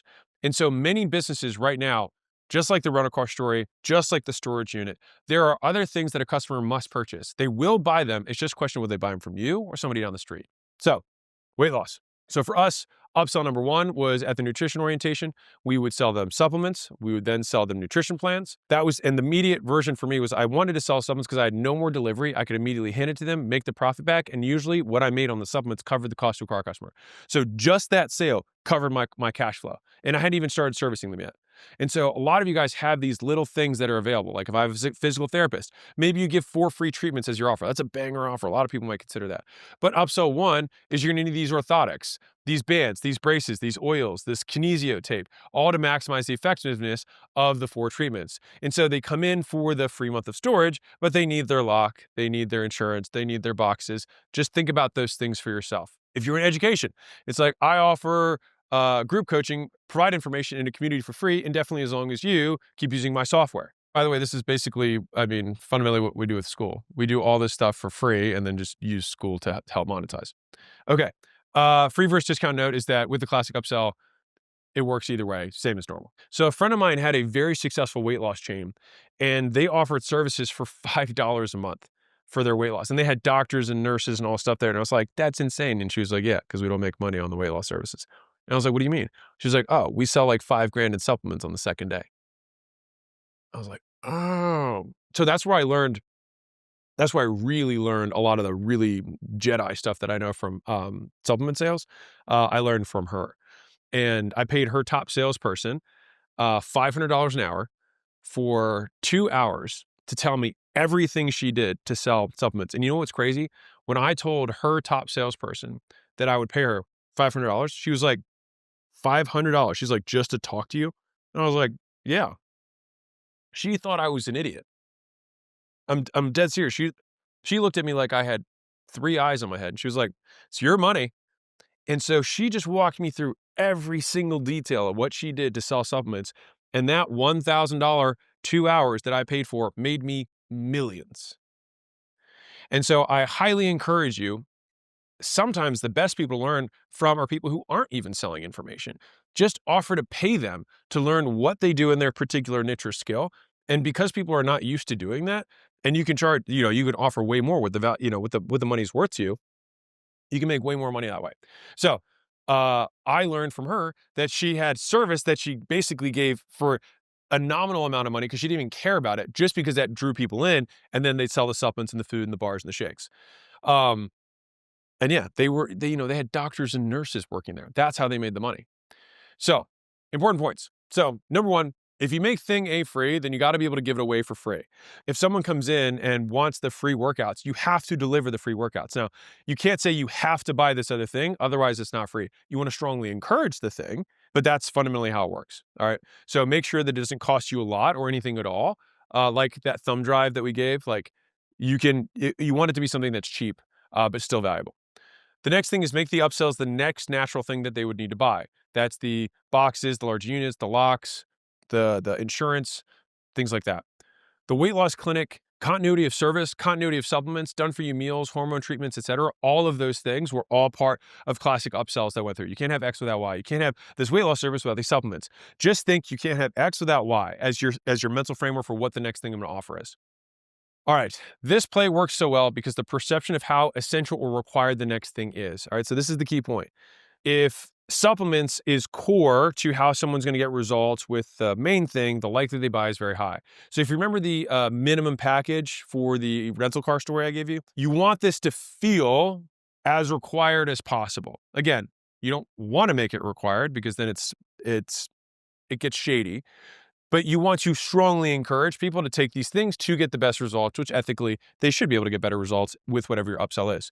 All right. And so how seamless the upsell process is for the prospect, if you make it frictionless, you can get sometimes 80% plus of people to take these upsells.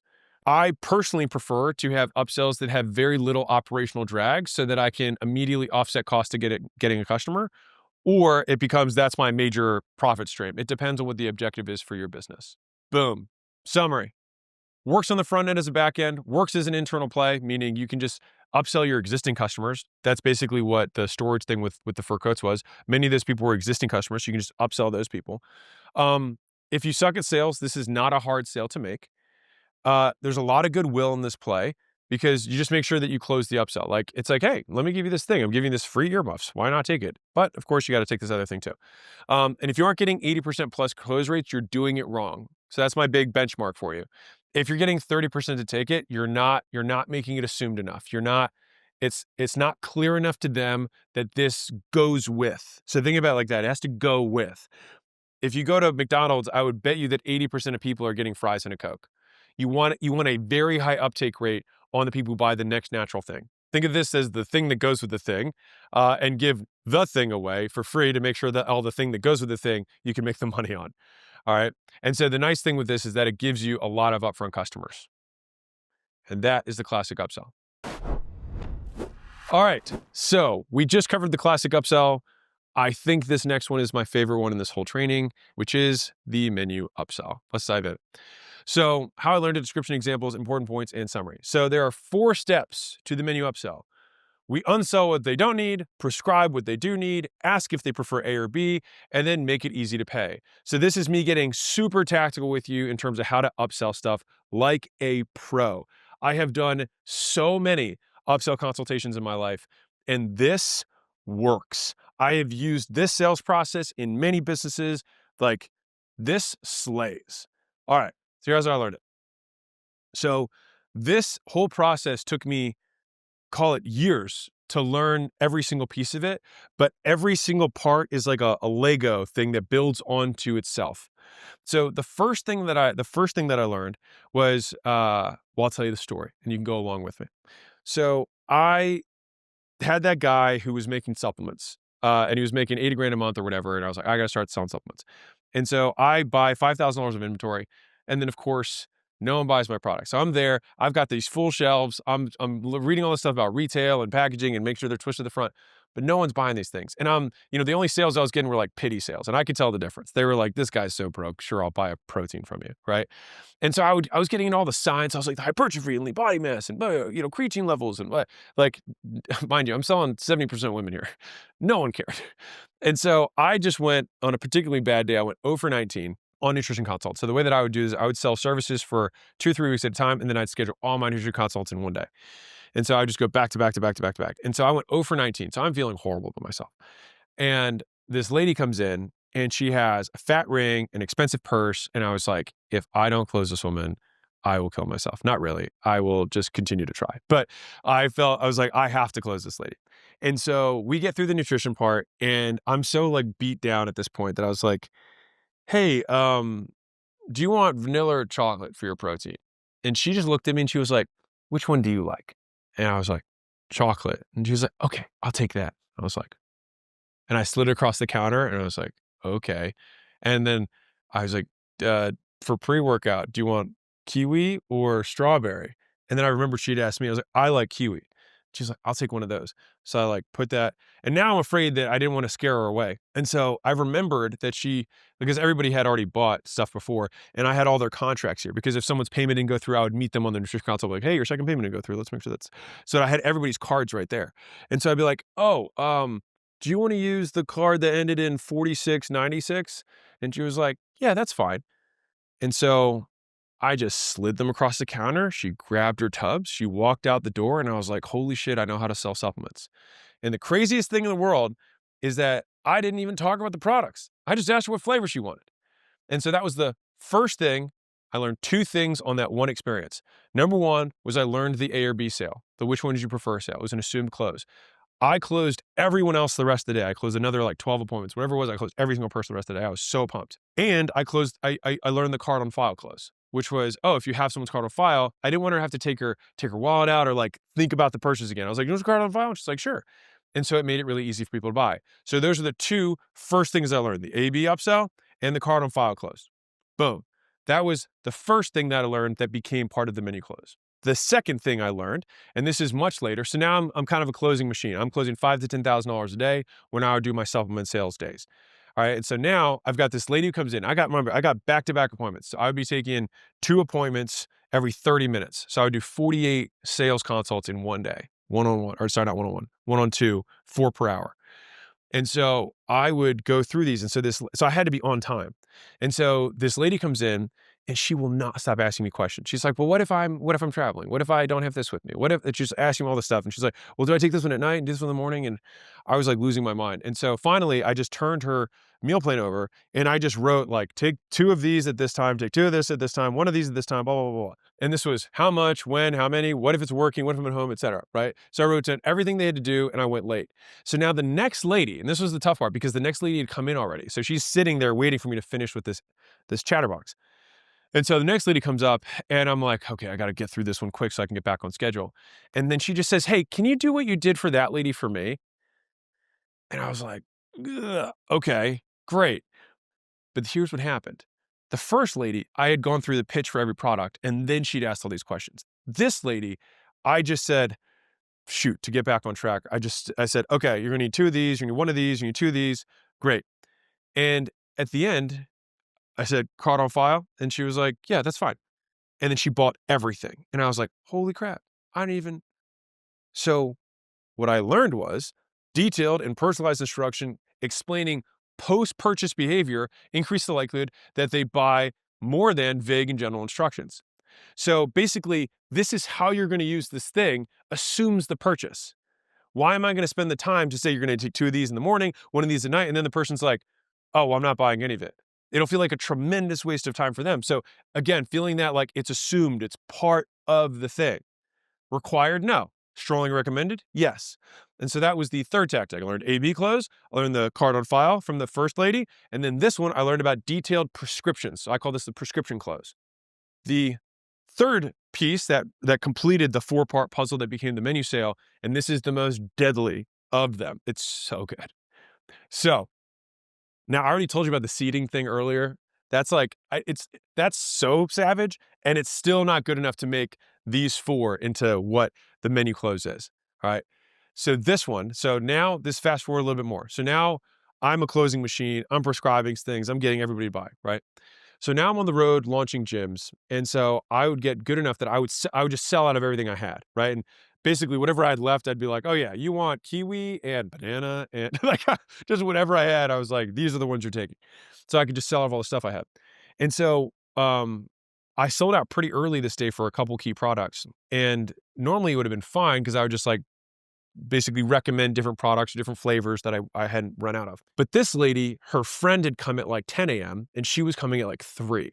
And so I'd already had like 20 more consults between the first lady and her friend. And her friend was just like, hey, just give me all the stuff you gave Sandra. And I was like, okay, don't have that. So what I started doing, I said, okay, well, I don't have this because I ran out. I was like, but you can get this from down the street. It's not going to be as good, but it'll get you through the program. And this one you can get from this store. This is the brand you want. It's not going to be as good, but it'll get you through the thing. And so she was like, okay, thanks so much. I really appreciate it. But after telling her the 2 or 3 things that she could get from somebody else, I then was like, but you're going to want 2 of these, which you'll take in the morning, 1 of these, which you'll take at this time. Great. You want to use the card you have on file? And she was like, sure. And so what I realized was that I went out on my way to cross out what she didn't need, and this built enough goodwill to upsell what she did. And so what I realized later, I was like, because it just went like water. I have enough sales chops to be like, that was a little too easy. Like that was way easier than normal. And so I started keeping products just to cross them out.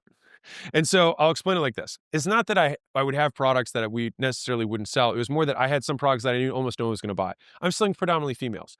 So I had weight gainer. Now, if I had a guy who's trying to get bigger, then sure. But like that would be like 1 out of 100. And so for 99% of women that were coming in the door, I'd be like, well, you're not trying to gain weight, are you? They'd say no. And I'd cross out the weight gainer. And then I'd be like, hey, well, you're not trying to get any chest hair, get a deeper voice, anything like that. They're like, no. I'm like, all right, well, we're not going to use the test booster. Right. And so I would cross out 2 or 3 things on my menu. And then I would say, great, you can do this. Now, I did have some options, for example, fish oil, where I would say, listen, it was a low margin product. And so I would rather not make $3 on fish oil and make 40 on a fat burner and give the fish oil away to close 100% of people on the fat burner. And so that was how I realized what I call unselling, which is you start by telling them what they don't need so that they believe you when you tell them what they do need. And so that is what created the unsell, prescribe, ask what they prefer, make it easier to pay, menu close. So you unsell by telling customers what they don't need so that you can emphasize what they do. Here, instead of asking if they want to buy or not, you explain what they don't need as a way to get them excited about what they do. So unsells vary based on customer needs. When some options work best, you can cross out the rest, and that rhymes. So after telling them what they don't need, you then prescribe what they do need. So all the unselling is the cross out. Then we move to prescription. So in prescription, we tell them what they do need. Prescription upsells work well when offering a choice is inconvenient and you've only one thing that solves the problem. So if you have only one thing, it's like you're only taking this fat burner. There's no flavors for the fat burner. So you're just saying, this is how many you need to take at this time. Prescription upselling has 2 important components. First, you have to explain how it integrates with the offers they already bought. So they already bought service. This is going to integrate with how you use our weight loss services or our workouts or whatever. Second, you personalize in detail how to maximize its value for them. So here, instead of asking if they want to buy it or not, you explain how to use it as if they already have bought it. Again, we remove the option of not buying to lower the chance that they don't buy. And once I've told them exactly how they're going to use everything, we then ask them if they prefer A or B. So we say, okay, what are your preferences? The A/B upsells work for multiple offers that solve the same problem. All right, so you make A/B upsells by asking preference instead of asking if customers want to buy a product, yes or no. We ask which one they prefer, A or B. So either choice results in an upsell. So basically, when you give people the option not to buy, some people don't buy. So I give the option to pick between 2 buying options that are simpler. And once they know which one they're buying and how they're going to use it, I suggest the easiest way for them to pay. Boom, we give the card on file close, which is the cherry on top of this upsell sweetness. All right, so I literally ask, do you want to use the card on file? Just like that. So here, instead of asking if they want to pay or not, we refer to ways they have already paid in the past. And this gets more people to buy because it lowers the hidden costs of buying, picking out which card you want to use, taking it out, being reminded of ugly buying decisions in the past. Because a lot of times, some people there is a minor decision that goes when you say yes, and then there's a second yes when you reach in your pocket, and then you're looking at your card, and then you grab the there's another decision that happens. We avoid that entire decision-making process by just saying, "Want to use a card on file?" Yes, and we remove the pain associated with making the decision. So even the hassle of buying stuff in a rush. So sometimes I'd have people who are about to get, they're like, "Hey, I got to get to this thing." I'm like, "Card on file?" And they're like, "Yeah, it's fine." And so if I weren't able to do that close, they'd be like, I'll pick them up later and I'll come back," and I would lose the sale. And so it's also the fastest way to close. And that is how that works. So let me give you some examples. And these are fire as fuck. All right. So if I'm a massage therapist, I would unsell. I would say, "Hey, we have a lymphatic massage available, but I don't think you're pregnant or just out of surgery, right? So we can cross that out." Fantastic. So then we'd prescribe. So since your shoulder hurts, we'll heat you up first, then we'll hit you trigger points, and then after that, we'll do some dynamic stretches. So that's a prescription. Now we say, "So would you rather do it before work or on the way home?" Then, great. You want to use a card on file? Done. If you're like, "I can't AB," you can absolutely AB anything. And I'll show you how to do it in a second. All right. So I'll give you another example. Dog food. So you're not going to need the small bag of puppy stuff. You've got a big dog. So you don't need these vitamins either because we've got that in the food already. So you don't even worry about that. They're like, "Oh, wow. So nice, this guy. It's already covered inside of the food that I'm buying." Then we say, but what you're going to do is give your dog one of these joint chews at each meal. All right. And every 90 days, you give them one of these wafers for heartworms. Also, make sure to bring him in back next month and we can get that booked right now. Does your dog prefer chicken or beef flavor? Great. Want to use the card you have on file? Done. Digital products. So listen, you don't need all 8 courses yet. You just need to solve X, Y, and Z. So I tell you what, I'll send you some free stuff that solves X and Y, and you'll just need one course to cover problem Z. But to solve Z, you're definitely going to do the course in this particular way. Can you put an hour today towards it? Okay, great. So this will prevent any other Z problems from cropping up later. A or B. So would you rather have direct message or phone support? Okay, great. And would you rather start today or Monday? Got it. All right, awesome. Use one card you have on file? Done. So you can use that 4-step process with anything. Now, important points. Anything is A or B sellable. Do you want to start on Monday or Tuesday? Do you want to have John or Amy as your person? Do you want to do your workouts in the morning or the evening? Do you want paper or plastic, black or white, cherry or strawberry? It doesn't matter.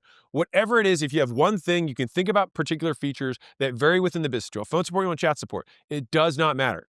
You can always make something A or B sellable so that you can have a preferential close. If you make an A or B offer, I recommend adding a nudge. So that was when the lady said, "Which one do you prefer?" So this is where you say, "I like strawberry. A lot of people like Amy. John's really good with high schoolers," right? So you make a nudge based on the customer's needs. So do you want chicken or beef? A lot of the big dogs like beef. Done. It's just like you want to present. So this is what happens. We present the illusion of choice, and then we remove the friction of choice by nudging this one. So they have the illusion, yes, I'm buying something, but then we do this and they're like, "Great, I don't have to think about it. That sounds great." If you go to a restaurant and it's like, "Hey, do you want flambe or do you want creme brulee?" And they're like, "Most people get the creme brulee." Or we get a lot of great reviews for the creme brulee. People always come back for the creme brulee. If you say that right after making the choice, we know I got the illusion, but then this is the one that they want me to buy, which might have 3 times the margin. Now, if you sell out, this is a pro tip for me. 2 things. One is if you sell out of something, you can then just nudge stuff that you're lower on inventory. So if you've got 3 bottles of this and 25 bottles of that, just nudge differently. Now, if you sell out completely, this is something I learned later if it's physical products, or if you're at capacity for your service, take payment and deliver late. I mean, not deliver late in terms of expectations, but deliver at a delay. And I found out that people cared way less about it being a delay and care way more about missing expectations. And so if I said, "Hey, I'm going to take this order for you so you get exactly what you need. You're going to get it in the mail in 7 days," they were fine with it. I thought that if they didn't walk out with it, no one would buy. Not the case at all. People were totally fine buying if I set the expectation. Now, if I said they're going to come in 7 and they came in 10, they hated me. If I said 7, they came in 4, they were happy. And so if you have a service thing and you say, "Hey, you're on the phone, you know you can only take 7 people in a week and you already have 8 sold," then you're like, "Shoot, I can't take this guy on, but I don't want to miss this sale." Take the deposit, start them in 14 days. Now, this is something that I learned later because I had to teach my staff this process. And so what I found out was that employees love unselling because it's because you feel good. right? So you're talking to the prospect, and because everybody basically, it's like, here are your homie hookups. Everybody wants to hook up a customer because then they get a little bit of authority, a little power, they get rapport with the customer, all those things. And so you say, hey, I'm going to help you get a homie hookup by design. So these are the three things that you can cross out, and these are the two products you can tell them to buy down the street. And now, when it's an employee doing it, it actually gets even more powerful, because if it's the owner doing it, then they're like, huh. If an employee does it, it's very common for employees to not have the best interest of the business at heart. And so we lean into that bias that most people know of, that they're like, hey, don't tell the boss. But now when they're saying don't tell the boss, but you do need these ones, the whole time it's scripted. If you have two options, so this is what happens. You're like, okay, what if I have two options, but I want people to buy both? All right. So the way we think about this, so there's the economist that made this amazing case study on this. So they had their print stuff and they wanted to offer a digital offering of the economist, a subscription. That was the most profitable. People, they could basically make more gross profit on print relative to the price. So they could charge more for it relative to the cost than they could on digital, because people's perception of digital is lower in terms of value. Thinking people would buy both, the economists offered the following. So they said $59 a year for the digital subscription and $125 per year for digital plus print. They figured everyone would take that offer. But everyone just took the $59 a year digital and said, don't need the print anymore. So their print sales plummeted, and as a result, they made way less money. Bad for them. So this is what they did to fix it. They added a decoy option in the middle. Now, the numbers here is just so that you can think about whatever you want in terms of relative price. But the actual thing that they did was they had a $59 per year digital, the $125 per year digital plus print. But this is the decoy they added: a print only for $125 a year, meaning they took their best offer and just cut it in half, but kept the price the same. And so now, if you pay $125 for either of these things, now you're like, well, you know what? I just basically get the digital for free here, whereas here I have to pay for it. So now this feels like the better deal. And then they fixed the sales, and then way more people took option C. So simply by adding the middle option, they got more people to take both. And so right now, if you have two things and you're like, well, how do I get them to buy both? Add the third offer that's the same price as both with only one.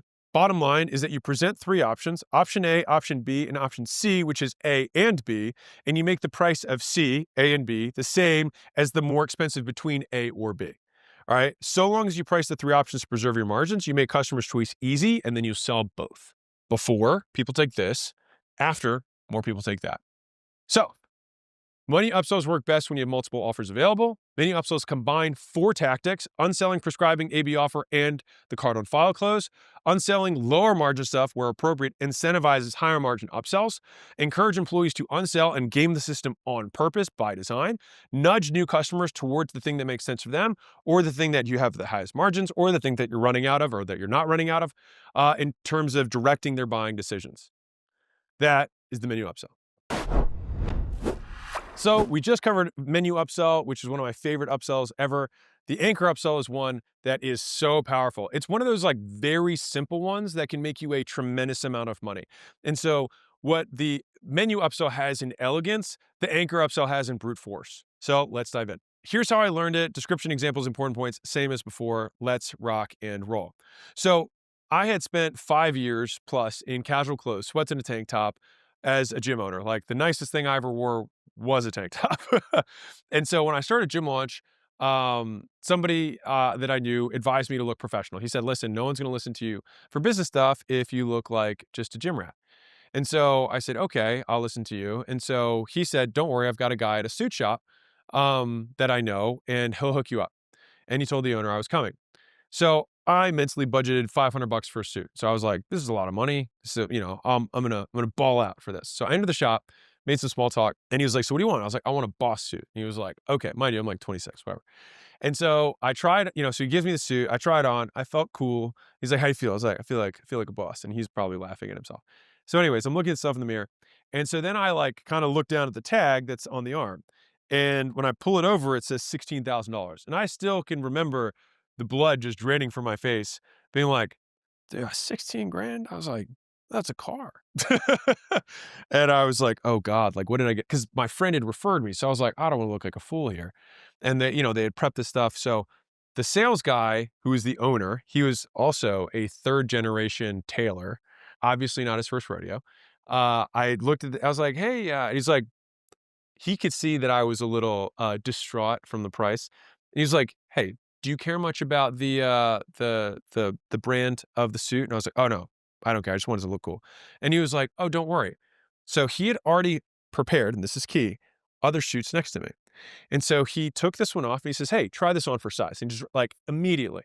So at this one, he's like, "How does this one look?" And I'm like, "Great." Like I didn't even want to, I was like, I didn't even want to like think about potentially having this suit. So I then pull it over and it says 2 grand. And I'm like, all right, like it's more than I wanted, but like at least this is not a car. Like I can get out of here, without embarrassing myself. And so he's like, "Do you like it?" I said, "Sure." I ended up buying like $500 in like shirts and socks that went with the suit. And spent I think 2,500 bucks or 3 grand, something like that, on the way out the door. As I went through the process later, I thought to myself, I came in with a $500 budget and I ended up spending 5 or 6 times my budget. And I was like, how did that happen? And I realized that the first thing I saw was $16,000 and it just made everything seem like nothing.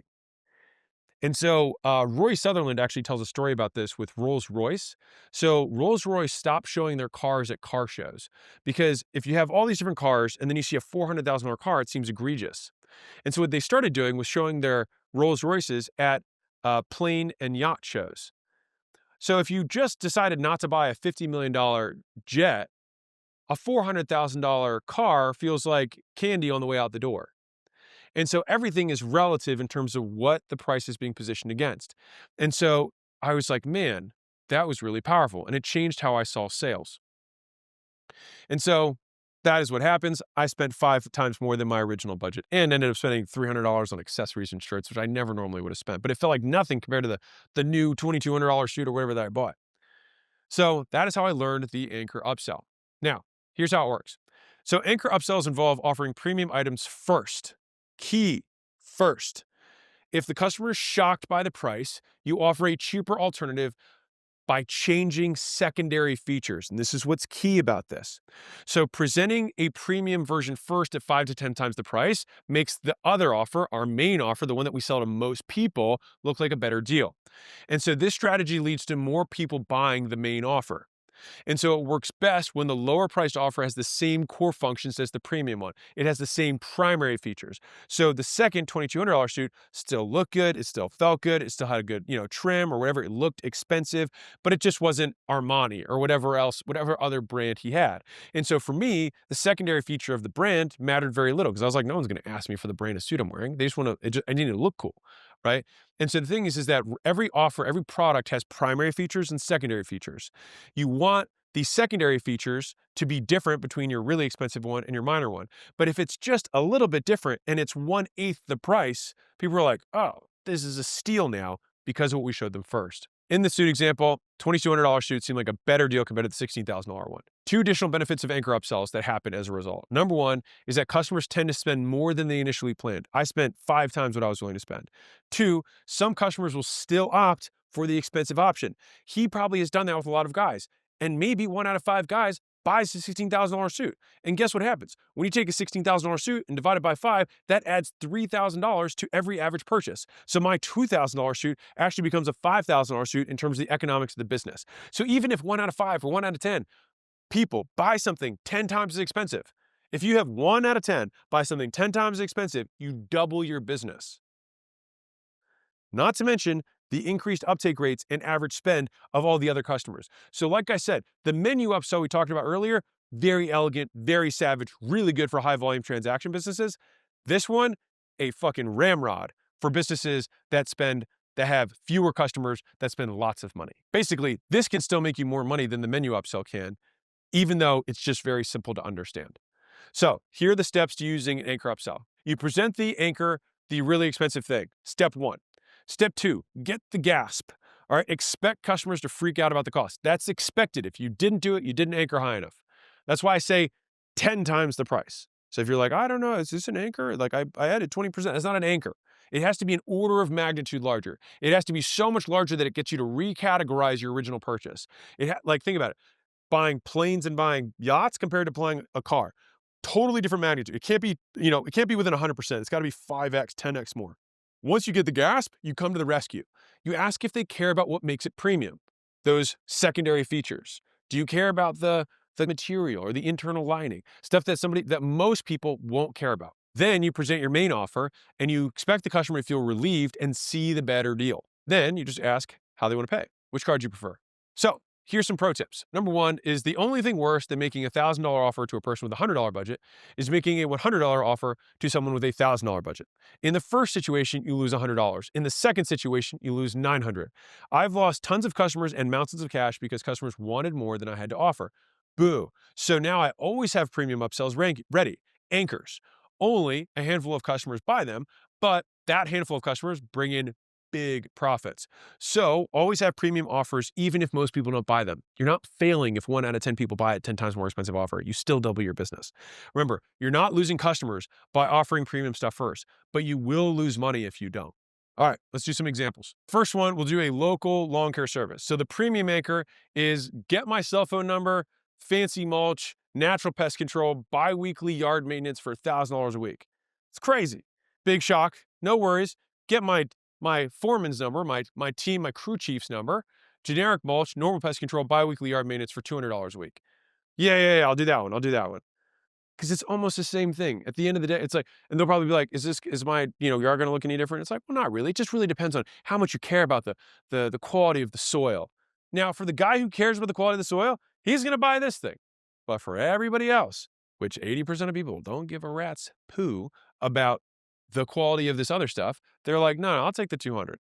But they don't know that you couldn't price this at 200 because last week when you offered 200 straight up, people were nickel and diming you down to 150 or 99 a week. So physical product, a painting. The anchor would be the super protective packaging, a 20-year insurance, and gift wrap for $1,000. The main offer is normal packaging and 1-year insurance and a sticker for $200. You're like, I'll take the normal one. The thing is that you want the customer to feel reasonable by making the purchase, like they're getting a better deal, like they're pulling one over on you. They're like, this guy thinks I want 1,000. Like, he doesn't even know that this is basically the same thing. And it's like 1/5 the price.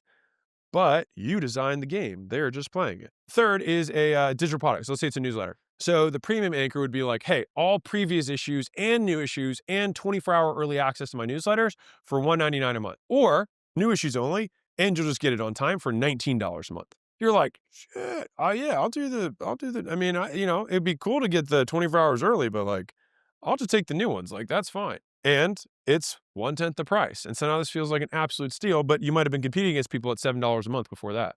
All right, here's some important points about this. This is crucial. You will fail at doing an anchor upsell if you do not treat it seriously. So if you treat the anchor like a fake, so will the customer. If the guy had put it on my shoulders and been like, it's probably out of your range, or said, well, that would be a little insulting. But if he's like, hey, if this isn't, in your range, like no big deal, then I wouldn't have been anchored because I wouldn't have considered the purchase. You have to have them fully consider the purchase, really try and think, oh God, how would I come up with this? And here's what happens is that your brain or their brain starts justifying why it might be worth that amount of money. And then when you offer something 1/10 the price, they've already done all the heavy lifting of anchoring, of comparing why it might be worth that. And then compared to this price, it's totally worth it. And that's what we change as little as we can from the thing that they thought about to the thing that they ultimately buy. The next point, make a premium offer that you actually want people to buy. If you have this premium offer that has all these bells and whistles, be ready to service it. Because let me tell you the real secret of what ends up happening when people do this. They 10x their price and they make this really whiz bang thing. And then more than 1 out of 10 people buy it. And so this is just also a great way to give yourself permission to anchor something 10 times as expensive. A proper anchor gets the gasp. Expect them, design for them. You want the gasp. The gasp means they considered it. If they do not gasp, it either means you didn't go high enough or you didn't sell hard enough. As in you didn't truthfully commit to actually selling that thing. Like you have to in earnest present it or this will not work. It'll just be a waste of your time and theirs. And this is especially for business owners. If you teach your team this process, many of them will just skirt through the anchor because they start selling from their wallet. They're going to be like, I would never pay for this. It's like, of course you wouldn't. You already know how to fix cars. This guy doesn't. And so we often can never see the value of the stuff we sell because for us, it's easy. Duh, that's why we have a business around it. You want to sell stuff that's easy for you and hard for other people. That's how you make money. Once you get the gasp, you come to the rescue. And if they don't balk, like if they don't gasp, close the whale. If they're like, this is a nice suit, then you're like, great. Do you have a card on file? Do you want to pair this with a handkerchief, you just move right on in the sale. And you're like, oh God, I got a whale on the line. I'm just going to keep going. To get more people to buy your main offer, make it a better deal. So this is the primary versus secondary features. You want it to be as little different from the main one, from the anchor, as possible, so that they justified the price already at this 10 times higher price. And when they hear this one, they're like, oh, this is a steal. Because if you make your good one too different from the core offer that you're ultimately trying to sell 80% of people, then they actually have to reconsider the offer again. They have to recalibrate price to value. You want them to basically be able to take the same price to value measurement they did here and then here an 80% discount or a 90% discount, because the things that you changed were not the things they cared about. But if you all of a sudden have all these things they do care about, then you changed primary features, not secondary features. So if you present a more expensive offer first before a less expensive offer, more people will buy the less expensive offer than they would have on its own. When you present the anchor, get the gasp, come to the rescue, present the core offer, ask for payment. For the most effective anchor, make your premium offer 5 to 10 times more expensive. Anchored customers spend a bit more than they plan to, and don't treat an anchor like a fake, or the customer will too, and you will lose trust and waste their time. Important, some customers will buy a premium offer. That is where you make way more money on this, because one, more people buy the main thing, and some people will buy the very expensive thing. The expensive premium offer adds outsized profits with fewer sales. So just because you don't sell the most of it doesn't mean you don't make the most profit from it. The main offer and premium offer should have the same primary features. The premium offer has different secondary, aka premium features. After anchoring, offering the primary features for 1/3 or 1/5 or 1/10 the price makes the main offer a great deal. It gives them basically the same thing for way less. That is the anchor upsell. All right, so we just crushed the classic upsell, the menu upsell, the anchor upsell. Now let's talk about the rollover upsell. Rollover upsell of these 4 upsells is probably my most used upsell. Not necessarily my favorite, but my most commonly used. So let's break down how this came to be. So I learned this from when I was doing the Win Your Money Back as the attraction offer. So everyone kept crediting their money towards the membership, but I would put it all up front, right? The membership was for me $150 a month. So $600 was 4 months of free service. So, they did 6 weeks and then they would essentially get another 4 months for free. And it would almost take me a half year to get my first payment from people coming in the door, which sucked, right? So the thing is for them, they didn't feel the payments, so they stopped coming. And so I needed a way to upsell people into something paid. And so I drove to a friend of mine's, actually here in Vegas now, to learn more about how he ran his gym. And the thing is, I studied everything he was doing because he was just doing way better than I was. And he said in this offhanded comment that he was getting 70% plus people stay on afterwards and pay. And I was like, how are you doing that? He's like, oh yeah. He's like, I just take their winnings and credit towards a year. And he said it just like that. And I was like, that's it. All you do is you take whatever they just paid for and you roll it. And so that's the upsell. It's whatever you paid for, I'll just credit it towards the next thing. So let's get into the description. Here's how it works. So rollover upsells credit some or all of a customer's previous purchase towards your next offer. And this, in my experience, gets way more people to take it. So once I know how much credit to give, I figure out 3 things. 1, who to upsell. 2, what to upsell. And 3, how to roll over the credit. So for the who, I use rollover upsells in 4 situations. First is to re-engage customers who left a while ago. I call this a win-back campaign. You reach out to old customers and say, hey, Sandra, you haven't been back in 6 months, but I saw that I owed you some money. And so the subject would be, I owe you money. And people tend to respond to that. And so you say, hey, I owe you $500. And she's like, what do you mean you owe me $500? It's like, well, I promised you this thing and you haven't come back in a while. So I want to take $500. Now that could be 100% of what they paid. It could be 1/3 of what they paid so far, whatever. And say, and I want to get you in here and I'll credit towards this other service thing, right? And so a lot of people will take that offer to credit whatever they've paid up to this point for more help. Great. And that's how you can re-engage old people who haven't been back in a while. The second is to rescue upset customers as a better alternative to a refund. So someone says, hey, I hate you. And you say, hey, no big deal. This $500 that you paid, I'll just credit towards the thing I should have sold you originally. So you got all the stuff that you just got for free. It's on me. Let's just give you the thing you really need. So I'd rather do a redo than a refund. And that's how we use the rollover there. The third is to rescue other people's upset customers. This is particularly savage. So what you do is you go down the 1-star reviews of all your competitors and you message those people and you say, hey, how much money did you spend at so-and-so competitor? And they're like, $1,200. Fuck that guy. And you're like, you know what? I'll give you the $1,200 of credit towards my stuff because I just want you to get this problem solved. You turn their biggest hater into your biggest ambassador. Savage. Number 4, you upsell your regular customers who walk in the door. So there's the 4 who's. The next one is the what. So remember, you can upsell more of what they just got, something better or something new and or different. So to make money, roll their credit over to something more expensive. And so the more expensive thing, again, in my opinion, should be 5 times more expensive. So if I'm going to roll a $500 thing, I want to roll it towards a $2,000, $2,500 plus type offer. For the how, you can apply all or part of the discount upfront, or you can spread it over time. And so this is dependent on you. So in the examples I gave before, I took it and I spread it over time. You could, if you had a smaller amount, do it up front. It's up to you. You can also make up a fee that you can then waive and use the credit for. There's lots of things you can do here. All right. But fundamentally, you can just figure out now the all or part of it is like, let's say somebody was with you for 3 years and they spent $5,000 with you. You might not credit $5,000 towards something else if your services, aren't that much. Maybe it's $2,000 a year, $5,000, 3 years of service. Well, you'd certainly want to get that customer back. But if you give them another 3 years, it doesn't make sense. So you could say, hey, I'm going to give you the last 3 things you bought from me. Let me credit those instead, right? And you wouldn't say instead, you just say, I'll credit those for you, right? All of those things, you can say, listen, I'm going to assume that we did something to mess up because you didn't come back. And so I'm going to assume that the last 6 months of service that we did was not up to snuff. So let me make it up to you. So examples. So chiropractor, re-engage old patients with the win-back campaign. So you say, who's the who? 6 months since their last purchase. What?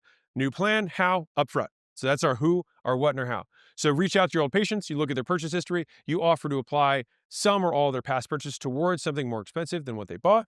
So I would say, hey, Mrs. Banks, I wanted to give your money back. Do you have a minute? Great. Yeah, I wanted to see how your back pain's going. Oh, I'm so sorry to hear that. Well, I've got some good news. As a way of saying thank you, I want to give you $500 of your money back as credit towards staying pain-free for good. Is that of any interest? Great, let's get you in. Let's say a dentist. Hey, save your own upset customer with a rollover upsell. So who? Upset customer. What? Teeth whitening. How? Front load $200 credit. So we say, hey, the person pays $200 for teeth cleaning, but doesn't think their teeth got whiter. We explain they need more, to get more and upsell into a teeth whitening package, which includes multiple sessions, an at-home kit, and multiple deep cleanings. Then you offer to credit the $200 they just paid for the cleaning towards the whitening package. This just really works with people who are like, well, this isn't what I thought it was going to be. And you're like, oh, that's on me. I thought you wanted this. Miscommunication. I'll make it up to you. Let me take everything you paid so you didn't lose anything. Everything you got was for free now. And let's put it towards the thing you ultimately wanted. Because the thing is they still want the thing they spent money on. And so if what they really wanted was higher expectations, then sell them the higher package. Rescue, cough, steal, other people's upset customers. So who? Competitors' customers. What? Service agreement. How? Rollover costs to break old agreement. So let's say you find a competitor's upset customers and credit their old purchase with them towards a new purchase with you. Then you roll over the amount they owe them as a credit towards a longer agreement with you. So let's say they're like, I would, but I've got 3 months left in this service agreement. You say, no worries. Whatever you have the 3 months, I'll credit it towards mine and I'll just make mine a 2-year agreement. So you'd say like, hey, John, saw your negative review on their product and it really upset me. To make it up to you, I'll credit whatever payments you have left with them to switch to ours. This way you don't lose a thing and you start getting the benefits now. Fair enough? Because that way you don't have to wait for that thing to expire and pay and then wait to get the benefits. You can start getting the benefits now and you don't lose anything.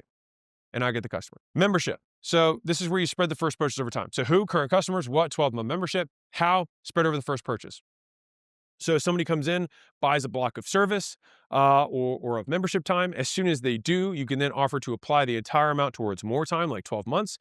I can do rollover upsells anytime. I just prefer to do them right then. So this is the important points. Use rollover offers to attract new customers. For example, you roll over some or all of the customers paid somebody else towards your thing, and you can find leads by scraping contact information from negative product reviews wherever available. You can do rollover upsells before refunding. This has saved me tons of customers in cash. If you did a bad job, hey, it happens. Roll over for a do-over, and if they want something different, you can roll over the purchase toward that thing instead.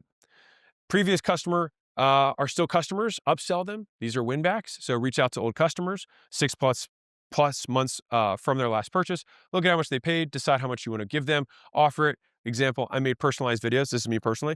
I made personalized videos for 200 past customers. This is before AI and all that stuff. It took me like 2 days. Offering them $4,000 of credit to return. Add urgency to rollover upsells. So make them one time only. So this is a key point. So this is optional. It's up to you, but this is how I prefer to do it. Make the moment you present the offer the only time to take the offer. So they don't get to sleep on it. So you want to surprise and delight them with this credit or this discount. So if they want the credit, they got to take it now. If not, no big deal. They can always pay full price later. How to price a rollover upsell. So to make money on a discounted offer, you have to have profit left over in order to discount it, right? So I try to make the upsell at least 4 times more than the rollover credit. So that gives me a 25% discount at most if it's 4 times more expensive. Remember, the rules of discounting apply. Bigger discounts make you less profit, but per sale, but they get you more sales. Now, you don't need to credit the entire amount. I just like to highlight this again because people do this and then they ruin their businesses. So I'm telling you, don't do that. Like, you can just take as much or as little as you want. The goal is to simply get as much of a discount that you get responses. So if you find out that $200 is enough to move the needle and the average person spent $2,000 a year, then you can say, hey, your last purchase with me of the $2,000 you spent last year was this thing. And that's what you choose to credit. You don't have to credit everything. If you have smaller, if the person spent a very small time with you and you have really big packages, credit the whole thing. If they spent a really long time with you and you have small tickets, credit the last one. So I roll over whatever I think would incentivize them to buy the next thing. And you can just test to find the sweet spot. If in the beginning it's $500, you can test $300, whatever. This is my famous gift card play. The way that this works, and this is a savage play, and it basically is a rollover, just like packaged differently, is that you say, hey, this works great for like holiday seasons, things like that. You say, hey, this also crushes for Black Friday. I'm giving $200 gift cards away for 90% off. Limit 2 per person, and you can only use them on someone else because it's the holiday season. So you can do this for Christmas and you can do this for Black Friday. So you can use it twice if you want. Now, the key here, you can also do for birthdays. Sorry, not birthdays. Sorry. They give it to other people as birthday gifts. Anyways, when customers buy the gift card, ask them who they want to make it out to and if they'll make an introduction. Then when that person comes in, the person they introduce comes in, you roll their gift card over into the main offer. And so some people see this and are like, you want me to give 90% off my main stuff? It's like, no, bro, I want you to sell a $2,000 thing and give $200 gift cards away for 20 bucks. So what's really happening here? You're going to get paid $20 to get a lead that's a hot referral that you're then going to take the $200 and roll it into a $2,000 product, which you may have marked up by $200. Or you add something to it that's high margin that you can justify adding the $200 for, that then you can take the deduction off of. All right. So you make the value of the gift card 20% of the price of whatever you want to sell next. So if it's a $200 gift card, you make that 1/5 of the price. So $200. If I had a $2,000 off, that'd be 1/10. But minimum should be 5x, would be a $1,000 offer. Obviously, you can make it more expensive than that. You just want it to be enough that it drives a purchase. All right. In our example, we sell a $200 gift card for 20 bucks, then apply that $200 offer with at least a $1,000 price tag. People pay you to refer their friends, plus you get cash from unused gift cards. Wins all around. That is the gift card play. Final points. Rollover upsells credit some or all of a customer's previous purchases towards your next offer. Do rollover upsells, figure out who to upsell, what to upsell, and how to credit the rollover. Who to upsell, old customers, upset customers, other people's upset customers, current customers. What to upsell, more of something, better of something new. Just make sure that you make a profit after applying your discount. How to roll over the credit. You can do full or partial purchase, give it upfront, or you can spread it out. We went through examples of all those. You can price your next offer for at least 4 times higher than the credit. So this makes it a 25% discount. Everything above that is gravy. I wouldn't do less than that. And to get more takers, add urgency. Make your rollover credit a one-time only offer. And boom, that is the rollover upsell. So we just covered all 4 upsells, the classic upsell, menu upsell, anchor upsell, rollover upsell. And if you're like, man, that was amazing. Yes, I love those. And the problem is, what happens when someone says no? Enter downsell offers. So downsell offers are the third prong of our 4-prong money model. It's what you do when someone says no. So here's the description. In the last section, we use upsell offers to get people to buy more stuff. If we did a good job, we've turned a profit too. Downsells begin after a customer says no. We find a solution to meet the customer's budget. So we downsell in 2 ways. We change how they pay or what they get. So how they pay, how much they pay versus how much they pay over time. So now versus later. And then what they get, we change the quality, the quantity, or something different. So here's what not to do. So these are the rules of not downselling. So this is a real story from a friend. So I was buying a car and the salesman tried to upsell car insurance. The cost of the insurance when he first started was $5,000. I said no, but then he lowered the price. I said no again. He kept lowering the price until the same insurance he first offered was for $5,000 was now $400. I still said no. At first I said no because it was way too much money, but by the end I said no because I didn't trust the guy. The entire experience felt dirty. Then I wondered, was he ripping me off in the car too? Now I didn't want to buy the car from him either. How to not downsell. People lower the price to close a sale. But even if you close this one sale, the customer will question every other price you offer them from that point going forward. And whoever they tell. That's the bad part. Not just them, everyone else too. So you trade trust for a buck. Not worth it. Here's the note. You can offer something different for less. You just can't offer the same thing for less. If he had offered different insurance for less rather than the same insurance for less, he probably would have been fine and kept your trust and closed the sale. So the key point was that he offered the same thing that was once $5K for $400. That's the problem. Because now it basically means that your price has no meaning and you're making it all up, which of course we do make it all up, but we never admit that. So let's begin. Rule of downselling. Remember that they said no to this offer, not all offers. See it for what it is, an opportunity to find out what they really want and then profit from it. Downsells are trades. When downselling, you work with the customer to find a combination of giving and getting until you get a match.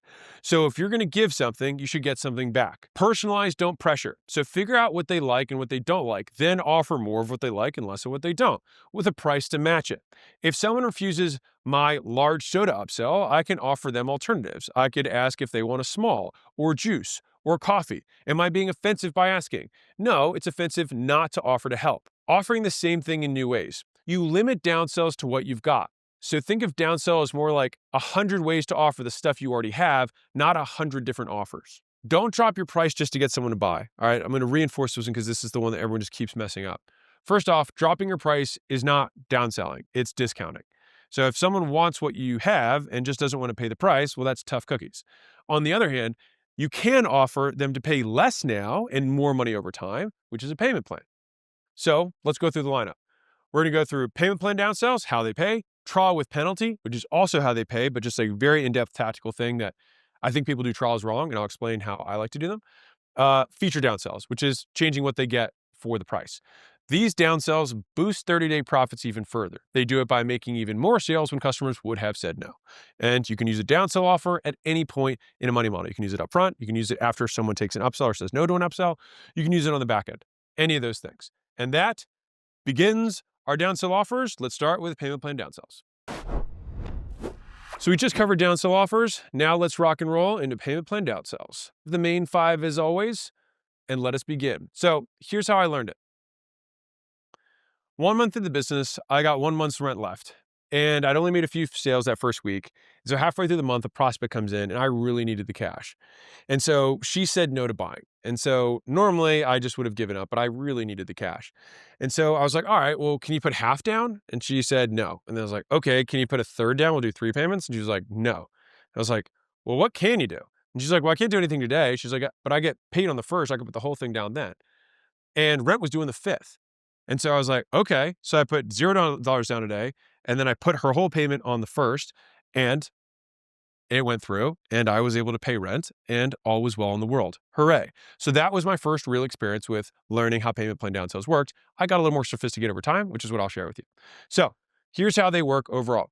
So payment plans work for any price tag. That's one of the nice benefits, but they are a gamble. They make money when customers complete payments. They lose money when people cancel before you profit, or when people who would have paid in full take payment plans instead and then cancel early. So note, this is not selling a cheaper thing. This is selling the same thing with different payment terms. And so people reject offers when they cost too much today, not necessarily when they cost too much overall. This is a massive miscommunication and misunderstanding for salespeople and business owners. People saying no doesn't necessarily mean that you're mispriced. It just means that you might have to change the terms of payment. All right. It's usually about what they have to pay you right now, not what they have to pay in general. And so people mistakenly think that they need cheaper stuff, and this is not the best course of action, in my opinion. Payment plans get the most buyers to pay the highest price by getting them to pay less now in the moment, but pay full price or higher over time. So here are the 7 steps of a payment plan downsell.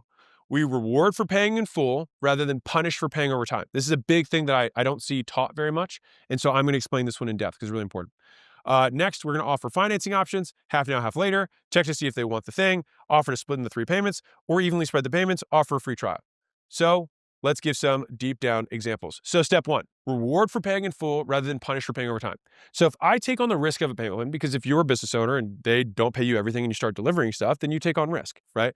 So then what I do is I increase the price. Now, normally businesses do this by charging interest, but everybody hates getting charged interest. And so instead, what I do is I anchor my first price I present is the fully baked payment plan price.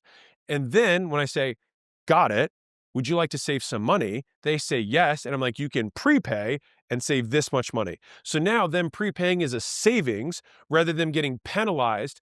So think about it like this. Let's say it's 10K and 12K. 10K is the paid in full price. 12K is the payment plan price. Instead of pitching people, because remember, anchors still work. Instead of pitching people 10 and then they say they know they can't afford it and then saying, okay, fine, pay me 12 because you can't afford it, feels tough. So instead, pitch 12. I know you're afraid of doing it. Don't be. The difference in interest is usually never enough to change a purchasing decision. So like if you had 10 and 20, then yeah, but most interest or whatever you usually, add on top might be 10, 20%. And so that's not usually enough to get into a different buying tier. So you present here, and if someone says yes, and by the way, if everyone keeps saying yes at that, and then you don't even have to mention the prepay, then it also allows you to incrementally step up and get kind of like a soft indication in the marketplace of whether or not you can sustain a higher price point. So I actually like to use payment plans as a great test for where I'm anchoring, and I can keep nudging up my price before I start seeing people freak out. So it's kind of like a testing price. So I would present 12. They say, not sure if I can do it, or maybe they can do it. And they, great, want to save some money. Now they prepay 10 and they're stoked. If they can't do 12, then it's like, fine. Oh, you don't have to do it all up front, but now I don't have to increase the price. They said they couldn't do 12. And then I say, cool, you want to spread it over time. And now it seems like I'm adding no interest to the original price. See how different that feels? Like, oh, you can't do 12? We can break into payments for you. But if, oh, you can't do 10? Then pay me 12. It's like, tough, right? And this gets around all of that. So number two, third-party financing, credit card, and layaway options. So third-party financing means another company pays me now or pays you now as a business owner, and the customer has a payment plan with them, the other party. So car dealers do this all the time. The dealer gets money from the financing company today, and the customer pays the financing company tomorrow. Most times, by the way, adding third-party financing in increases revenue by 35% on average. Note, it does take work to get third-party financing set up, but it is typically worth the effort. Credit cards. Now you're like, how is this third-party financing? I learned this from a master salesman, so I will just teach it to you as I was taught to me. This is an insane close that this works, and it does work, and it still blows my mind that it works. Just ask, would you rather that I decide your payment terms or that you decide? Everyone then says, well, I would prefer to decide. And when they do, you just say, awesome, just use your credit card. That way you can pick whatever payment plan you want that works for you. If they say, well, shoot, what's the alternative to that? Then you say, I have an in-house plan, which is me picking the dates of when you got to pay. And that's usually going to be a much shorter time frame than what a credit card would allow you to pay it on. And so as crazy as this is, it's wild to me that this reframe actually works, but it does. So especially if you sell to consumers, like that reframe works. No idea why. I only state what I know, that it works. All right. The next one is layaway. This is actually a personal favorite of mine. Layaway means paying off the product before getting it. This is actually how they used to do in the olden days. When there was no credit and banks were all sketchy, people would do layaway. They'd go to the store, they'd say, hey, I want to buy that thing. And the guy would say, great, drop off money every Monday for the next 4 Mondays, and then I'll give it to you. And it was a very simple way. Now, the thing is that the customer takes on the risk, not the business. But in my opinion, I think there's a lot of really weird little psychological things with it, because if you make payments, it's like building up anticipation for a vacation. It's like the whole time, like, man, I can't wait to get this thing. I can't wait to get this thing. On the flip side, when you get the whole thing and then you make payments, you already got the value. And now every time you pay, you like hate them a little bit more, right? I mean, ideally that's not the case, but I'm just explaining my experience as a consumer. Some businesses can't do this. They can't do a layaway.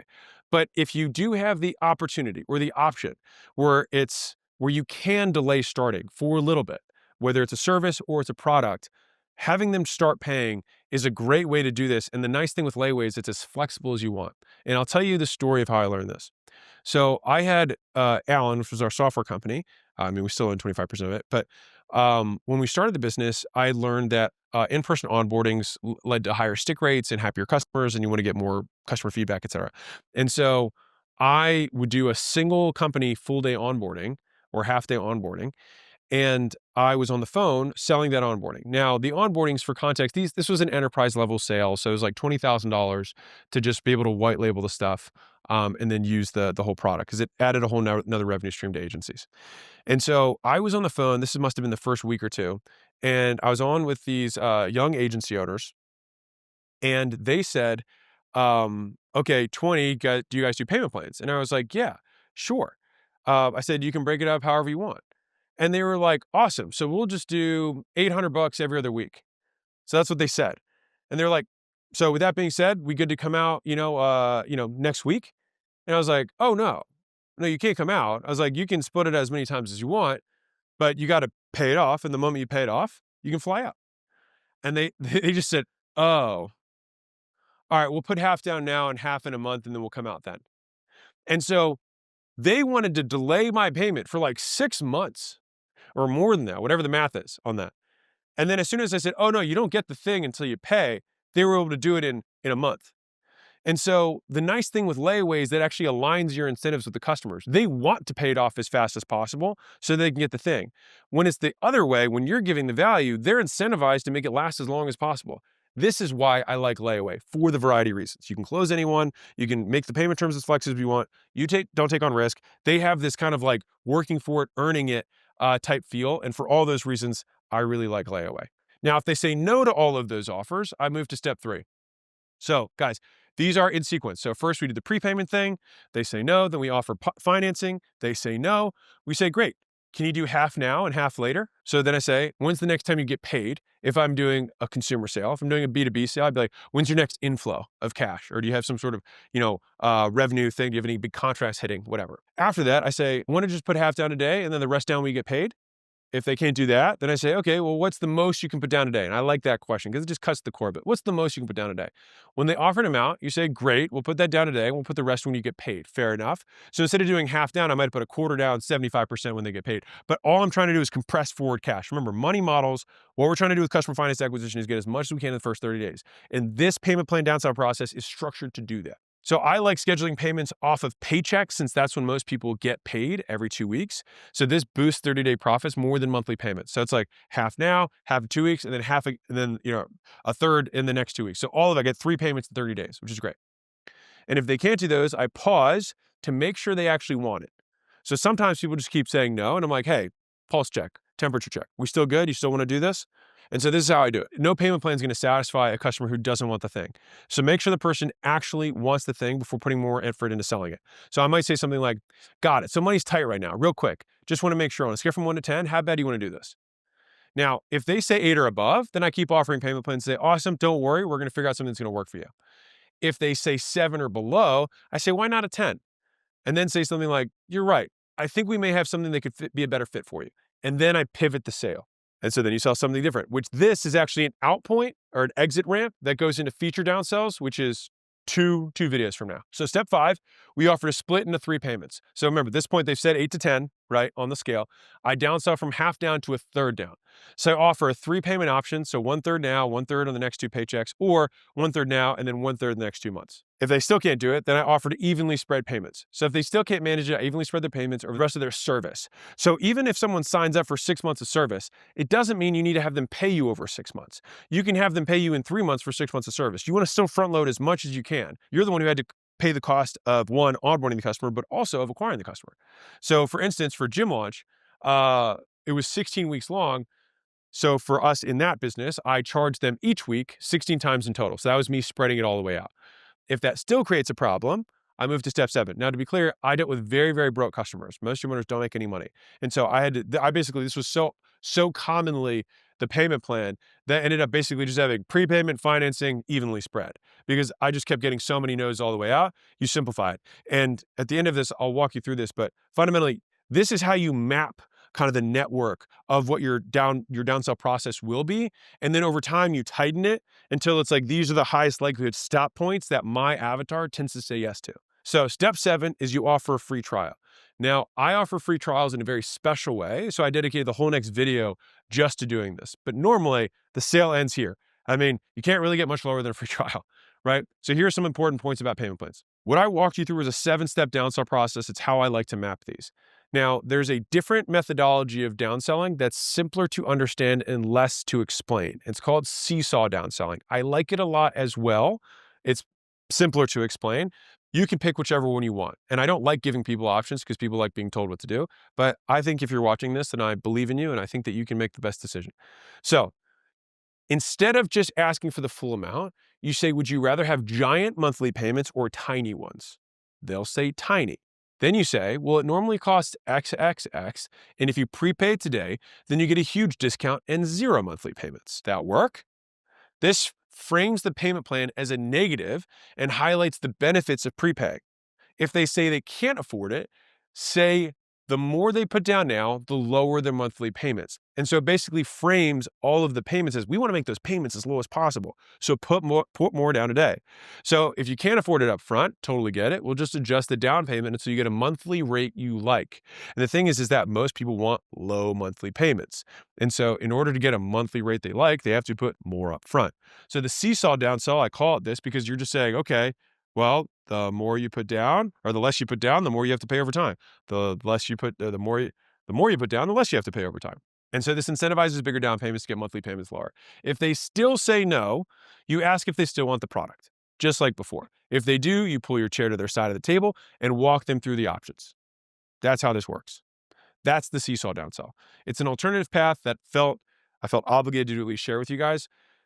The thing is I think with larger sales teams, just having very clear step downs, sometimes seesaw downselling can get really weird payment plans. And so this is for bigger companies. If you have like a finance department, they might hate seesaw downselling but if you're owner operated, then you can kind of work out whatever payment plans work. And it is a more flexible way to make payment plans happen.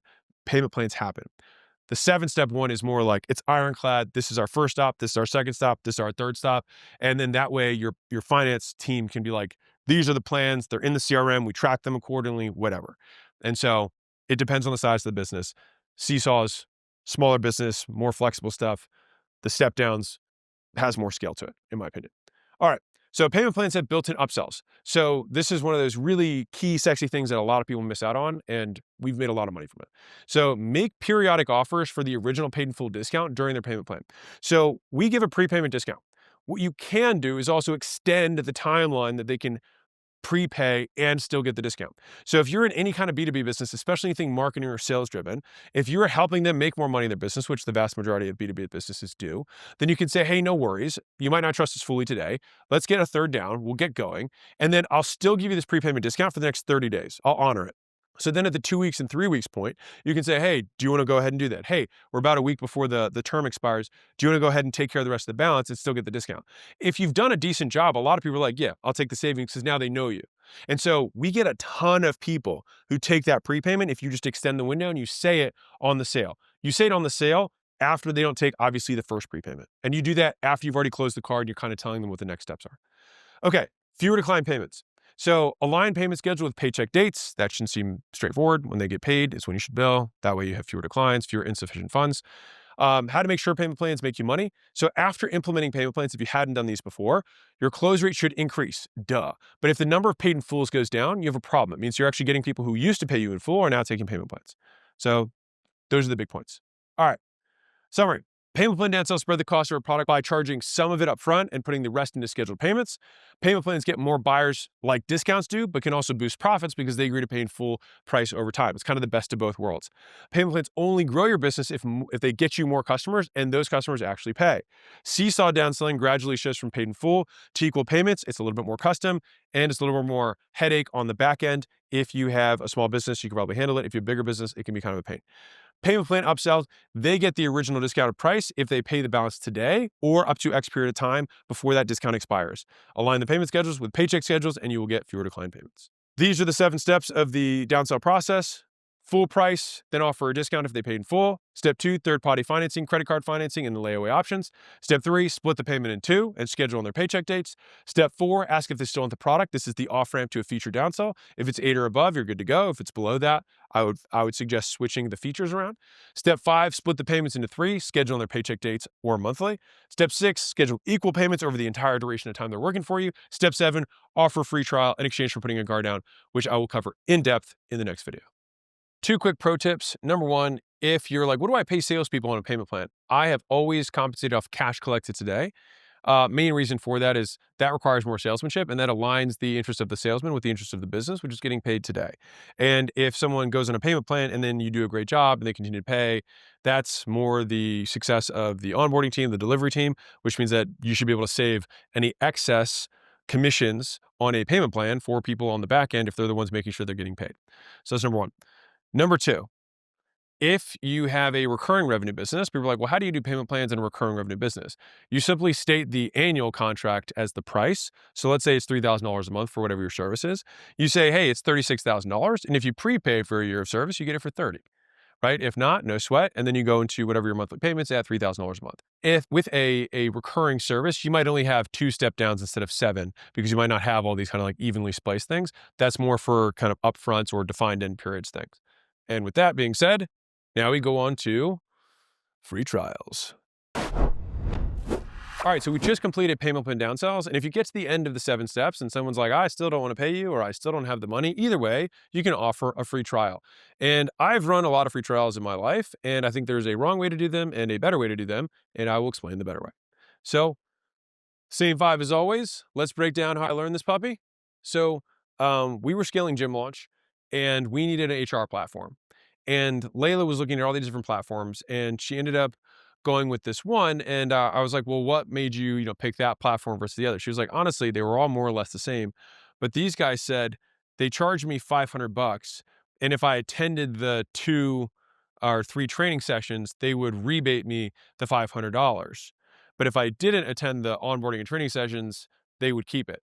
And so of course, I attended the sessions and now I know how to use their software and I don't feel like learning anyone else's. And so they actually got a customer and we stayed with that platform for years because of a really interesting way of basically doing a free trial. Now, theirs was they charged and then did a rebate, but I saw the structure and was like, ooh, this is really interesting. And so I was like, what if we did trials like this? And so that's what we started doing. And so I call it a trial with penalty. That sounds ugly. That's how I call it internally. You wouldn't say that to somebody, but it's a trial with penalty. So basically a customer can try out your product or service for free so long as they meet your terms. For comparison, the win your money back offer, the attraction offer, gives customers the chance to get their money back if they meet the terms. In a trial with penalty offer, customers only pay if they don't meet the terms. So the win your money back and the free trial with penalty are virtually the same offer. We're just changing when they pay and how they pay. So they'll mirror the actions and results that you used in win your money back. But this time we use avoiding fees rather than winning your money back as the incentive for adherence. So they avoid penalties rather than get or losing their money that they paid originally. All right, so with a trial with penalty, this isn't here's my thing, see if you like it. It's here's my thing, you get it for free so long as you do this stuff, which makes you a perfect fit for my next offer. And if you don't, then you have to pay for it. So it's kind of like a win-win for you because if they don't do it, then they pay. And if they do it, then they're going to be really likely to buy the next thing. Now, I'm going to give you some wait, so if they don't do it, then they pay and they didn't want to pay originally. I'll cover how to get around that weirdness. Let's say you normally close 3 out of 10 people on your attraction offer, and now you downsell another 4 on a trial with penalty. Then after the trial finishes, you upsell 3 of them.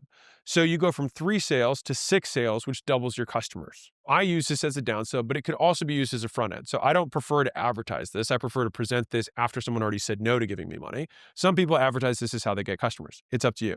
Obviously, that HR company advertised it as how they get customers. So if you really want to help people, convincing them to put some skin in the game is a great way to do it. And so one of my sales rules is that everyone buys something who's qualified. And so I love that as a concept. It's like everyone should buy. Like if they're qualified and we have the thing, every person should buy. The terms may change, but everyone should buy. So here's the difference between trials and penalties and rebates. A trial is you just get a card and then bill them later. A penalty/incentive is you get a card and bill later, and also if they don't complete their activation activities. So the fees are associated with non-consumption and not showing up to other sales consultations.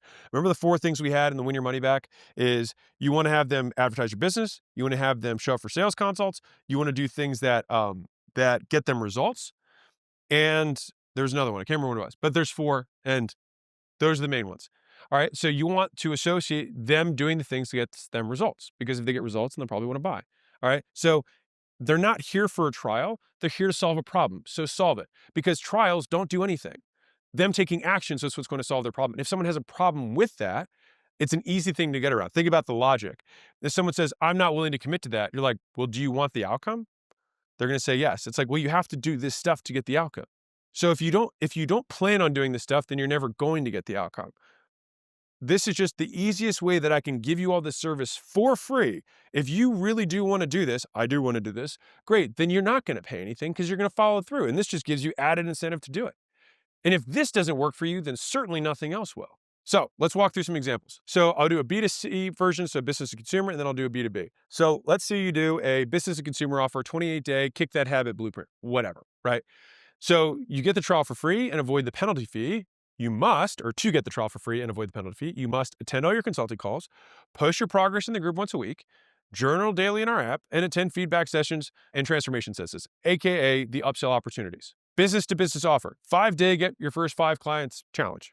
All right. To get the trial for free and avoid the penalty fee, you must send 100 outbound messages per day, report stats on the outbound messages, attend the daily training, post in the group daily once you've done the homework, attend your graduation call, which is the upsell opportunity. And so these look really similar to what the Win Your Money Back ones were because they're the same thing. Now, let's say you had a therapy business. So offer a free 28-day breakthrough therapy, free trial plus penalty. You're going to need to do the homework before each session and show up. If you don't do the homework, you're not going to get the results that you want. And if you don't show up, obviously you're not going to get better. This will give you an added incentive to get better faster. So we charge a $50 non-compliance fee for not doing the homework or not doing the session. If you don't do the homework, then we can't help you in the session. Fair enough? You just explain it, how it works. Now, in this 28-day thing, you can have all the fees add up to the exact same amount of money that you would have charged in a Win Your Money Back. So if they have, call it 10 things they have to do over X period of time, and it's a $500 thing, then you charge $50 per thing.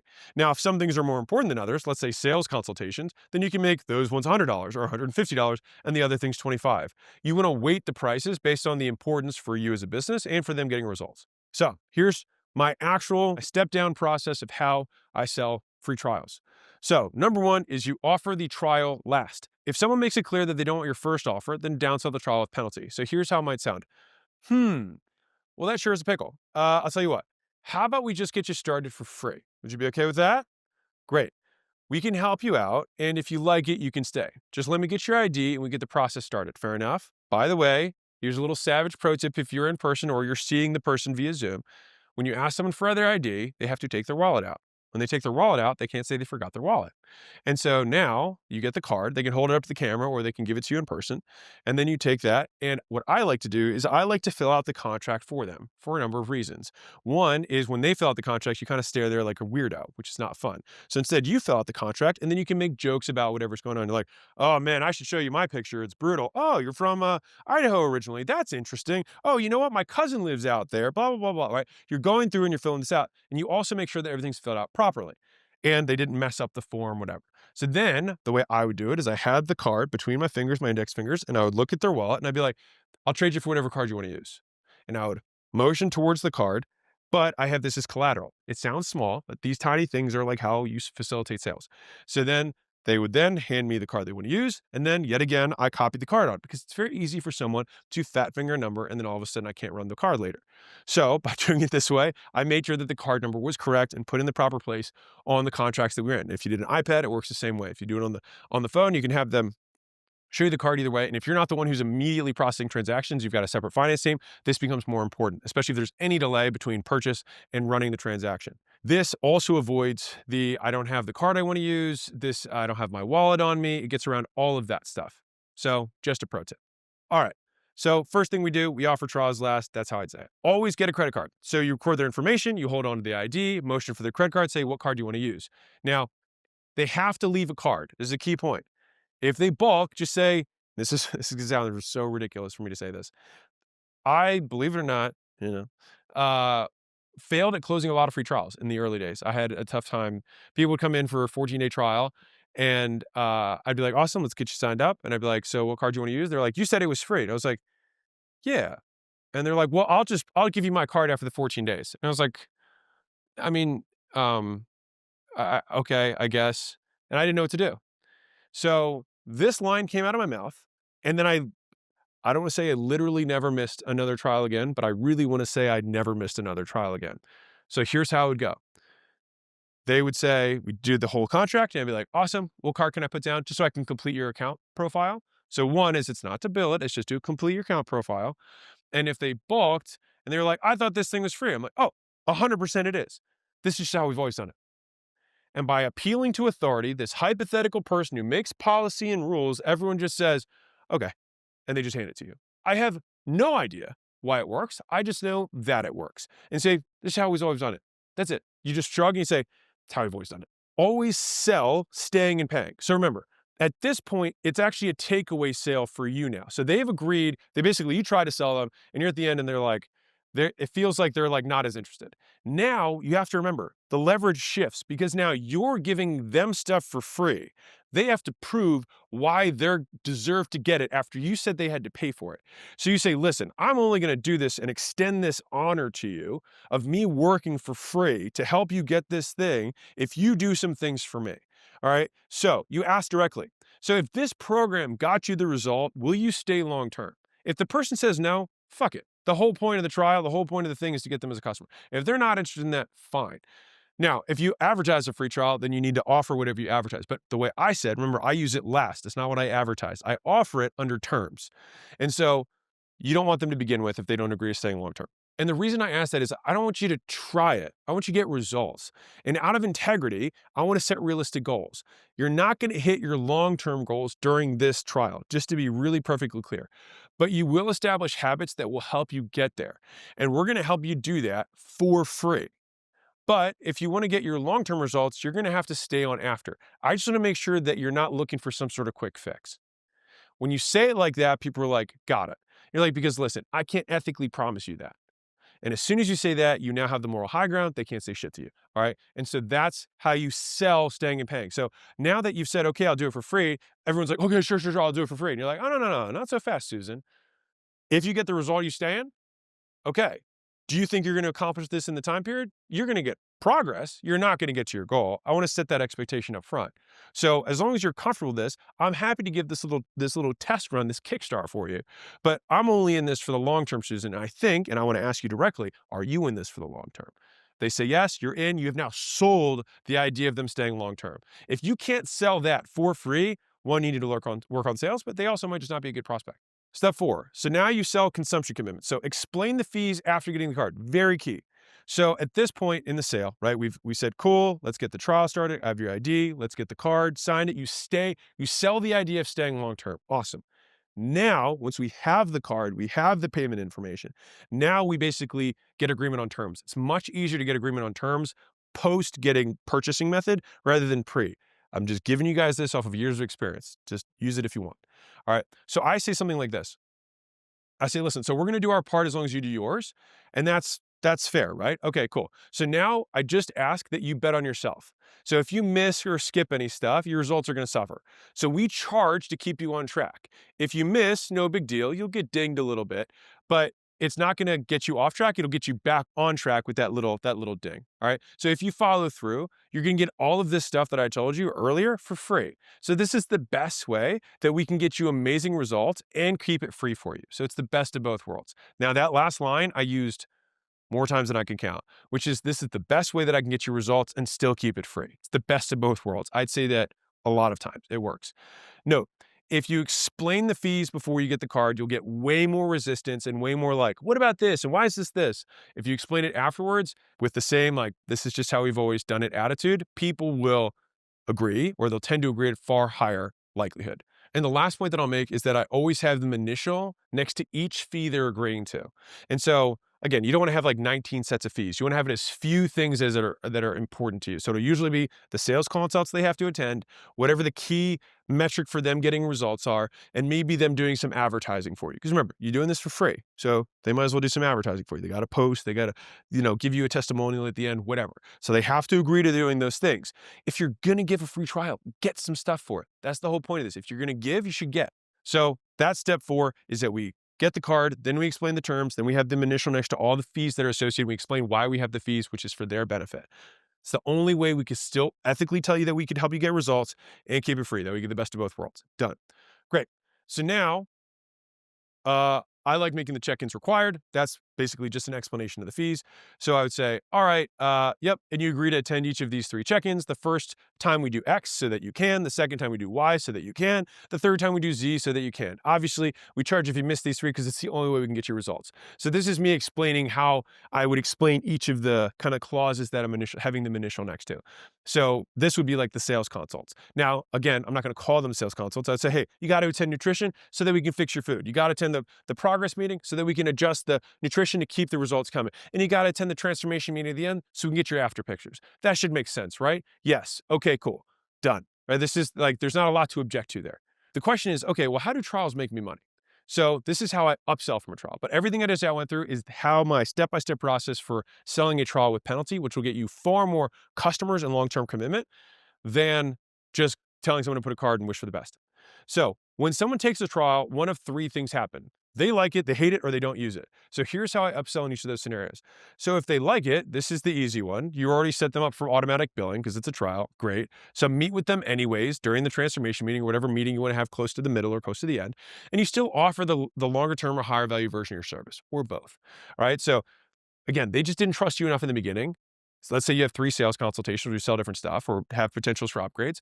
At the first and the second, you should still absolutely pitch the next thing because now they're in, they've had a taste. The whole dynamic completely have shifted. All right. And so successful customers tend to get even more value out of your better and more profitable stuff. So it's ethical for you to make the offer to them. If you can help, help. Now, let's say they hate it. Turn the frown upside down. So ask them what they would have liked to be different. Tell them they're totally right and that you're angry at yourself for missing this. Do not blame them. Only one person can be angry, and it needs to be you. Ask if they'll give you a chance to make it up to them because of how outraged you are at their terrible experience. And now, since you better understand their needs, that they're a better fit for your new higher level thing, then offer them that. Yes, this is a sale. And yes, about half of people, believe it or not, buy this. They come in for this free trial. They wanted more everything, whatever. And you say, that's on me. I suck. I'm so pissed for you. That should never have happened. I should have offered you this, and that's because I didn't listen, and I should have listened better. So let me make it up to you. Sell this thing. Now, let's say they didn't use it. You reach out to people multiple times before you get to this point, ideally. But when you do that, you explain that you need to meet with them. You offer to waive the fees, because remember they signed that they were going to do stuff. I don't want the $50 fees. Don't care at all. I do that just to hold them accountable, and I tell them that. I offer to waive the fee if they get back on track, right? So now you can get them back on track, or again, offer something better. So I say, me personally, I don't like billing non-starters because it's like a great way to get 1-star reviews. I prefer not to have great ways to get 1-star reviews. And a small fee isn't worth that, but it's your choice. It's up to you. So I personally just use the fees as leverage to get them back in because that's where I'm going to get the long-term lifetime value. A couple other tidbits. So to tweak your trial to get the most customers. If no one takes your trial, lower the requirements or the priorities. If people take your trial but don't follow through, emphasize explaining how the fees help them and make sure that you include meetings as mandatory. Like you have to highlight it. That's why I have the little separate lines for them to initial and I walk through it with them. Don't let them read it. Explain each one, get them to nod, then initial. All right. If people don't stay on the back end, better emphasize the value of staying and paying. That's the early part where I said, hey, if we get you the results, would you stay? We added that back in to our scripting when I saw my guys weren't doing it and we weren't getting as many ascensions. We added it back in and then way more trials started ascending. Let people make up for goofs. So people often get discouraged after getting billed, but you can offer the opportunity to make it up. So this does a great job of getting people back on track and converting. But if they miss that, you're justified in billing them. So I don't see like if they miss something, you reach out again. You say, hey, I'll make it, I'll waive it. Just come back in. If they miss the next one, it's up to you. I usually don't, but I think that is you're completely justified in billing at that point. In terms of naming, just call it a trial. Just say we do it in a special way. And the way we do it gets people results rather than not results. That's pretty much it. So even though the trial with penalty has some special features, you should just call it a trial. Otherwise, people may get scared or confused and no one wants to be penalized. All right. And if they ask you why you do free trials this way, just reply with, it's how we've always done it. Pay less now or pay more later versus trial with penalty. So I use pay less now or pay more later as a downsell for physical products or one-time services. I use trial with penalty as a downsell for recurring products or services. Also, I've only made this work in businesses where the customer has to do work to get results. So if you find other types of businesses that this works for, these trials where they don't have to do anything, let me know. For the most part, though, it's usually when somebody has to do something. Oftentimes, like software, you usually have to do a lot of stuff in the software. Services, it's common for customers to have to do a bunch of stuff. That's more normal. Discounts, get card on file. So some people get weird when you offer free stuff and then ask for a card. And if you have a super low price, it justifies the card. So a small price means the card will probably work when automatic payments start. So instead of a free month, you might offer a first month for $1, or then X dollars per month when it recurs. And so if you want, you can offer for $1, $1 down, $10 down, whatever. If you have a hard time with it. Anybody who has any acumen in sales should never have an issue closing a free trial with a card, personally. Rebates are a little tougher, but they work the same way. You just get them to pay up front. So I consider rebates similar to win your money back, but usually for smaller in scope. So just get them to do the thing you need them to do, and then they get the rebate. So that was kind of like the story that I gave with Layla. So she paid, $500. She had to attend 2 webinars or 3 webinars. Very clear, very small, very straightforward. That's where rebates are kind of nice. Rather than, billing. Because the thing is, the rebate, the card works because they paid for it and then they get it rebated, which is basically a rollover onto their service afterwards. So those are the important points. Quick summary. In a trial with penalty offer, customers can try our product or service for free so long as they meet your terms. Trial with penalty downsell offers get yeses from people who would have said no. To do them, you get the card, get the commitment, explain why they have to do it to get the results, the meetings they have to attend, and what happens if they don't do it. And use the same refund criteria from your win your money back, the attraction offer number 1, to create your trial with penalty criteria. This way, at the end of the trial, they've done the stuff that makes a great long-term customer, and they advertise your business for you. Breakup fees you can charge by criteria, or you can charge a lump fee. I like breaking them up. So you can either say it's $50 for each of these occurrences, or you can just say if you mess up any of these, you pay the full boat. I prefer the small dings, because then people are like, oh, I missed one. Now I shouldn't even try, right? I don't like that. You make money by getting people results and turning them into customers, not nickel and diming them with fees. My personal opinion. So use mid-trial check-ins to make more offers. If they love it, give them more of what they love. If they have problems, swap it for what makes sense for them. If they aren't using it, offer the ability to make it up to avoid the fees. This style of trial converts as much or a much higher percentage on the back end, which is why I do them. It retains goodwill because you actually look like you're trying to help, which you are, and you get agreement before explaining the fees, just as a quick reminder because it's super important. And you can always do normal trial as a down sell and remove that, but at that point, I don't even think that person really is. They're just trying to leave. And remember, everyone buys something. That's free trials.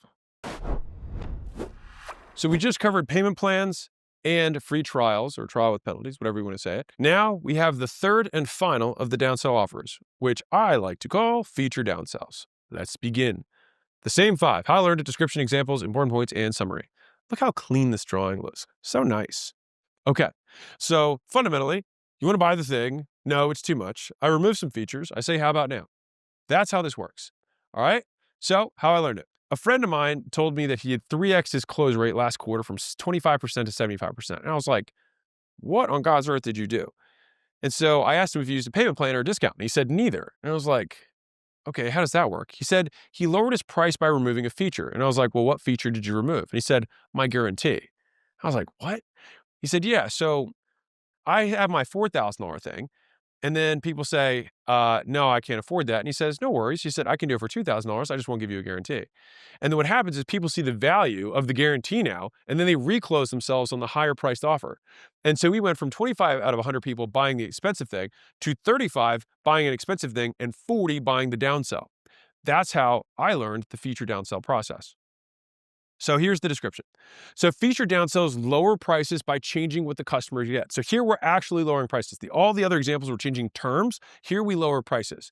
And I do them by offering less quantity, less quality, lower price alternatives, or cutting optional components. So all features have a price and a value. This is where it gets really, really slick. If you remove something, the price goes down. Sure. But the value goes down too.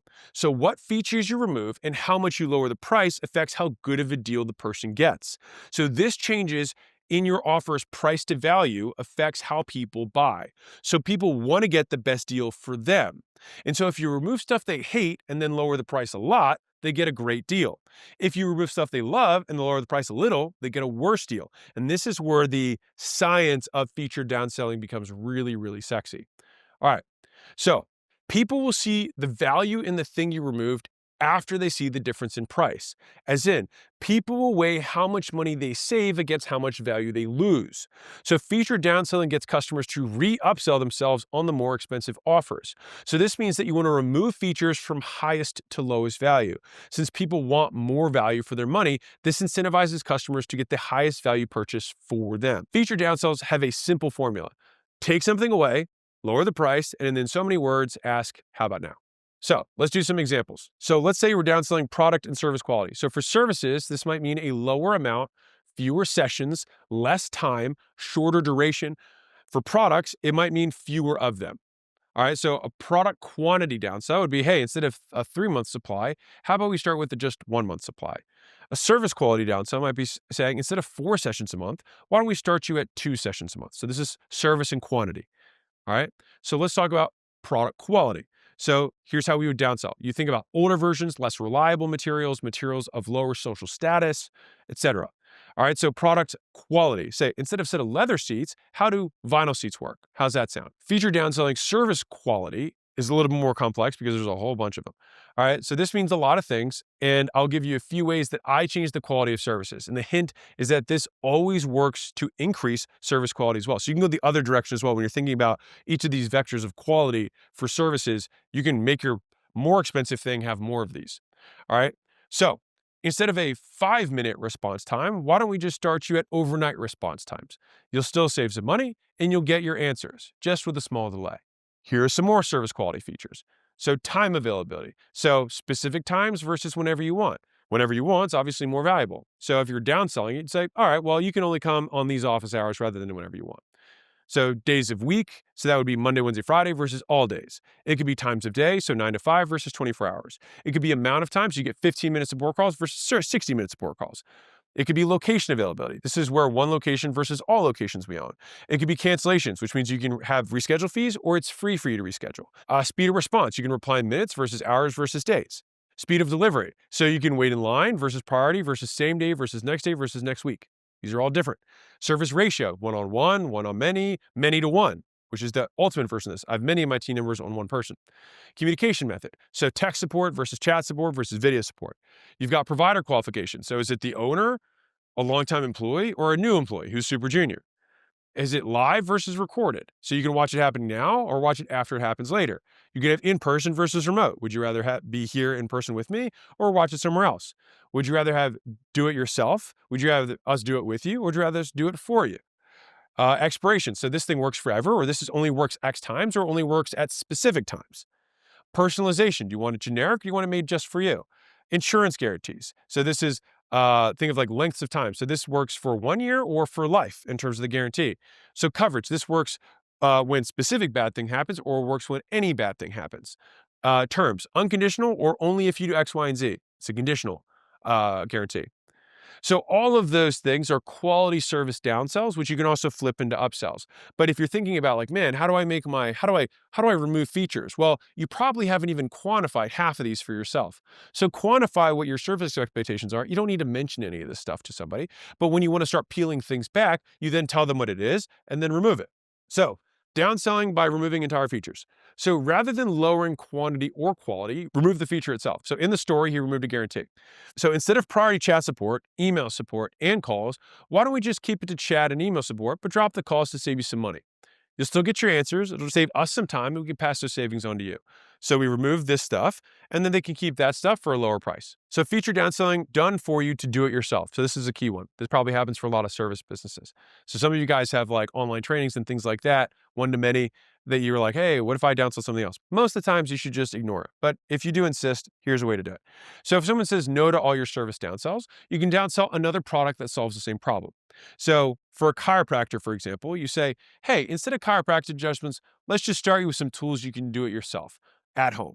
Then you'd sell home massage tools, foam rollers, mats, etc. So this is just like the no sale sale that I had in the supplement thing, where someone doesn't come in, they don't want to buy the service, just say, fine, we'll do a nutrition consult. And then we sell them the do-it-yourself version, which was the at-home thumb drive with nutritional support. But if you're going to do this other thing, what happens? You open up a whole nother can of problems that we get to solve through them buying more stuff. If you're a painter, well, if you can't afford me painting your house, why don't I just give you the paint and let you lease one of our spray machines for daily use? easy downsell. Alex Ramosi, instead of me and my team buying your company and actively growing your business, why don't you just attend a workshop? Cough, go to acquisition.com, right? That's the idea. So done for you is me and my whole team doing everything we possibly can for good, forever. Well, if I peel that back to, okay, well, just come to a workshop and you get a couple days and we're going to look at all the things that we would do. We'll tell you exactly what we do, but it would be in an hour rather than for life. It's 2 days. The hour is if you're with one of our experts. Okay, so let's do important points. So remember, never negotiate price. Maintain the position of a helpful guide.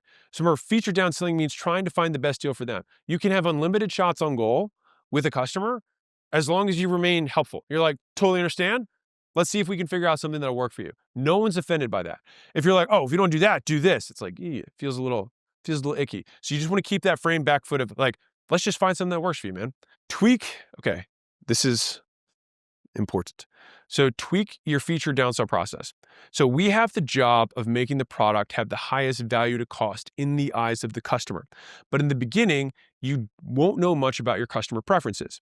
So as you solve the same problems for the same type of customer, you want to learn what they find most valuable. And then you'll start standardizing it, because if everyone has the same order of importance or preference, then when you remove things, you can remove things in a specific order. Like my friend removed the guarantee and he knew that that got the highest amount of uptakes.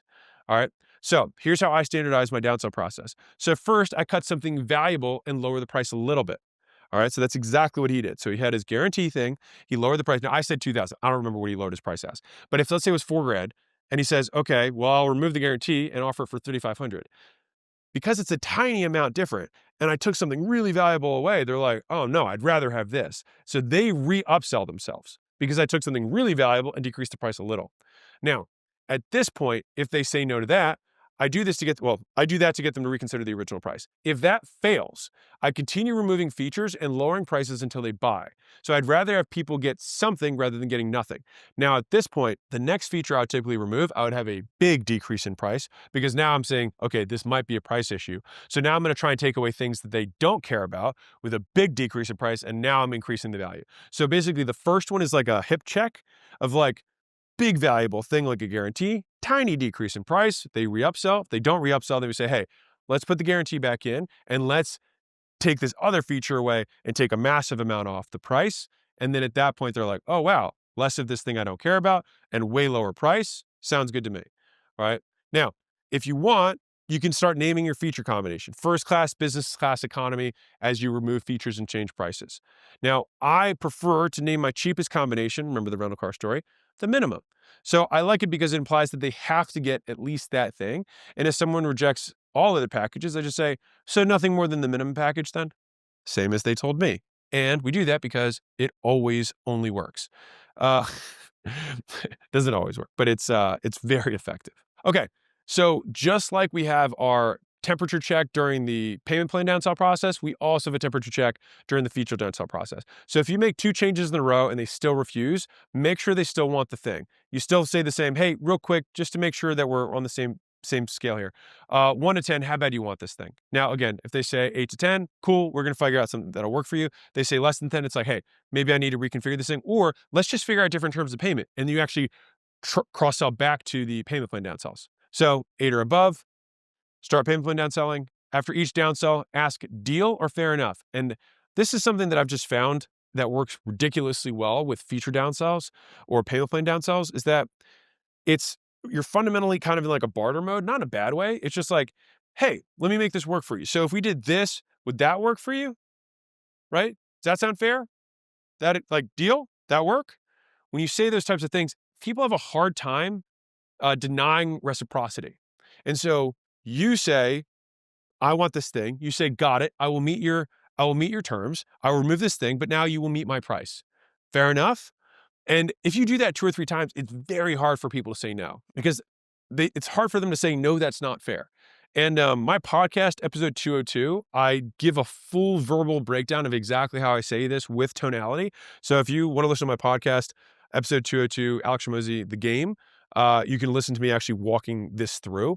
And so if you've got sales guys who do downsells, like, highly recommend. Now, free orientations boost do-it-yourself feature downsells. So let me explain what I mean.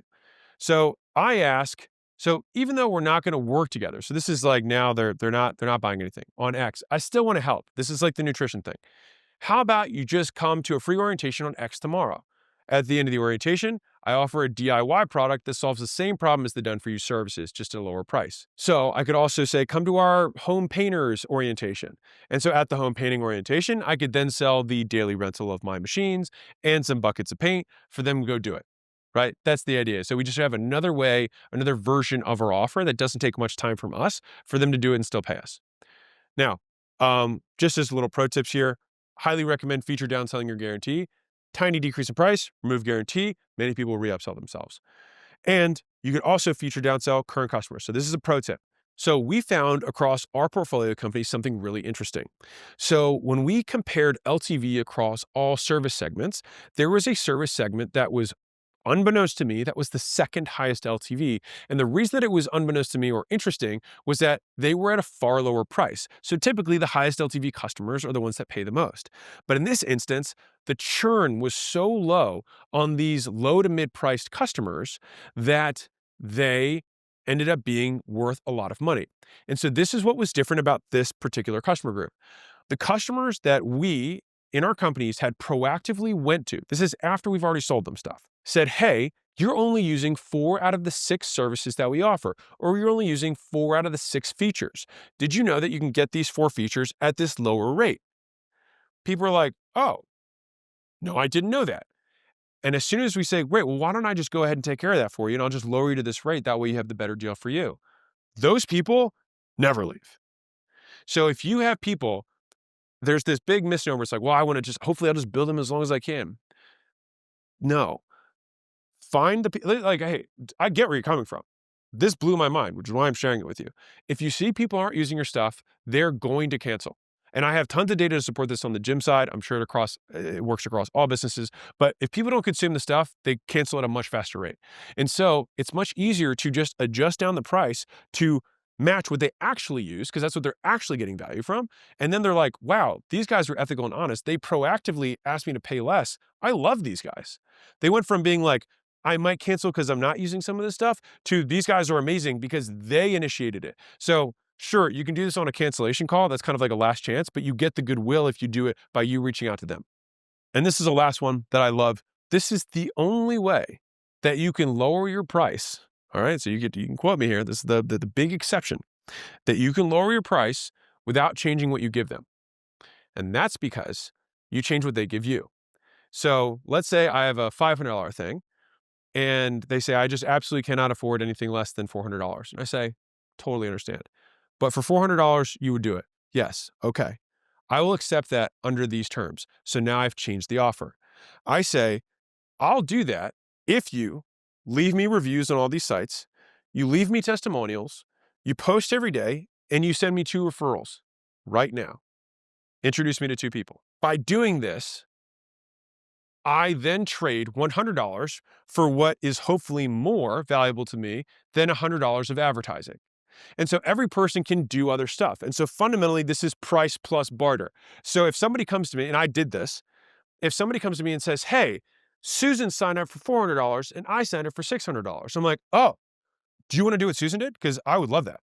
Because Susan cleans my gym for me every day. And she also introduced me to 3 of her friends and she posts on Facebook every day. Do you want to do that? We can get you set up right now. And they're like, oh, I'll keep the 600. I'm like, got it. No worries. So you absolutely have your ass covered because these are the terms under which Susan did pay less. And so if someone absolutely no way can pay less, barter. Because there's always some things that they can do for you. And most of the time, that's going to be the form of advertising. They can leave you reviews, they can leave you testimonials, and they can send you friends. So, summary. So feature downsells lower prices by removing stuff. You take something away, lower the price, can ask, how about now? Typical feature downsells offer less quantity, less quality, cheaper alternatives, or remove features altogether. People tend to see the value in what you removed after they see the price difference. You may get more people to take the more expensive stuff by doing it this way. If you remove stuff they hate and lower the price a lot, more people will take the downsell. If you remove stuff they love and lower the price a little, more people will take the original offer. So the first downsell gets them to reconsider my first offer. The rest of my downsells get them to consider the best deal for them. If a prospect rejects multiple downsells, see if they still want your thing before continuing. This is the 8 to 10 thing. If a prospect likes a combination of features but still doesn't like the price, start payment plan downselling, which is very effective at this point because now you've really got this thing right for them. It's like, okay, this is a suite of features. This is the price. They're like, no, this is everything I want. I just can't afford it. And you're like, can you afford it in general or not afford it today? They're like, today. Cool. Then let's break this out. How can you do half now? How can you get paid? And then you go down that path. Now, you can feature downsell existing customers before they cancel, which actually extends the LTV, and you can discount customers in exchange for them advertising your business. Those are feature downsells. And finishes or concludes our downsell offer section. And in the next and final of the four prongs, we talk about continuity offers. So we just finished the downsell offer section, and now we move on to the magic of continuity offers. I've been a continuity guy my whole life, and so this is a section that I hold near and dear to my heart and has made me a tremendous amount of money. It also stabilizes the cash flow of the business. And so in our 4 money models, we have attraction, upsells, downsells, and now, kaboom, continuity. So continuity offers provide ongoing value that customers make ongoing payments for until they cancel. They boost the profit from every customer and give you one last thing to sell. Continuity offers are awesome because you sell once and get paid again and again and again. So here's my quick explanation. Let's say you offer something for $1,000 to 100 people and 10 people buy, you make $10,000. 10 times $1,000. Okay.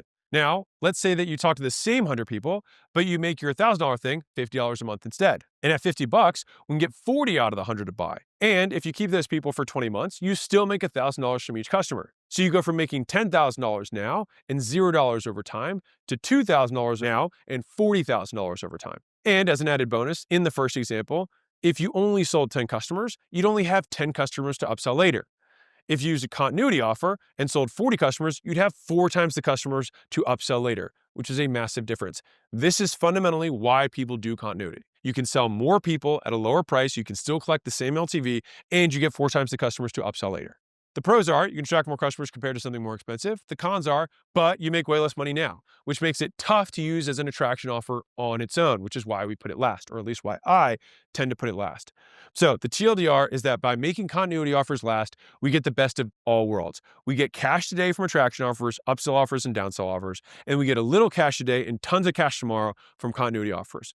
Note, to be clear, you can make continuity offers whenever and however you want. There are no rules. All right, they can attract new customers, upsell and downsell current customers, or re-engage old customers. Same as all the others. So the objective here for continuity offers within the money models that I explained is to maximize lifetime value per customer. These have lower absolute gross profit, but higher gross margins oftentimes. There are 3 topics we will cover: downsell the upsell, calculating back of napkin LTV, and the big head long tail. So let's rock through it. So downsell the upsell. So this is my 2 cents. I found it works best to downsell your upsell. So get more cash up front, sell shorter duration, and then add value and then sell it for less. All right, so when I explained this, I had my $16,000 16-week thing, $1,000 a week, and then I'd say, hey, let me give you 5 times the value, and then it's less. And people are like, whoa, but I extended the term. So that's how I downsold my upsell. A lot of times people want to increase the price of the upsell. There's nothing wrong with that. This is just an alternative method that I found worked really well. My challenges in the beginning was $600 for 6 weeks. And then back end, we'd sell $200 per month. So it's less. So one is $100 a week, one's $50 a week. It's half the price. And as a member, you get all these benefits, right? And so I like the downsell, the upsell process, because if they said yes to this thing, they're like, oh, this is an even better deal. And then we convert even more of them. All right, so here's how it sounds. So have you enjoyed everything so far? They say yes. Mind if I tell you about a way to save a little bit and get a lot more? They say yes. You say, so given you've enjoyed X, Y, and Z, we want you here for the long term. So here's what we're going to do. If you're in this with us for the long term, we want to reward you with even more stuff and do it for less. You in? Great. That's the sale. It's very straightforward. So people think about monthly cash flow more than they think about duration. So we had 3-year contracts. So the total contract value was way higher than the 16 weeks, but the monthly payment was significantly lower. And so this is the power of commitments and contracts. It can significantly increase LTV if you deliver value. So that's downsell the upsell. Now let's talk about calculating back of napkin LTV. So the simplest way to do this is look at your price, divide it by your monthly churn, and that gives you your lifetime revenue. Remember, we still have margin on this. We still have some cost of delivery. Now, the gross margin times lifetime revenue equals your lifetime gross profit. So for example, let's say our price minus our cost of goods times 100% equals our gross margins. So let's say we have a $100 price, $20 cost of goods times 100 equals 80% gross margins. Okay, So now we take our 80% gross margins, we multiply it by our lifetime revenue, and we get $800 of lifetime gross profit. That's how much we make per customer over lifetime. That is what you can calculate for yourself, given whatever it is you have. So you divide your price by your churn, that gives you the revenue. Then you basically just figure out what your gross margin is, multiply that by that, and there you go. So getting people into continuity automatically extends LTV. Even with a company that does one-time transactions, most recurring stuff that has basically no added value, I'm just being super real with you, the recurring is usually 3 months, which still 3x your LTV. So if you sell physical products, which maybe you have one-time use, if you just get someone into subscription, it usually triples the value of the customer. So if half the people do that thing, then you've got half the people doing 3x and half them doing 1x, which means you double the revenue of your business. Not bad, just by making it available. So the valuable money lesson is people think more about price than they do about term. They think more about what they have to pay today, not what they're going to have to pay tomorrow. To extend LTGP, just to give you an example here, if you have that $100 per month thing and you have 10% churn, your lifetime revenue would be $1,000. If you go from $100 divided by 3% churn, so you go from 10% to 3%, you have a $3,000 lifetime revenue. Massive. So some people are like, oh, it's only decreasing churn by 7%. Nah, you decreased it by 70% or 300% in terms of what it is. All right. And so churn is how many customers leave monthly from the ones who started the month by percentage. So if you want big LTGP, conquer churn. Make this number, the people who cancel every month, go down. And the amount that you make from that is unbelievable. So that's back of napkin LTV. So now let's talk about big head, long tail. So John taught me this. He said you can shear a sheep. That should say sheep. You can shear a sheep. You can shear a sheep for a lifetime, but you can only skin it once. And so he explained this one thing to me that I have always remembered. He said, I had this membership at my tanning salon that was $100 down, then $10 a month. He said, or you could just pay $19.99 a month. He said people would call him up before their cards would expire to make sure they got to save that $10 a month thing. And so because they felt like they had bought that lower rate, they didn't want to lose it.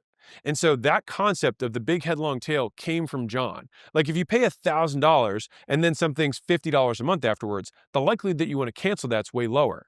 And so if you say, hey, you can pay $1,000 now and then you can earn this lower rate, or you can pay $200 a month, a lot of people are like, shit, I'll just pay $1,000 and then keep the 50. But the thing is that 50, the churn on that 50 is so low that you even make more over time than the $200 a month.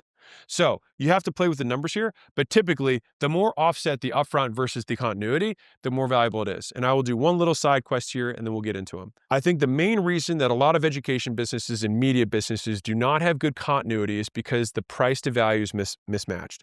If I teach you arithmetic the day before you learn arithmetic, it's unbelievably valuable. You learn, you will be able to do mathematics in the world. How valuable is that? The day after you learn arithmetic, you getting a course on arithmetic is worth nothing. And so the problem is that a lot of media and education businesses will take that continuity concept that I talked about earlier, like, well, I could sell way more people. But the problem is that the value diminishes precipitously with information because once you've learned something, you've learned it. You've extracted the value. And so the way that I like to think about this is that either you sell bulk payments up front, so you sell annual memberships, which I'm obviously a big fan of, or you can sell one-time prices for things that deliver one-time value, and then you'd have much lower continuity for things that deliver ongoing value. And so you basically break apart the things that are one-time value versus consumable value. And I'll give you an example. So in GymWatch, we had like a sales system. Once you install the sales system, you have the sales system. Okay, got it. So that would be one-time value. Something that would be recurring value or consumable value, but would be calls with one of our business consultants who's going to make sure that you're tweaking the things in your business and look at the metrics every single month. Having access to the new plays or new releases that were released every single month. That's something that's consumed every single month because it's new. If we had new ads that we were going to test and run to make sure they were winners, then every month you're like, well, I want the new ads. So those are things that are consumable. So it makes sense to price the payment plan or the continuity based on the value of those consumables, not the blended value of the one-time thing and the consumable, because that blended value would be much higher and would have a much higher likelihood of churn. And so this is how I would prefer to fix most education businesses. There's nothing wrong.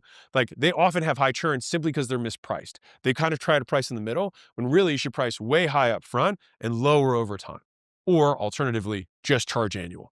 And then that way you're just basically looking back into the future and saying, hey, if a year from now you can do all these things, would that be valuable? Yes. And then you have a whole year to figure out what the next big thing you're going to have. It basically buys you more time to figure out what the next offer you're going to make them that the first offer you did solved. So if I taught you how to sell, well, then maybe you want to learn how to market. If I taught you how to sell, maybe you want to learn how to onboard. There's going to still be the same offer solution cycle that exists, and you can still include that within the continuity that you have. So real world offer. So let's say you $5,000 down, $200 a month. This also, the big head long tail, helps with client finance acquisition because you have this big upfront payment. You can offset the cost to acquire customers, offset your sales commissions, and then you get the continuity. And the nice thing here is the cancellation rate is very, very low because of sunk cost fallacy. People don't want to lose money they put down. So it's very unlikely someone's $5,000 down and then cancels month two. Enterprise value is based on a discount applied to future cash flows, which really comes down to how much money and how likely is it to occur. And so for you to have a very big business, you want lots of money that's going to have in the future that's very likely. That gives you a big multiple on the value of your business. If you have very little money and it's very unlikely to occur, then it's a small multiple or none at all. So this features into how likely will we retain customers, retain revenue, and have that increase over time. This is where continuity becomes more valuable. This is not in the book, so this is me giving you bonus stuff. There's a difference between recurring and reoccurring revenue. So Netflix is recurring. Think memberships. Coca-Cola is reoccurring. I am a Coca-Cola product buyer. I buy lots of their drinks, and I do that on a regular basis, but I don't have a fixed membership, but I reoccur. Both are great. The key with this one is that you just need to demonstrate that, hey, for example, there's a sauce company that I like, and I've bought their sauce for like 4 straight years, and I use it every single month. I go through 3 or 4 bottles a month, and I've been using for years. And sure as hell, you can bet that they can calculate that the average person who buys a bottle over time buys another 20 bottles. That makes it a very valuable business. Company 1, let's say that's got a top line of $10 million, EBITDA of 3. Company 2 is 10 million and 3 million in EBITDA. Okay, this one's all transactional. You might get a 4x multiple. This is all recurring, and based on how much you retain it, it might be worth 8 to 15 times. So it's 24 to 45 million. So between 12 and 24 to 45, that's a hell of a lot more money. So this is problems worth solving. And so if they stay, buyers will pay. And when I say buyers, I mean investors. So my personal note is that you sleep great, this is me telling you personally, when you know on the first of the month that all your bills are paid and your profit is already locked in and everything else you have is gravy. And so recurring/continuity equals stability, which is why it's the 4th pillar of this. It's also the thing that will usually make your company the most valuable. So have I sold you? Hopefully on adding some recurring element to your business. Great. So let's get to the 3 best combinations that I've seen and used. Continuity bonus offers, continuity discount offers, and then the waive fee offer. All right. So let's rock and roll. And now we do bonus offer. So we just covered the intro to continuity offers and why continuity offers will make your business more valuable. They will stabilize cash flow. They can sell more customers that you can potentially upsell in the future, and they give you one last thing to sell. Now we start into continuity bonus offer, which is one of my favorite continuity offer structures. So here's how I learned it. I saw this ad that said, I'm giving away all my courses for free. And I was like, that's insane. What's the catch? And so I had bought some of this guy's courses. So I knew that the courses, the price points that he was selling them for were the legit prices. And so for me to buy all of them at once, it would have been $24,000. He said, or you can just get a free trial of my $399 a month newsletter. So I get the first 30 days free and I get all of this stuff just for trying it. And I was like, wow, what a deal. Then on the thank you page, it said, or you can pay today for $299 a month, and you get just all the back newsletters that I've done up to this point if you do this, and you get to lock in this $299 a month for life. This is also a lifetime discount. This is a combination. So one of my team asked me, they're like, man, I'm thinking about all the different businesses that I've seen, and some of it's like combination of this and this. It's like, yeah, that's 100% the point. These are as narrowed down as I could focus them so that I could kind of teach or break down each of the concepts, but these absolutely mix and match. You absolutely can do a win your midnight back into a rollover offer, into a continuity bonus that also has some lifetime discount components to it. Like there's unlimited variations, and that's the joy of this. So this is what I love when I'm building a money model for businesses, taking the Lego pieces and putting them together and being like, wow, look, if we did this and we get this percentage here, look how much we can extend LTV. That's where the real magic happens. But you can't build a building unless you learn how to lay a brick. So that's what we're doing. Okay, so note, he didn't offer the $24,000 offer. He simply valued it.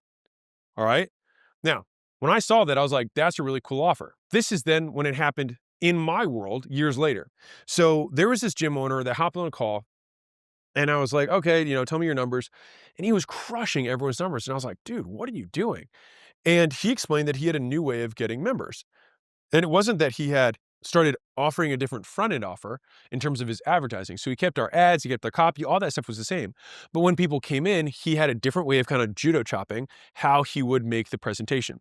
And so what he did was he increased the price of his challenge. And so then he offered that thing after selling it to them as a free gift for just becoming a member. So remember, I came from the gym world.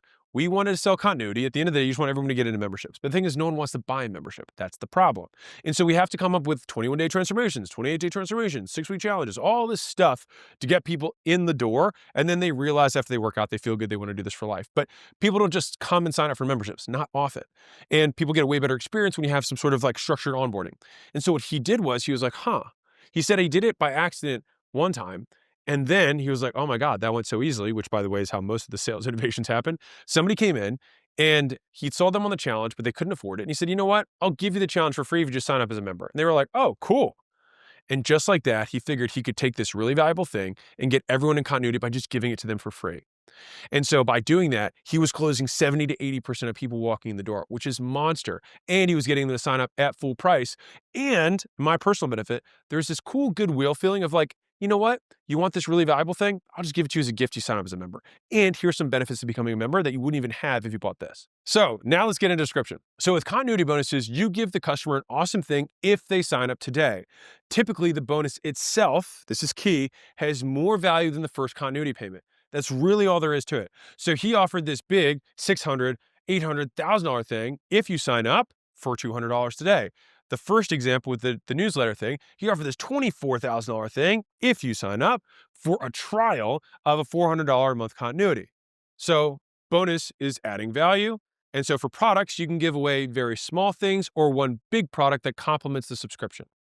For services, you can give away a defined program, onboarding, setup, or features that add value to the core service. All of those things would be things that you can give away as bonuses for continuity. Discounts are lowering costs. So remember that anything you offer for free can also be offered as a discount. Free stuff and discounts both affect how we make decisions. So we want to do both to get the benefits of both.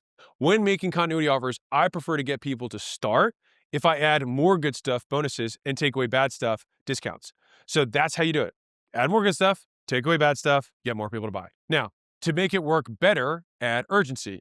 Only they get that stuff if they join right now. Also, you can offer the bonus as a standalone purchase, or you can only make it available if they buy your continuity. So either of them work. And I'm going to show you some really cool math examples at the end of this video of price tests we've run to generate more cash up front or more people taking continuity. So there's actually some signs I can show you of like, how much cash do you want up front versus how many people do you want to take continuity? And then what percentage is the right percentage to offer so you can get the right distribution you want? And we tested this across a lot of locations, so I feel pretty confident about it. So on their own, continuity offers get less cash now, remember, less cash now, and that makes it tough for getting customers profitably. But the way that I use them, we can still hit our 30-day profit goals, which I'll explain in a second. So first, I do all my big cash attraction, upsell, and downsell offers. So I should already be profitable. I should already have cash from all those original offers. Then continuity offers get a little bit of cash from the first month's payments. Then I offer people who bought that 1 month a discount for prepaying more months. This further boosts 30-day profits, giving me more cash to advertise and stacks recurring revenue. So think about how that goes. Big attraction offer, buy X, get Y free, win your money back, whatever. Got it. Then we do our upsells. Got it. Then we do our downsells. Got it. Then we get them into continuity. Really soft pitch. We got them on continuity. We gave them some bonuses in order to say yes. Now that they're on continuity, we already have the commitment. We then say, hey, you're already committed. Let's just prepay and save some money. We stack even more cash forward. And that's how you just stack. You front load the money so that you can scale your advertising and go to the moon. All right, let's do some examples. So physical products, let's use pet food. All right, so one-time bonus, get every dog toy you've ever made for free, an $800 value when you sign up for our monthly food shipments for $59 a month. Now, monthly bonuses. You'll also get a new dog toy every month as a member. Also cool. Then it's something else that I can give. So those are two different kind of bonus continuity offers that you can have. One is upfront to get them to buy. The other is to get them to stay.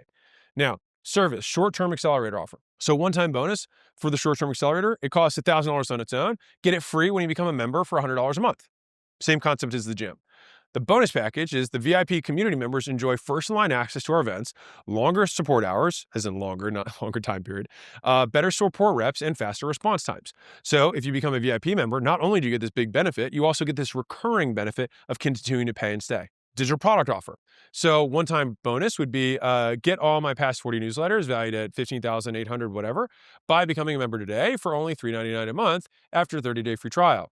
Lifetime discount plus lifetime bonuses. If you pay today, you can lock in a lifetime discount for $2.99 a month, and you get early digital access and a physical copy every month. Now, important points. Focus on the bonus, not the membership. This is really important. Join my membership program isn't very compelling, not nearly as compelling as get this free valuable thing. So advertise the free valuable thing, then explain the rest of the offer once they show interest. So if I'm talking about the $800 of dog toys, I advertise my free $800 of dog toys, not my dog food.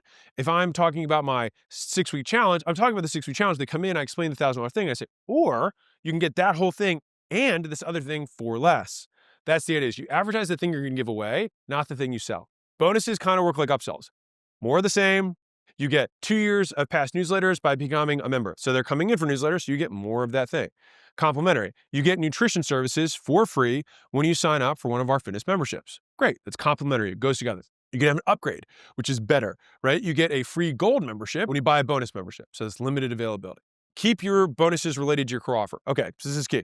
So if the bonus that you give is too different, you will attract the wrong types of customers. So for instance, don't advertise a free t-shirt to upsell tech services. That wouldn't make sense. But advertising a free t-shirt to upsell t-shirt printing makes sense.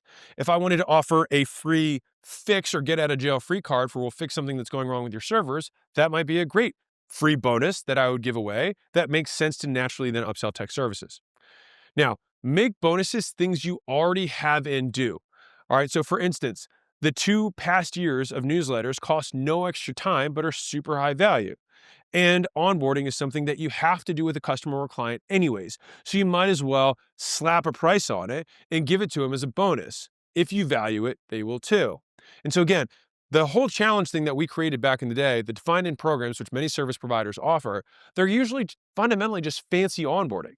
So you can just make sure that people all go through this fancy onboarding, but you put a price associated with it, so then you get way more people to sign up for your continuity. All right, so physical bonuses on digital products and digital bonuses with physical products. All right, so if I have a digital membership, I might offer a hat, a shirt, or a tool, or something else related to the offer. Now, if I have a physical product or service, like a boxing gym membership, offering live stream sessions can get more people to sign up.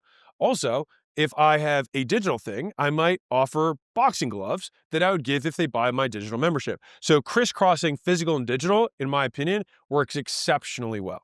So this strategy often lowers the cost of getting a customer more than the cost of the bonus. That's the point. And so even if someone, takes the bonuses and then runs, we still typically get a lower overall cost to acquire customers in general, and we can still make it up on everyone else. If it gets too expensive, maybe shift your offer and then give that one a try. But more often than not, adding the bonus will, in the long term, net you way more money. Use realistic bonus pricings. The bigger the value anchor on your bonus, the more compelling the offer. But you also have to make the anchor believable. All right, some business owners make up ridiculous values. Don't do that. It won't anchor the customer and you'll lose trust with them. So this is a great opportunity to give away products that you've sold before in the past. So then you can anchor on their actual prices and use real discounts and bonuses. So it's like, I used to sell this for $2,000 and here's receipts of me selling this for $2,000. Would you like it for free if you sign up for $200? A lot of people say yes to that, but that's ethical and it's real and it's believable. You can bonus customers by giving them titles. This is a little clever. So you can give customers titles when they stay 3 months or 6 months or 12 months and beyond. So things like silver, gold, diamond, double diamond, etc. And so they get status in the community. And you can have some little frills and that they get some little bonuses that are associated with those titles. But the main thing is if they know that in 2 months they're going to get this upgrade in status, that can drag people through the continuity. And you can typically extend each time how long before you give them the next kind of reinforcing event. So in the beginning, maybe once they get to 90 days, if you know most people churn at 2 months, then you put the thing at 3 months or 2.5 months, right? So then that pulls poor people through. Now, once they get to the 3rd month, it's like, hey, you got this boost in status, you get some other upgrades. And then the next one might be at month 8, right? It's like, okay, so that's 5 months later. And once at 8, then it's like, okay, the next one happens in a year. So you can keep bumping out how long it is, just like video games. The first level is really easy. Second level is a little bit harder. When you go from level 99 to level 100, it takes you more time than it took you to get to the first 20 levels. Same idea. So a good friend of mine actually does this, and after a while, she found that her customers cared more about the title than any other bonus that she gave. And she told me that they even introduced themselves to her by their title. So if you can't think of something to give them, at the very least, you can just call them something special. And so people would come to her and be like, "Hi, I'm Double Diamond," or "Hey, I'm a Gold," right? It's like, hey, if it's it status is the cheapest thing that you can give someone. And also many people value it more than just about anything else. All right. You can make free bonuses, discounts, and make discounts free bonuses. So hear me out. So free bonus, become a member for $200 and you get this $1,000 program as a free bonus. Steep discount.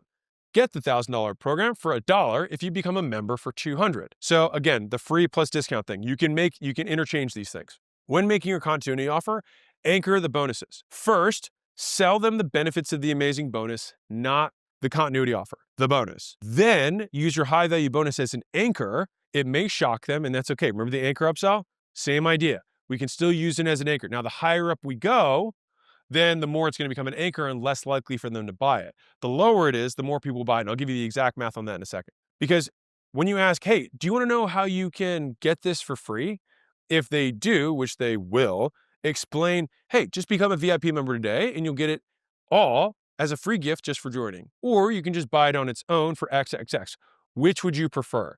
So someone's doing the math, they're like, shoot, this thing's $1,000, or I get the grand thing for free when I sign up for $200 a month. Well, basically at month 5, I quote break even, but I still get all the value of being a member. Well, I'll do that. Now, if that price was $300, or you get the $300 thing for free when you do the $200 membership, you might be like, I'll just do the $300 thing. So how big you price the difference will indicate how many people take the upfront cash versus the continuity offer. And so more bonuses get more people to join. That's the TLDR.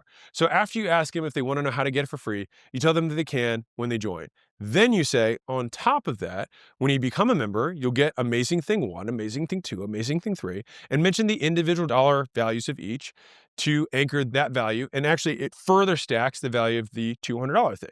And so stacking bonuses this way gets even more people to join the continuity. So here's the math example I told you that I was going to break down. So we ran this test, and I can only say that this works for brick and mortar fitness sales in this offer structure. That being said, if I were a betting man, which I am, I would bet this pretty much transfers across domains, especially service businesses. Pricing for continuity versus upfront cash. So for whatever reason, people pick one-time payments over continuity, even with higher one-time payments. And to be fair, I'm kind of this way. So if someone says, hey, do you want to sign up for membership, or do you just want to sign up for 1 month? 1 month is twice the price. I might be like, I don't feel like dealing with the cancellation. Just put me on the 1 month thing. And so offer a higher one-time payment option. This way, some customers will make you more money today, while other customers stack recurring revenue for tomorrow. So we change the price depending on our goals. I've tested this a ton, at least for me, and the data in this range looks really clear. So this is basically the take rates based on the price. So this is the price. So if you're 3 times the price, you're gonna have almost 90% of people taking continuity. If you're, 1.3 times the price, then you're gonna have 50% of people taking continuity and 50% of people taking the one-time offer. So this is the actual data as it broke out. So if you want to get 50% of people to take continuity, then you make the standalone offer 1.33 times, which in my personal experience feels about right. So the example is, hey, this one-time program is $400, which would then equate to $266 a month if it was 6 weeks, or $199 a month membership. So I say pay $400 for 6 weeks, or you can become a member for $199 a month.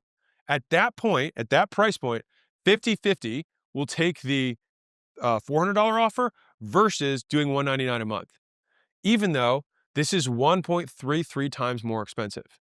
And so for me, I find this the most important number because that tells you the break-even price on the market.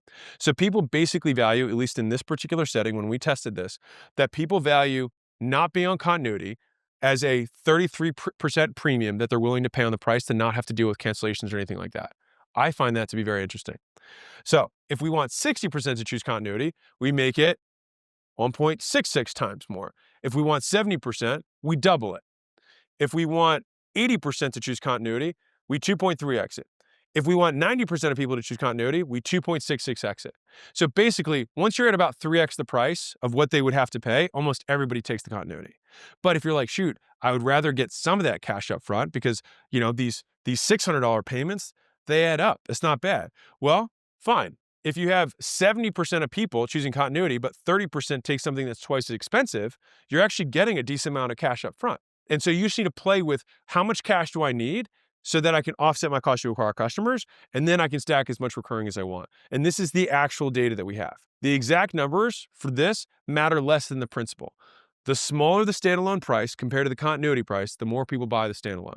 The larger the standalone price, the bonus price compared to the continuity price, the more people choose continuity. So if you want more cash up front, make bonuses and continuity plus bonuses separate offers.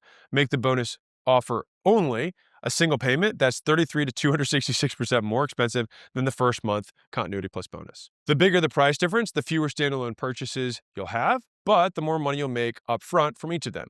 And based on the data that I shared, people pay 33% more to avoid continuity. In other words, if you charge 33% more for the one-time bonus, half will buy it. If you want even more cash, offer bulk prepaid discounts. So bulk continuity upsells boost 30-day profits by a lot. All right, and I alluded to it earlier, but I'm saying it again because it's so freaking important. So you offer buy 5 months, get one free. Only 1 out of every 8 people have to take the upsell to raise 30-day profits by 50%. That can make or break your money model. So think about that. Only 1 out of 8 people need to take your buy 5, get 1 free for you to raise by 50% the cash that you're making the first 30 days. Make the damn offer. Note, the laws of discounting apply. The larger the discount, the more people would take it. So if I say buy 5, get 1, I could also say buy 6, get 6, and I'll bet you I get a hell of a lot more people take it. And I might double or triple my upfront cash. So this actually takes continuity and turns it into yet another upfront cash play that you can do to offset acquisition costs and scale your advertising. If you want commitments, you can pair the bonus with a commitment. So here's an example. So only allow customers to get the bonus if they join and commit to 3, 6, or 12 months. So you get more people to commit this way, but fewer people will take it, at least compared to giving it to everyone else. So I'll say it this way. So the original version that I showed you on that chart was, hey, you can either buy this thing for $500, whatever it is, or you can get the $500 thing when you join our membership for $200 a month. That's with zero commitment. I could say, you can buy this thing for $500, or if you become a member and you commit for 6 months, we'll give it to you for free. So then I lock in 6 months as the sale. I get them to say yes to an extended term, so it's still more money than what I would get that $500. So I basically give a $500 thing to them to get them to say that they'll give me $1,200 a commitment, or $2,400 a commitment if I make it a year. And so you can also, if you want way more people in continuity, you can just incentivize them to take continuity. So that being said, in the beginning, if you're not sure what to do, just offer the bonus as standalone and then have continuity month to month just to make this easy for you. So here's some summary points. With continuity bonuses, you give the customer an awesome thing if they sign up today. Typically, the bonus itself has more value than the first continuity payment. If you use continuity as an attraction offer, advertise what you give away, not what you sell as continuity. Advertise the bonus, not the membership. Make your bonus related to your core offer so you engage the right leads. If I say, I'm giving away dog toys, I want to sell dog stuff. You don't want to give away t-shirts to sell tech services. If possible, make your bonuses stuff you already have and do. This way you don't need to change your business in order to accommodate the bonus. More people start continuity if you add more bonuses and take away more bad stuff. In other words, add more discounts. To add bonuses, add more good stuff only if they sign up. To discount, take away the cost of actual products, services, or features that you normally sell. Sell the value of the bonus before telling them how they can get it for free. This is super important. People mess this one up. You have to sell it as though it's a standalone offer. It's just like the anchor. If you don't seriously sell it, people won't seriously consider it. They have to seriously consider it, and then they will be incentivized when you say, now that you're sold on it, do you want to know how you can get it for free? Now they're going to want to take the continuity. Offer bonuses as a standalone option for more upfront cash. So you can sell them on the bonus and then just say, cool, the only way to get that is if you sign up as a member. You can do that, totally up to you. But if you want to have some upfront cash, which a lot of people do, especially if you're advertising, this is especially important for small businesses and local, then allow them to buy the standalone offer, and you just price it based on how much cash you need. If you want half the people to take the standalone offer, price it at 33% above. And to boost upfront cash even more, You can offer anybody who signs up for continuity to prepay for the next 6 months or the next year if they buy in bulk. You basically do a buy X, get Y free as your upsell on the back of continuity. And you're like, wait a second. Yes, you can move the offers around in terms of your order. This is where it gets fun. And that, my friends, is how continuity bonuses work. All right. So that was continuity bonus. Let's talk about continuity discounts. So super common in the continuity world. And there's I don't say right and wrong way, but there's at least a way that I like to do them versus how everyone else does them. So this is my little visual. Look, you get this free time if you do this commitment. Get X, Y free with Y commitment. Very simple. All right. But there are a bunch of very cool things that I've done because I've been in the contract world for a lot of my life. And so there's some neat stuff that I can show you. So, this is less how I learned it, but one of my favorite stories. Young neighbor of mine, when I moved into our neighborhood in Austin, he had exited a waste management company, so trash. And, I walked outside, I meet the guy. He seems totally salt of the earth, awesome dude. And so I was like, tell me your story, like how this all happened. He's like, oh, dude, I maxed out my credit cards for an entire year. I asked my whole family for money. None of them gave me any money. I maxed out everything I had. And what I did was I just went to all the big, apartment buildings. And I said, I'll give you a year of service for free if you switch over to me, if you sign a 5-year agreement. So basically a 6-year agreement, 1 year free, and then 5 years on the back. So he was able to do that, and he got all these big apartment buildings over, but it also meant that he had to deliver services for a year before getting paid. So talk about like very tough cash flow cycle, but he was able to do it. And then as a result, he was able to eat up a ton of market share and then ended up selling to a national conglomerate and making a ton of money for it. And so he had this like big Ferrari in his driveway and was just like a normal dude. And it was a really cool guy. And so that's fundamentally what he did. So this was a discount continuity play. It says bonus. It should say discount. There we go. So here's the description. Here's how it works. To make a one-time continuity discount, you give products or services away for free if the customer commits to buying more products and services over time. Makes sense. So this can attract loads of potential customers and makes a very easy sale that anyone can close. If you look around, you see this offer in many different industries. So think internet, pool cleaning, gym memberships, landscaping, anything that's rentable, storage, leases, get your first 2 months free if you sign up for a year, things like that. You can make this work in any business as long as you know 2 things. Number 1 is first how you will apply the discount. You can do it in 4 ways, and I'll show you all 4. Second, your cancellation policy, because a lot of people don't always keep their commitments. So let me give you some examples. So this is the first way that you can do a continuity discount. So upfront, you can apply the discount upfront and push out the term, as in the official time starts after the free time ends. So in the story that I gave, he gave a year for free, and then he had 5 years on the back. So he basically gave 20% away. Here, 3 months free, 12 months on the back. Now, this works best in industries that have successful histories of reinforcing contracts. So cell phone carriers can do that because they'll cut off your cell phone stuff. Storage works well with this because they have your stuff. Real estate works well because they'll kick you out. Cars work well because they can take your car back, right? Anything that has collateral tends to work really well with this type of model, which is why a lot of them do it. All right. Now, if you have historically high churn, then skip this one because it means that you don't have a lot of enforcement, and this is probably not the best way to do it. Now, this does not get customers profitably. All right. So he lost a bunch of money for the first year and then he made a bunch afterwards, but it does get customers. It delays cash. So if you want more profitable options, continue on down our list. A fun note here is that instead of giving time away for free, you can also give it away at a discount, right? So that you can protect the upfront cash flow. So that same concept of I'll give you 1 year free, he could then say I will spread it over 5 years and decrease it the same way as we did with the rollover credit, just applied as a front end offer. Also, I'll give you a pro tip on this guy. So if you are going to do an upfront deal, let's say that you say, when you sign up for a year-long commitment, I'll give you 3 months free.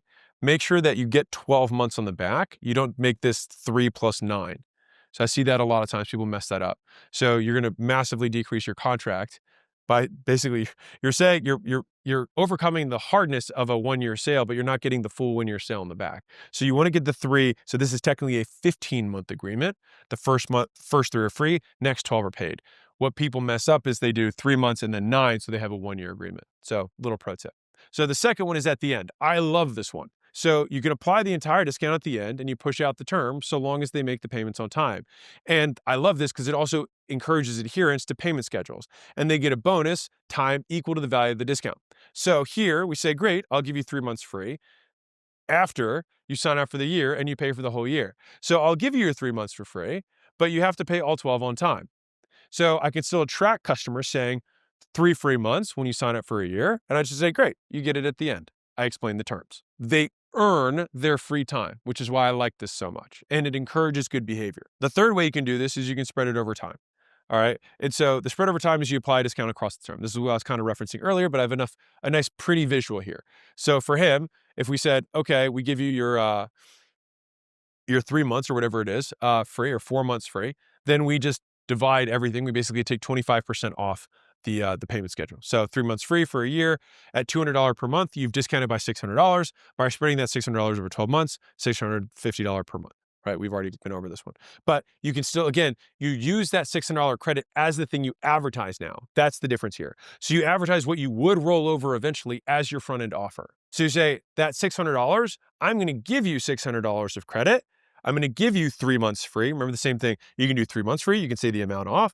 You can say the absolute amount, $600. All of those are different variations that you advertise. You say you get that free. When they come in, you say, great, I'll spread it over the term.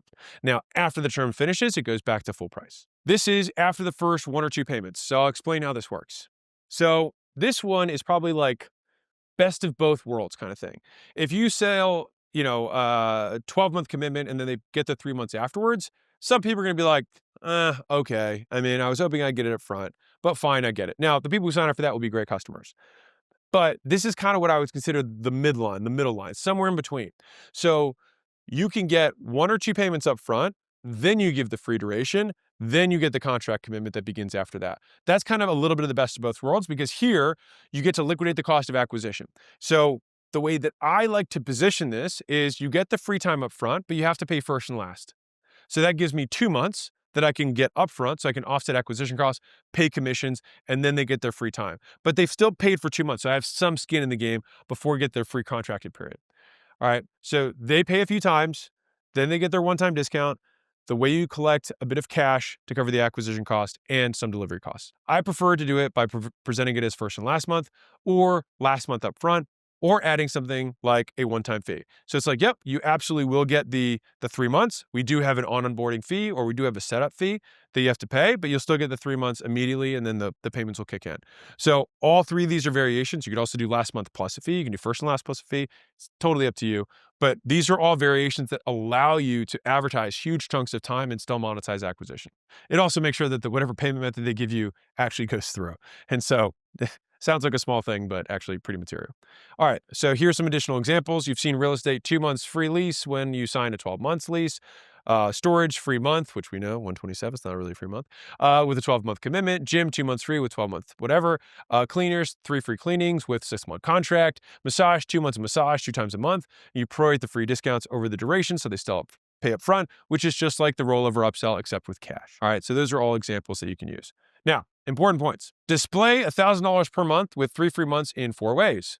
What is free? The 3 free months, the absolute amount off, $3,000 off, percentage off, 25% off. Comparison will discount your mortgage. So don't eat into the term with the discounts, extend them. So this is what I was referencing earlier. So you don't want to do 9 then 3. You want to do 12 then 3 if you're getting the 1 year. That's all this is. That's the main point. Now, sounds small, but it's 33% more money. So don't miss that up. Highest value per word of this entire presentation. Number 1. You want to bill on weekly, every 2 weeks, every 4 weeks, or every 12 weeks, etc. The reason for this is fundamentally that people misunderstand that there are 4 weeks, technically 4.3 weeks per month. And so if you bill on 4-week cycles, there's 13 billing cycles in a year, which means you get 1 full month of revenue for free. And so if you look at your monthly recurring revenue, if you would like to put that in your pocket this month, for example, you can guarantee that you put it in your pocket by just changing your billing from monthly to every 4 weeks. Now, some people say, hey, well, you said weekly. It's more that you can present the price as weekly, but you still bill on a 4-week cadence. Because I found this out the hard way. If you bill weekly, you get a bunch of financial pain in the butts of people changing cards and like, hey, can I pause for 1 week? Pain in the butt. So present it as whatever, call it $50 a week, but you bill at $200 every 4 weeks. All right, just to be clear. So this is fundamentally how it works. That gives you 8.3% more revenue. So that may not sound like much, but if you run a 20% profit business, if you go from 20 to 28%, it's going to make you a lot more money. That's almost a 50% increase in revenue. So I think there it is, 41%, right? Kind of nifty. And the best part is, you don't do any more work. You just change a few words in your contract and how you present the price. That's it. In my experience, I've never had any difference in take rates between every 4 weeks versus every month, but you make a lot more money. So you're welcome. 3% more revenue for 4 extra words. Yeah, it's X plus a 3% processing fee. Now, I've never had anyone not buy because of processing fee. The 3% added to your top line for no extra work goes straight to your bottom line. If you run a 10% profit business and add 3%, you just added 30% to your profit. Pretty worth it. And this works especially well when paired with the get two forms of payment. Recurring businesses lose amounts of cash because payment processing problems. So basically people's card goes, their numbers change, they move states, there's some guy in Nigeria who tries to bill them, whatever, right? They've got something and they have to change the card. And so first, customers don't cancel, but their payment information changes or expires. Second, customers max out cards or have insufficient funds. Fix both issues with the same solution. And so what we do is we say, hey, now that I told you about this 3% fee, remember kind of the rental car, like, hey, there's this fee. You want to avoid this fee that I made up anyways? Yeah, that's what we're going to do. So if you want to avoid that 3% fee, do you want to save some processing? Awesome. So just give us a second form of payment in case anything happens to the first one.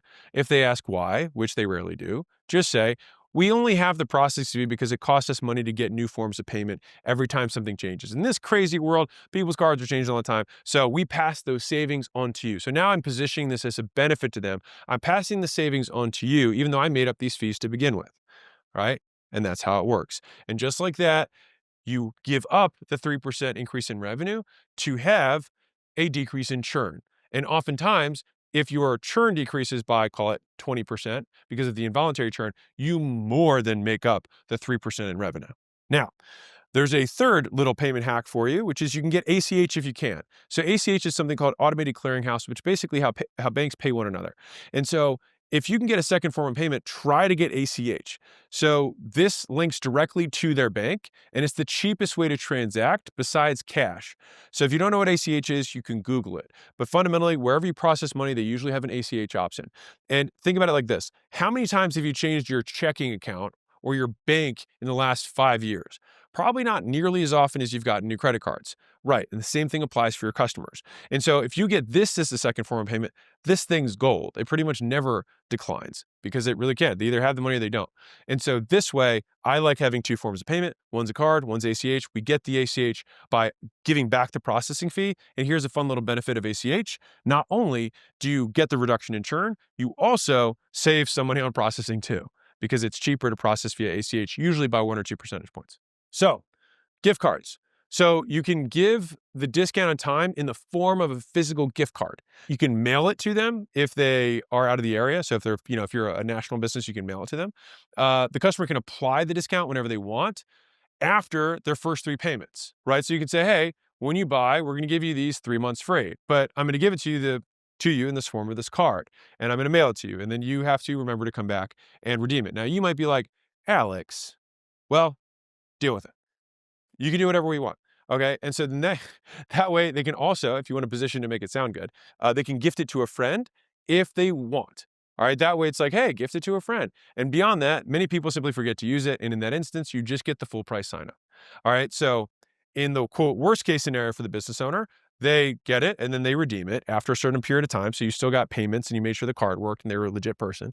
The second condition is they give it to somebody else, which is awesome. I'll absolutely accept their friend, which is now a free customer that I don't have to pay for. And I will give them that 3 months in some sort of aggressive way. I might spread it over the term, might use one of the other ways, or they just don't use it, in which case we got the full price sign up. So you can use the discount that you want in the form of a gift card, which is basically the same as a rebate.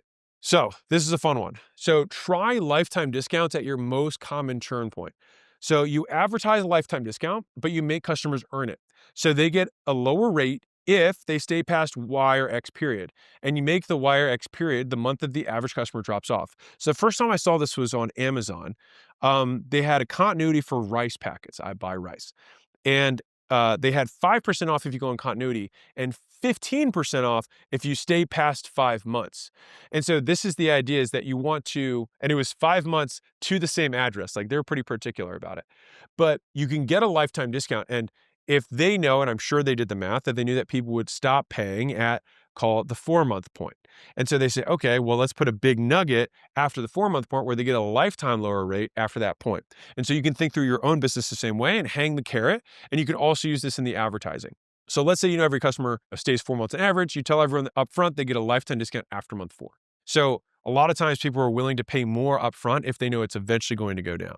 But this does two things. One is it gets people to buy at higher rates than they otherwise would because they know it's going to go down. And two, it gets them to stay longer because they know when it's going to go down. So as the time approaches, tell them the new or low rate is right around the corners. This is key. So if you do know that it's at month 4, month 5, or whatever, that they're going to start getting the lower rate, at month 2, at month 3, be like, hey, 2 months left. Hey, 1 month left. Remind them the fact that they're earning that discount soon.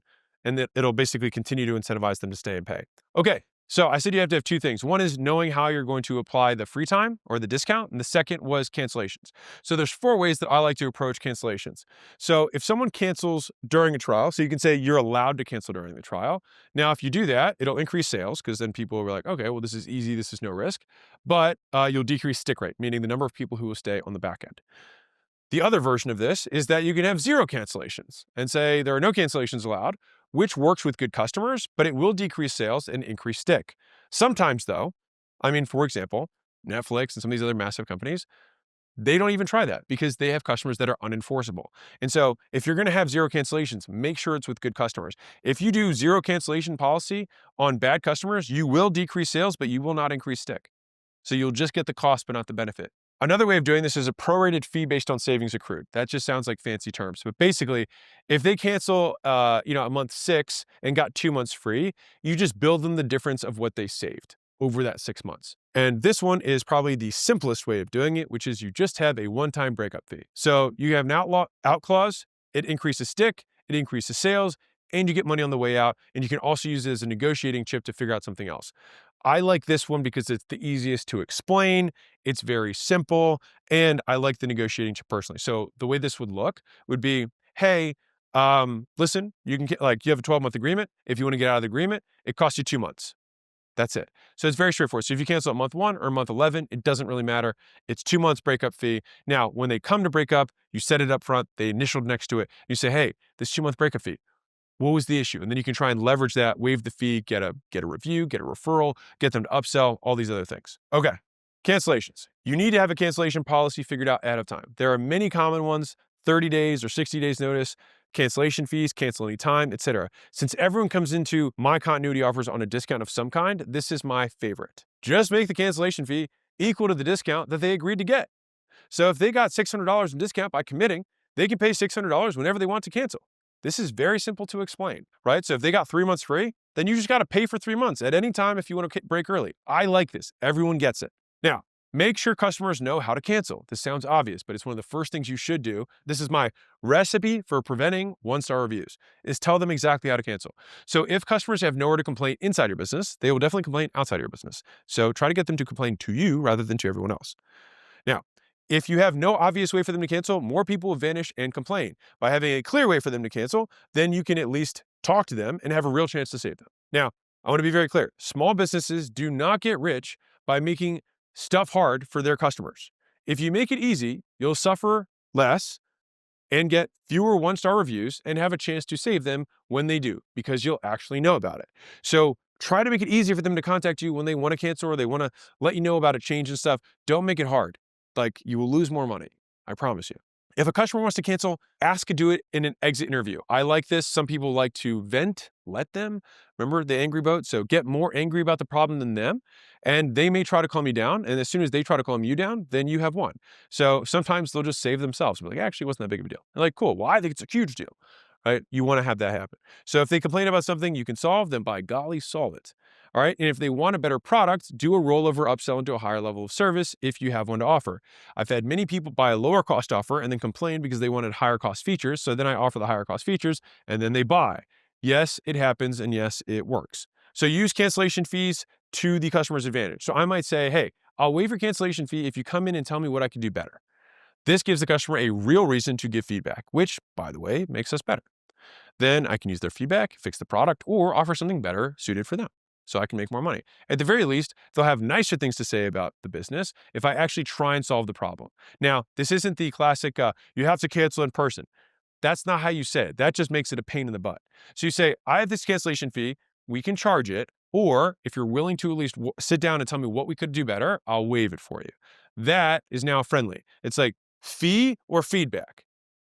Your choice. And when you have the feedback, you really want to have a dialogue with them. You don't want to go straight to a sales pitch. That's not going to work. You want to let them vent. You want to have them feel validated. You want to be more upset than them. You want to have them calm you down. You say that you made the mistake and that's unacceptable. Ask them to see if you can make it up to them. Then you do a rollover and you get a do-over. That's the idea. Those are the important points. Woo! All right, summary. So continuity discounts give continuity time for free if customers sign up today. Front-loaded discounts convert more customers, but they have higher churn. Backloading discounts convert fewer customers, but they have lower churn. Spreading the discount keeps cash flow while providing the full discount, which is one of the reasons I like it a lot. Use gift cards to give the discount to new customers and allow them to gift it to a friend or use it on themselves at a later date. You get the full price sign-up and you get a referral or you get somebody that's going to use it later. Both of those things are good. Allow customers to earn a lifetime discount on your month of greatest churn and let them know throughout the time as they get closer to it that discount is around the corner. Light cancellation terms get more people to sign up, but more people leave. Higher cancellation terms get fewer signups, but more people stay. I prefer to let people cancel and have to pay the difference between what they saved and what they would have paid if they didn't get the discount if they cancel early. Make sure customers understand how to cancel and understand how to contact you. If a customer wants to cancel, ask for an exit interview. Incentivize them by saying that you will waive the cancellation fee, which gives them a real reason to do it, so that they can either choose fee or feedback. And the goal is to make more money, not give more stuff away. And that is how we structure this stuff. Kaboom! Continuity discount. All right, so we just covered continuity bonuses and continuity discounts. Now we go to a special continuity offer that I really like a lot. And the other two are kind of like big amorphous versions. This is a very specific play. It'll be the shortest of the three. But for many of you people who have services or anything that's on continuity, especially if you're onboarding or some sort of getting clients results quickly, this thing is a beast. All right, so here's how I learned it. So after a long career in business, a friend of mine entered the consulting space with the intention of creating a lifestyle business. So he said, hey, I'd just rather make $5 million a year with no employees than have some big company. And he said, I don't really lose anyone, so I don't really need to market. And I was like, that's really interesting. A weird thing to say. I was like, so I assume all right, so you just collect payments up front. Whenever somebody says, oh, I don't have any churn, I usually just assume, well, you have no churn if you only have prepayments. He said, no, I've got mostly payment plans. I was like, how do you do that? He said, well, once you hear it, you're going to kick yourself for not doing this all along. I was like, all right, so what do you do? He said, I just say that you can pay $25,000 to start and then go month to month after that for $4,000 a month. Or you can go to $4,000 a month if you commit to the year. So just about everyone takes the year. Then I just have them initial in their contract that they understand that if they exit early, they have to cover a $25,000 onboarding fee. So if someone calls to quit, I just say, oh yeah, no worries, just wire over the onboarding fee and I'll get you canceled right away. And that usually keeps people in it. It also gets people through the emotional ups and downs of business. And I was like, that's pretty sweet. So if you look at this visual here, if you had a $1,000 a month continuity plan, right? You could say, cool, this is $5,000 down, then $1,000 month to month, or I will waive the $5,000 fee and it will be free with a 12-month commitment at $1,000 a month. And you pay that if you want to cancel early. So this is fundamentally a neat cancellation term. Fundamentally, it's what it is. But because we pair it as a price on the front end, it becomes a very strong sales thing too. So with the other version, we use the 3 months free or whatever to get someone in. And then we say, cool, you have to pay the difference if you cancel early. Here, we sell them on the vacation and we say, we have this massive onboarding fee, but I'll waive it if you sign up for a commitment. Then that also hangs as a knife. If they don't want to pay it today, they're not going to pay it in 6 months either. And so the same reason they signed up is the same reason they'll keep paying. Here's our description. So the waive fee offers work like this. First, you ask customers to pay a startup fee as a part of joining a month-to-month program. Typically, you want to do that to 3 to 5 times the monthly rate. All right. So if it was a $1,000 thing, you'd want it to be a $5,000 front fee. For the example, it was $4,000 a month and $25,000 sign-up fee. That's the idea. All right. Then you offer a discount the entire fee if they commit to the longer term. And the commitment period should be minimum of 6 months, ideally 12 plus. If it's less than that, it doesn't really make any sense. So if they cancel inside the term, they pay the fee. Customers can choose to pay the big fee and keep the option to quit at any time, or they can commit to 12 months and get the fee waived, and many will commit to avoid the big fee. There's also a clear point after 4, 5, 6 months where if they paid the fee, it's the same as staying, in which case it basically gets them through that initial churn point, and then after that, there's no financial reason to leave the back half of the contract. So we take the greater risk if they pay month to month, but they take a greater risk if they commit. And so if a customer chooses month to month, we lower our risk with the startup fee, but we lower their risk year to year by waiving those fees. And if they commit and they want to quit early, then okay, they pay the fee as though they had paid month to month from the beginning. Very simple. Bottom line is that customers will stay longer if leaving costs more than staying. And to make this equitable, if they stay the full term, they can cancel if they choose with no fee. That's what makes it fair to both parties. So if you need to feel better about yourself for charging these things, whether real or made up, you should get that looked at.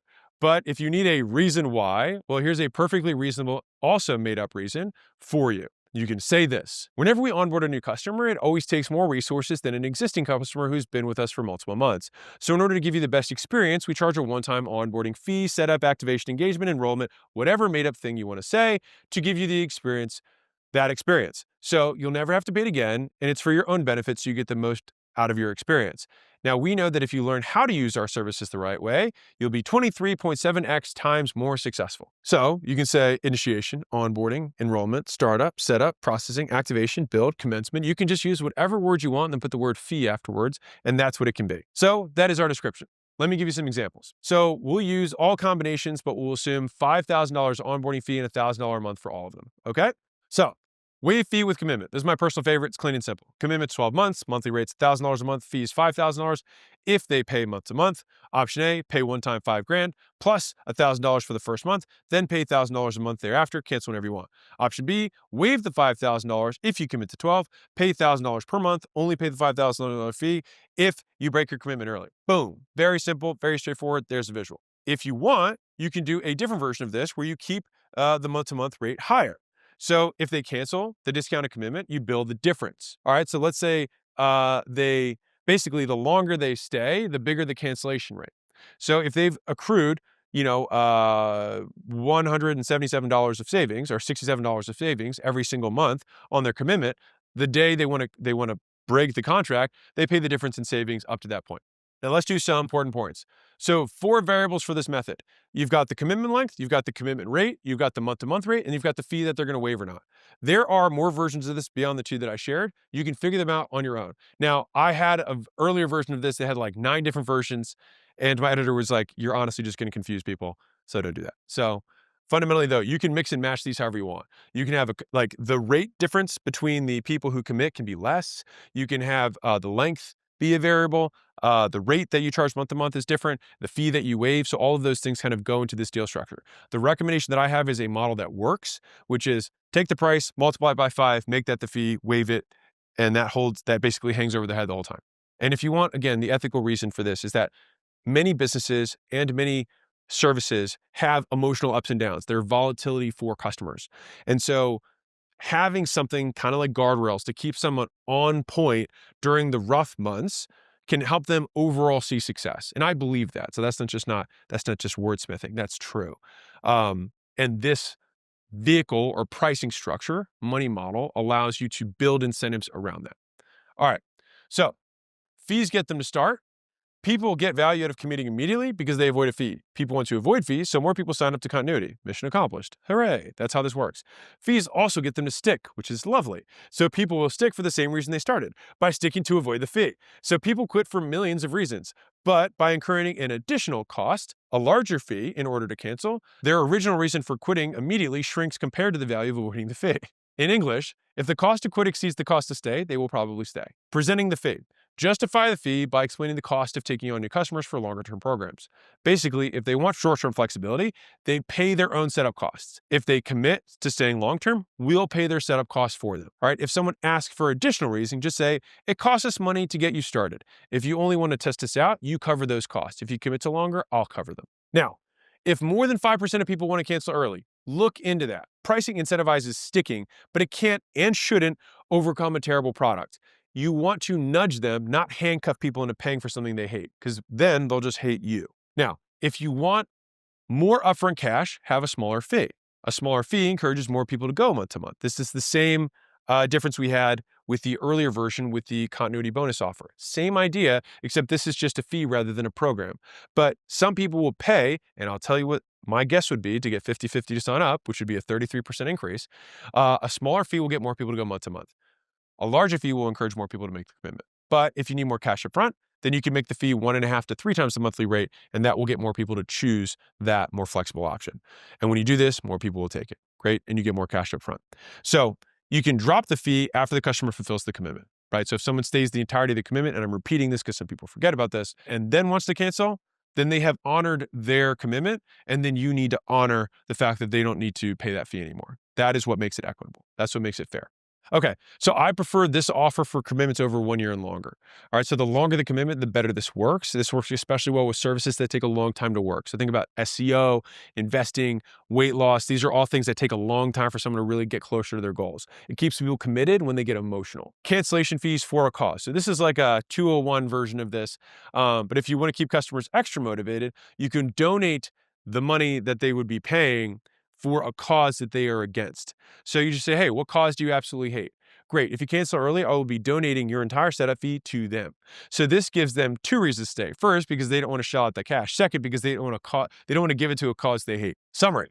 So waive fee offers present a month-to-month option with a fee or a waive fee if they commit. I typically make it 3 to 5 times my monthly rate. At minimum, the commitment length should be a year. The larger your fee, the more buyers will opt for commitment. The smaller fee, the more people will do the month-to-month option, which will give you more cash up front. If the customer meets the commitment, the fee officially goes away. Boom. That is the waive fee offer. So we just finished all of the continuity offers, continuity bonuses, continuity discounts, and the waive fee offer, which leads us to making your money model. So it is now your turn. Remember, there's document, demonstrate, duplicate. This is where I turn it over to you, where you need to combine these things in such a way that you can maximize the amount of money that you make in the first 30 days so you can profitably acquire customers and scale. So let's do a quick putting it all together.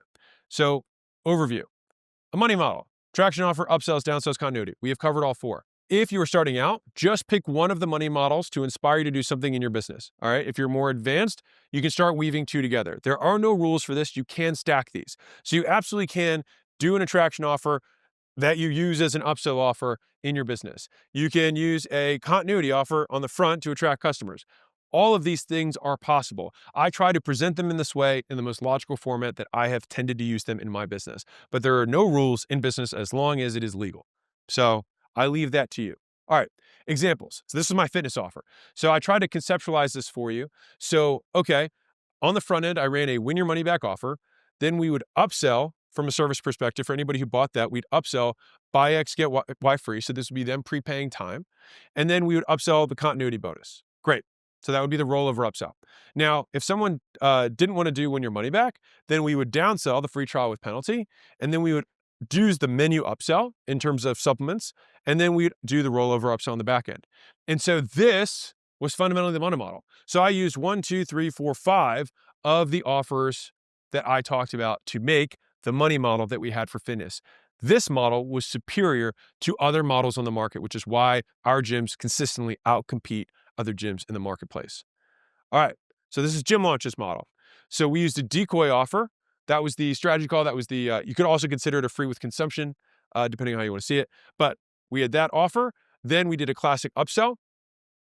Then we did the menu upsell on the back end into what level of service they wanted for the extended period of time. Did you want these other services that went with Gym Legacy, which was the back end that we had? So some people opted for the highest version. Some people said, you know what, I don't need like agency services. I just want the ads.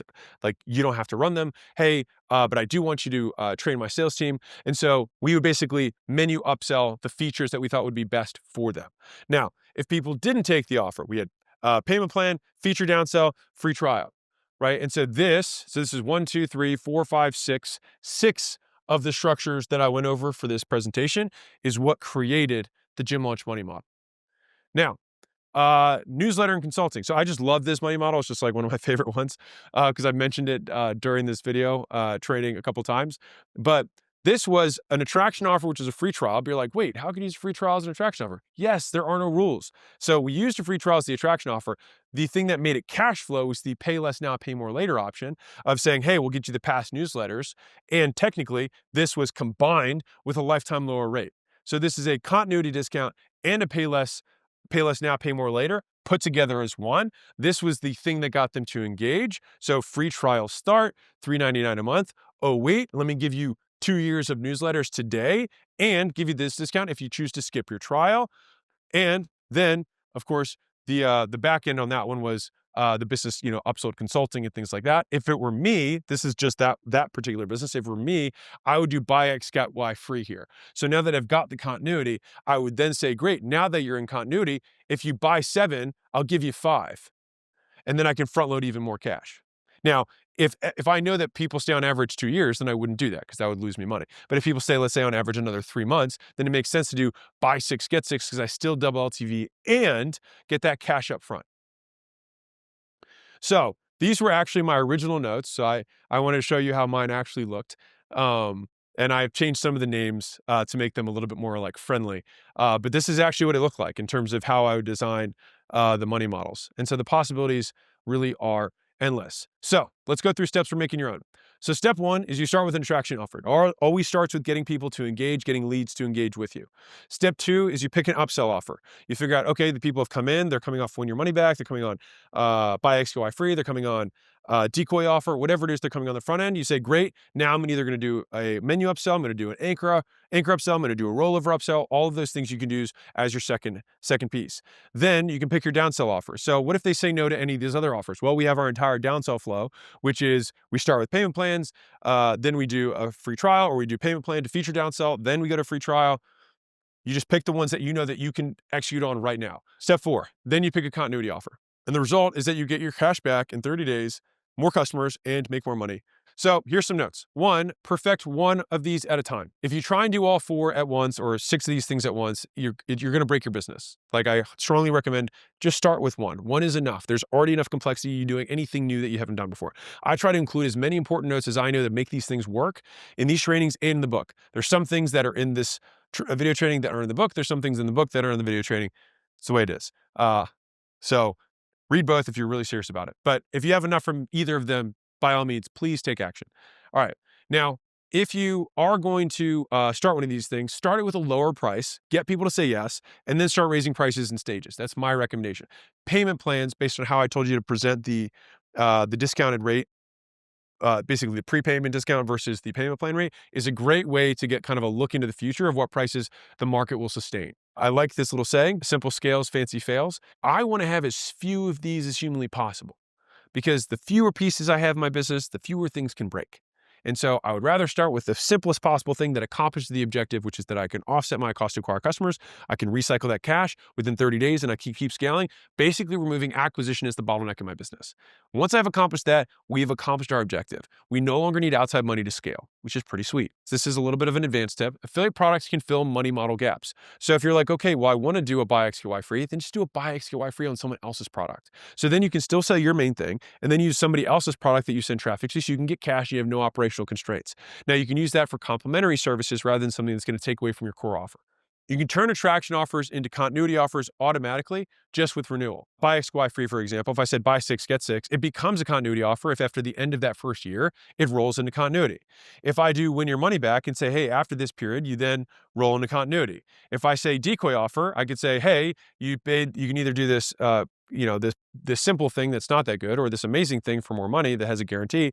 After that period, it rolls into continuity. So you can take any attraction offer that I had and just immediately turn it into continuity by just adding a clause that says it rolls into continuity at this price. And again, you can mix and match these however you like. So I present them in this order because this is the most logical order that I can think of and as I have used them in my businesses, but this is in no way a limitation on your ability to innovate. And honestly, I want you to send me all the cool money models you guys figure out. Like, that's the point. This is me just showing you all the stuff that I know that I could fit into a presentation within a reasonable amount of time. And so again, right, you can use attraction offers and upsell, anything that you can put your mind to, you can figure out. Okay, so that is how you make the money model. And let's go to 10 years in 10 minutes. So we just walked through how to make your own money model. Now we're going to do 10 years of my life, more like 13 or 14, but 10 years and 10 minutes sounds sexier, so we're going to call it that. All right, so where money model fits in the grand scheme of things. So my first book, $100 million offers, answered the question, what should I sell? Answer, an offer so good, people feel stupid saying no.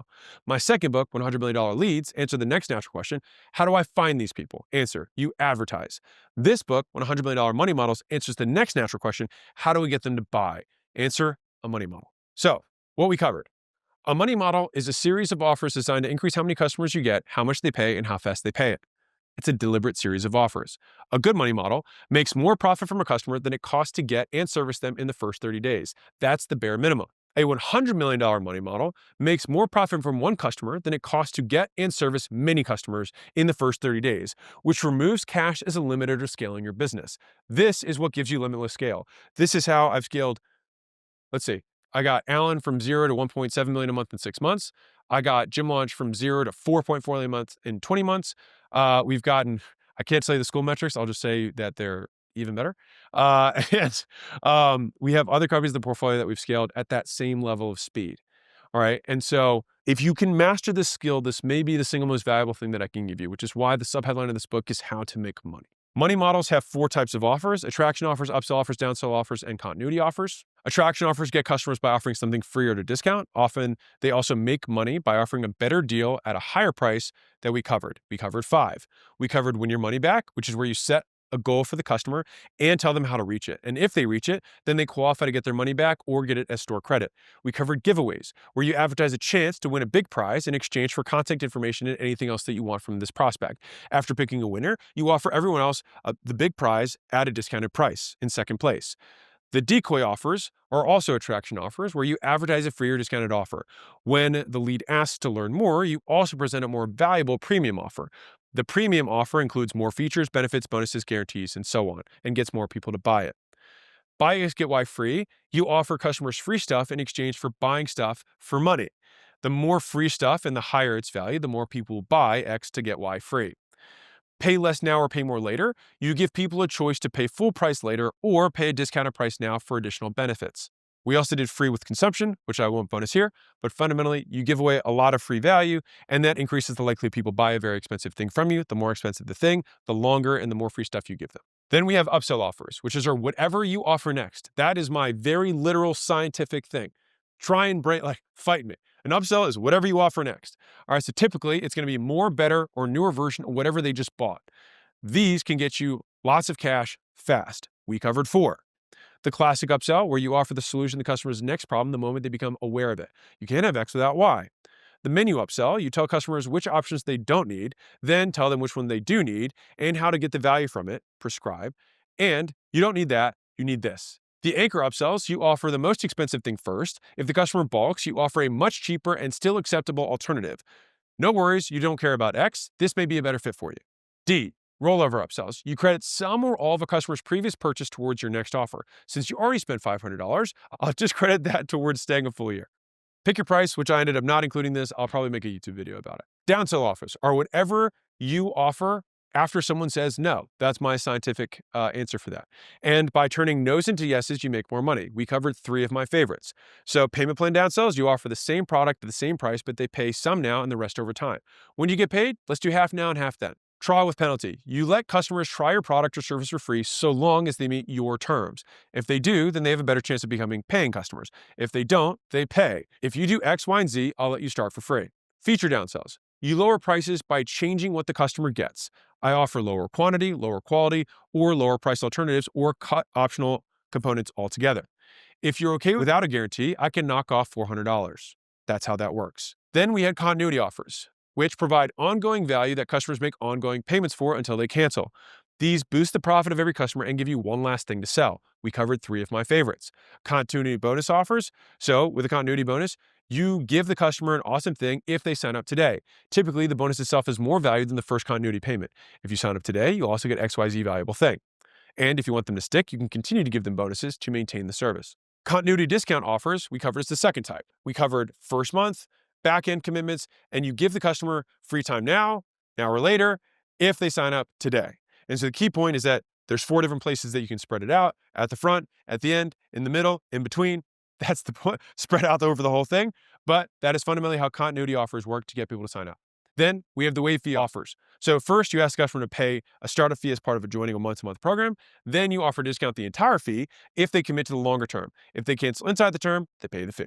Freemium, which I cut from this one. I'll make a YouTube video about it because I think it really only applies to software and I thought that was too niche. All right, you build money models one stage at a time. Once I get customers reliably, then I make sure that they pay for themselves reliably. Then I make sure that they pay for other customers reliably. Then I start maximizing each customer's long-term value. Then I print as much money as I possibly can. Bottom line, the knowledge in these bullets brought me more free and profitable customers than I've known what to do with. If executed, they will do the same for you. And with that, cash will no longer be a constraint in your business. I hope that this book and this training helps you guys grow your dream as big as you darn well please. And that is 10 years in 10 minutes. So in the next one, we'll just put it all together and put a nice bow on it, and we'll wrap this puppy up. All right, we just covered 10 years in 10 minutes. So now let's put this whole thing together in a bow. We're rounding home. We're going towards home plate. We're in the end zone. We're in the red zone. We're finishing this out. All right. So my quick final words. So this is something that I finished $100 million leads with, and it's something that I really believe a lot in. So this is a screenshot taken without permission from Ray Dalio's book Principles, and this is basically his concept of learning principles overall. Is that you have big goals, then you fail, then you learn principles from the failure, then you improve, and then you set more audacious goals. And so fundamentally, this is the learning process. My goal with all the stuff that I have is that I just share the stuff that I've learned. I'm not saying this is the only way to do business. I'm saying we've built 3 businesses or 4 businesses past $100 million in enterprise value, 2 or 3, I have to think, past $100 million. I think the third's about to hit $100 million a year plus an annual revenue. And so I can't say how to do $1 billion a year in sales. I don't know that yet. But I can say to get to $100 million, we've done it multiple times. And in terms of enterprise value, more times than that. And the stuff that I shared is the stuff that I know works. And so I recommend doing it that way so that I can hopefully save you this part and just have you go from here to here and beyond. And so I will read this fun little snapshot that Layla got. This is earlier on her career. This is before I became Instagram famous, before I started making YouTube videos. This is when I just done gym lunch and we were just doing our own thing, being private. And so Layla snapped this when I wasn't looking, and I was like, damn, I look pensive AF. Anyways, this is the second time we've taken a private jet, and it was dope. They figure if you go down with the ship, your seatbelt won't save you. Regardless, to every hard motherfucker who's disappointing their parents, wives, husbands, friends, fake friends, and everyone else who doubts you, number 1, I'm your biggest fan. Number 2, it's about to get real, so get hard fast. Number 3, you cannot lose if you do not quit. I used to repeat that to myself over and over again when I didn't want to keep doing it. If you feel hopeless, welcome to entrepreneurship. If you feel like you'll never make it, you're on the right path. If you feel like you're a disappointment to everyone you know, keep fucking moving. Because at the end of the rainbow isn't a pot of gold. It's you. It's the real you that's been underneath all along whispering in your ear, just one more step, one more call, one more sale. And when I say that I'm your biggest fan, it's because I was there. And I know that because I know exactly what it feels like, having both 100% confidence and 1,000% doubt at the same time. So here's all you got to do. Just keep moving, keep fighting, keep improving. Your time will come. Success is the only revenge. So it's been my great pleasure putting this all together for you. I hope that you use it to surpass me in every way humanly possible. If you do, then I will have succeeded. If you die without sharing all your knowledge, you have wasted your life. And I mean that. Making real business education accessible to everyone has been my personal mission, and it's been the joy of my life, the most joyful thing that I've done up to this point. So I continue to do it. And in accomplishing your dreams, you help me accomplish mine. So the possibilities are endless. I hope to hear the combinations Mosey Nation puts together so I can add them to the repertoire. If you have a company, by the way, that does over $1 million in profit and is cash flowing and founder-led, you can go to acquisition.com and we can see if we can help you scale. You can just hit the scale button. If you're looking to sell a business, we really, at this point, probably look at companies that are worth, $50 million plus. It should be a big business. And if you're not there yet, that's fine. Just go and we'll help you scale. All right. And so if you're at neither of those levels, then consider going through the $100 million offers and $100 million leads books and the corresponding trainings. They're free on my site. If you have $0, they are also $0 again on my site. If you're an audio person, you can listen to them on my podcast. So the leads book and the audio for the offers book are both there. So if you're like, I'm broke as hell, I get it. And that's why I have that stuff for free. All right. So if you're struggling to figure out who to sell to, you can go to acquisition.com/avatar. So this was like a single that I released between books because I got a lot of questions about really specific to avatar stuff. So I wrote a whole chapter on that you can go grab. All right. We'll just pop your email in and we'll send it to you. If you're struggling to figure out what to sell, that's what I made $100 million offers for. You can scan the QR code. If you're struggling with getting people to buy, my next book will be on persuasion and sales. Maybe, I don't know. We'll keep it mysterious. And if you want a job at acquisition.com or one of our portfolio companies, we love hiring Mosey Nation. Just go to acquisition.com/careers/open/jobs. But probably just careers will take you there, and you can see all the openings across all of our portfolio companies. So if you're a savage and it would take 5 people to replace you in your business, we would like to talk to you. Beyond that, that is the end of my presentation. And love you all. Keep murdering it. I meant what I said. You accomplishing your dreams accomplishes mine. So keep capturing it. Out.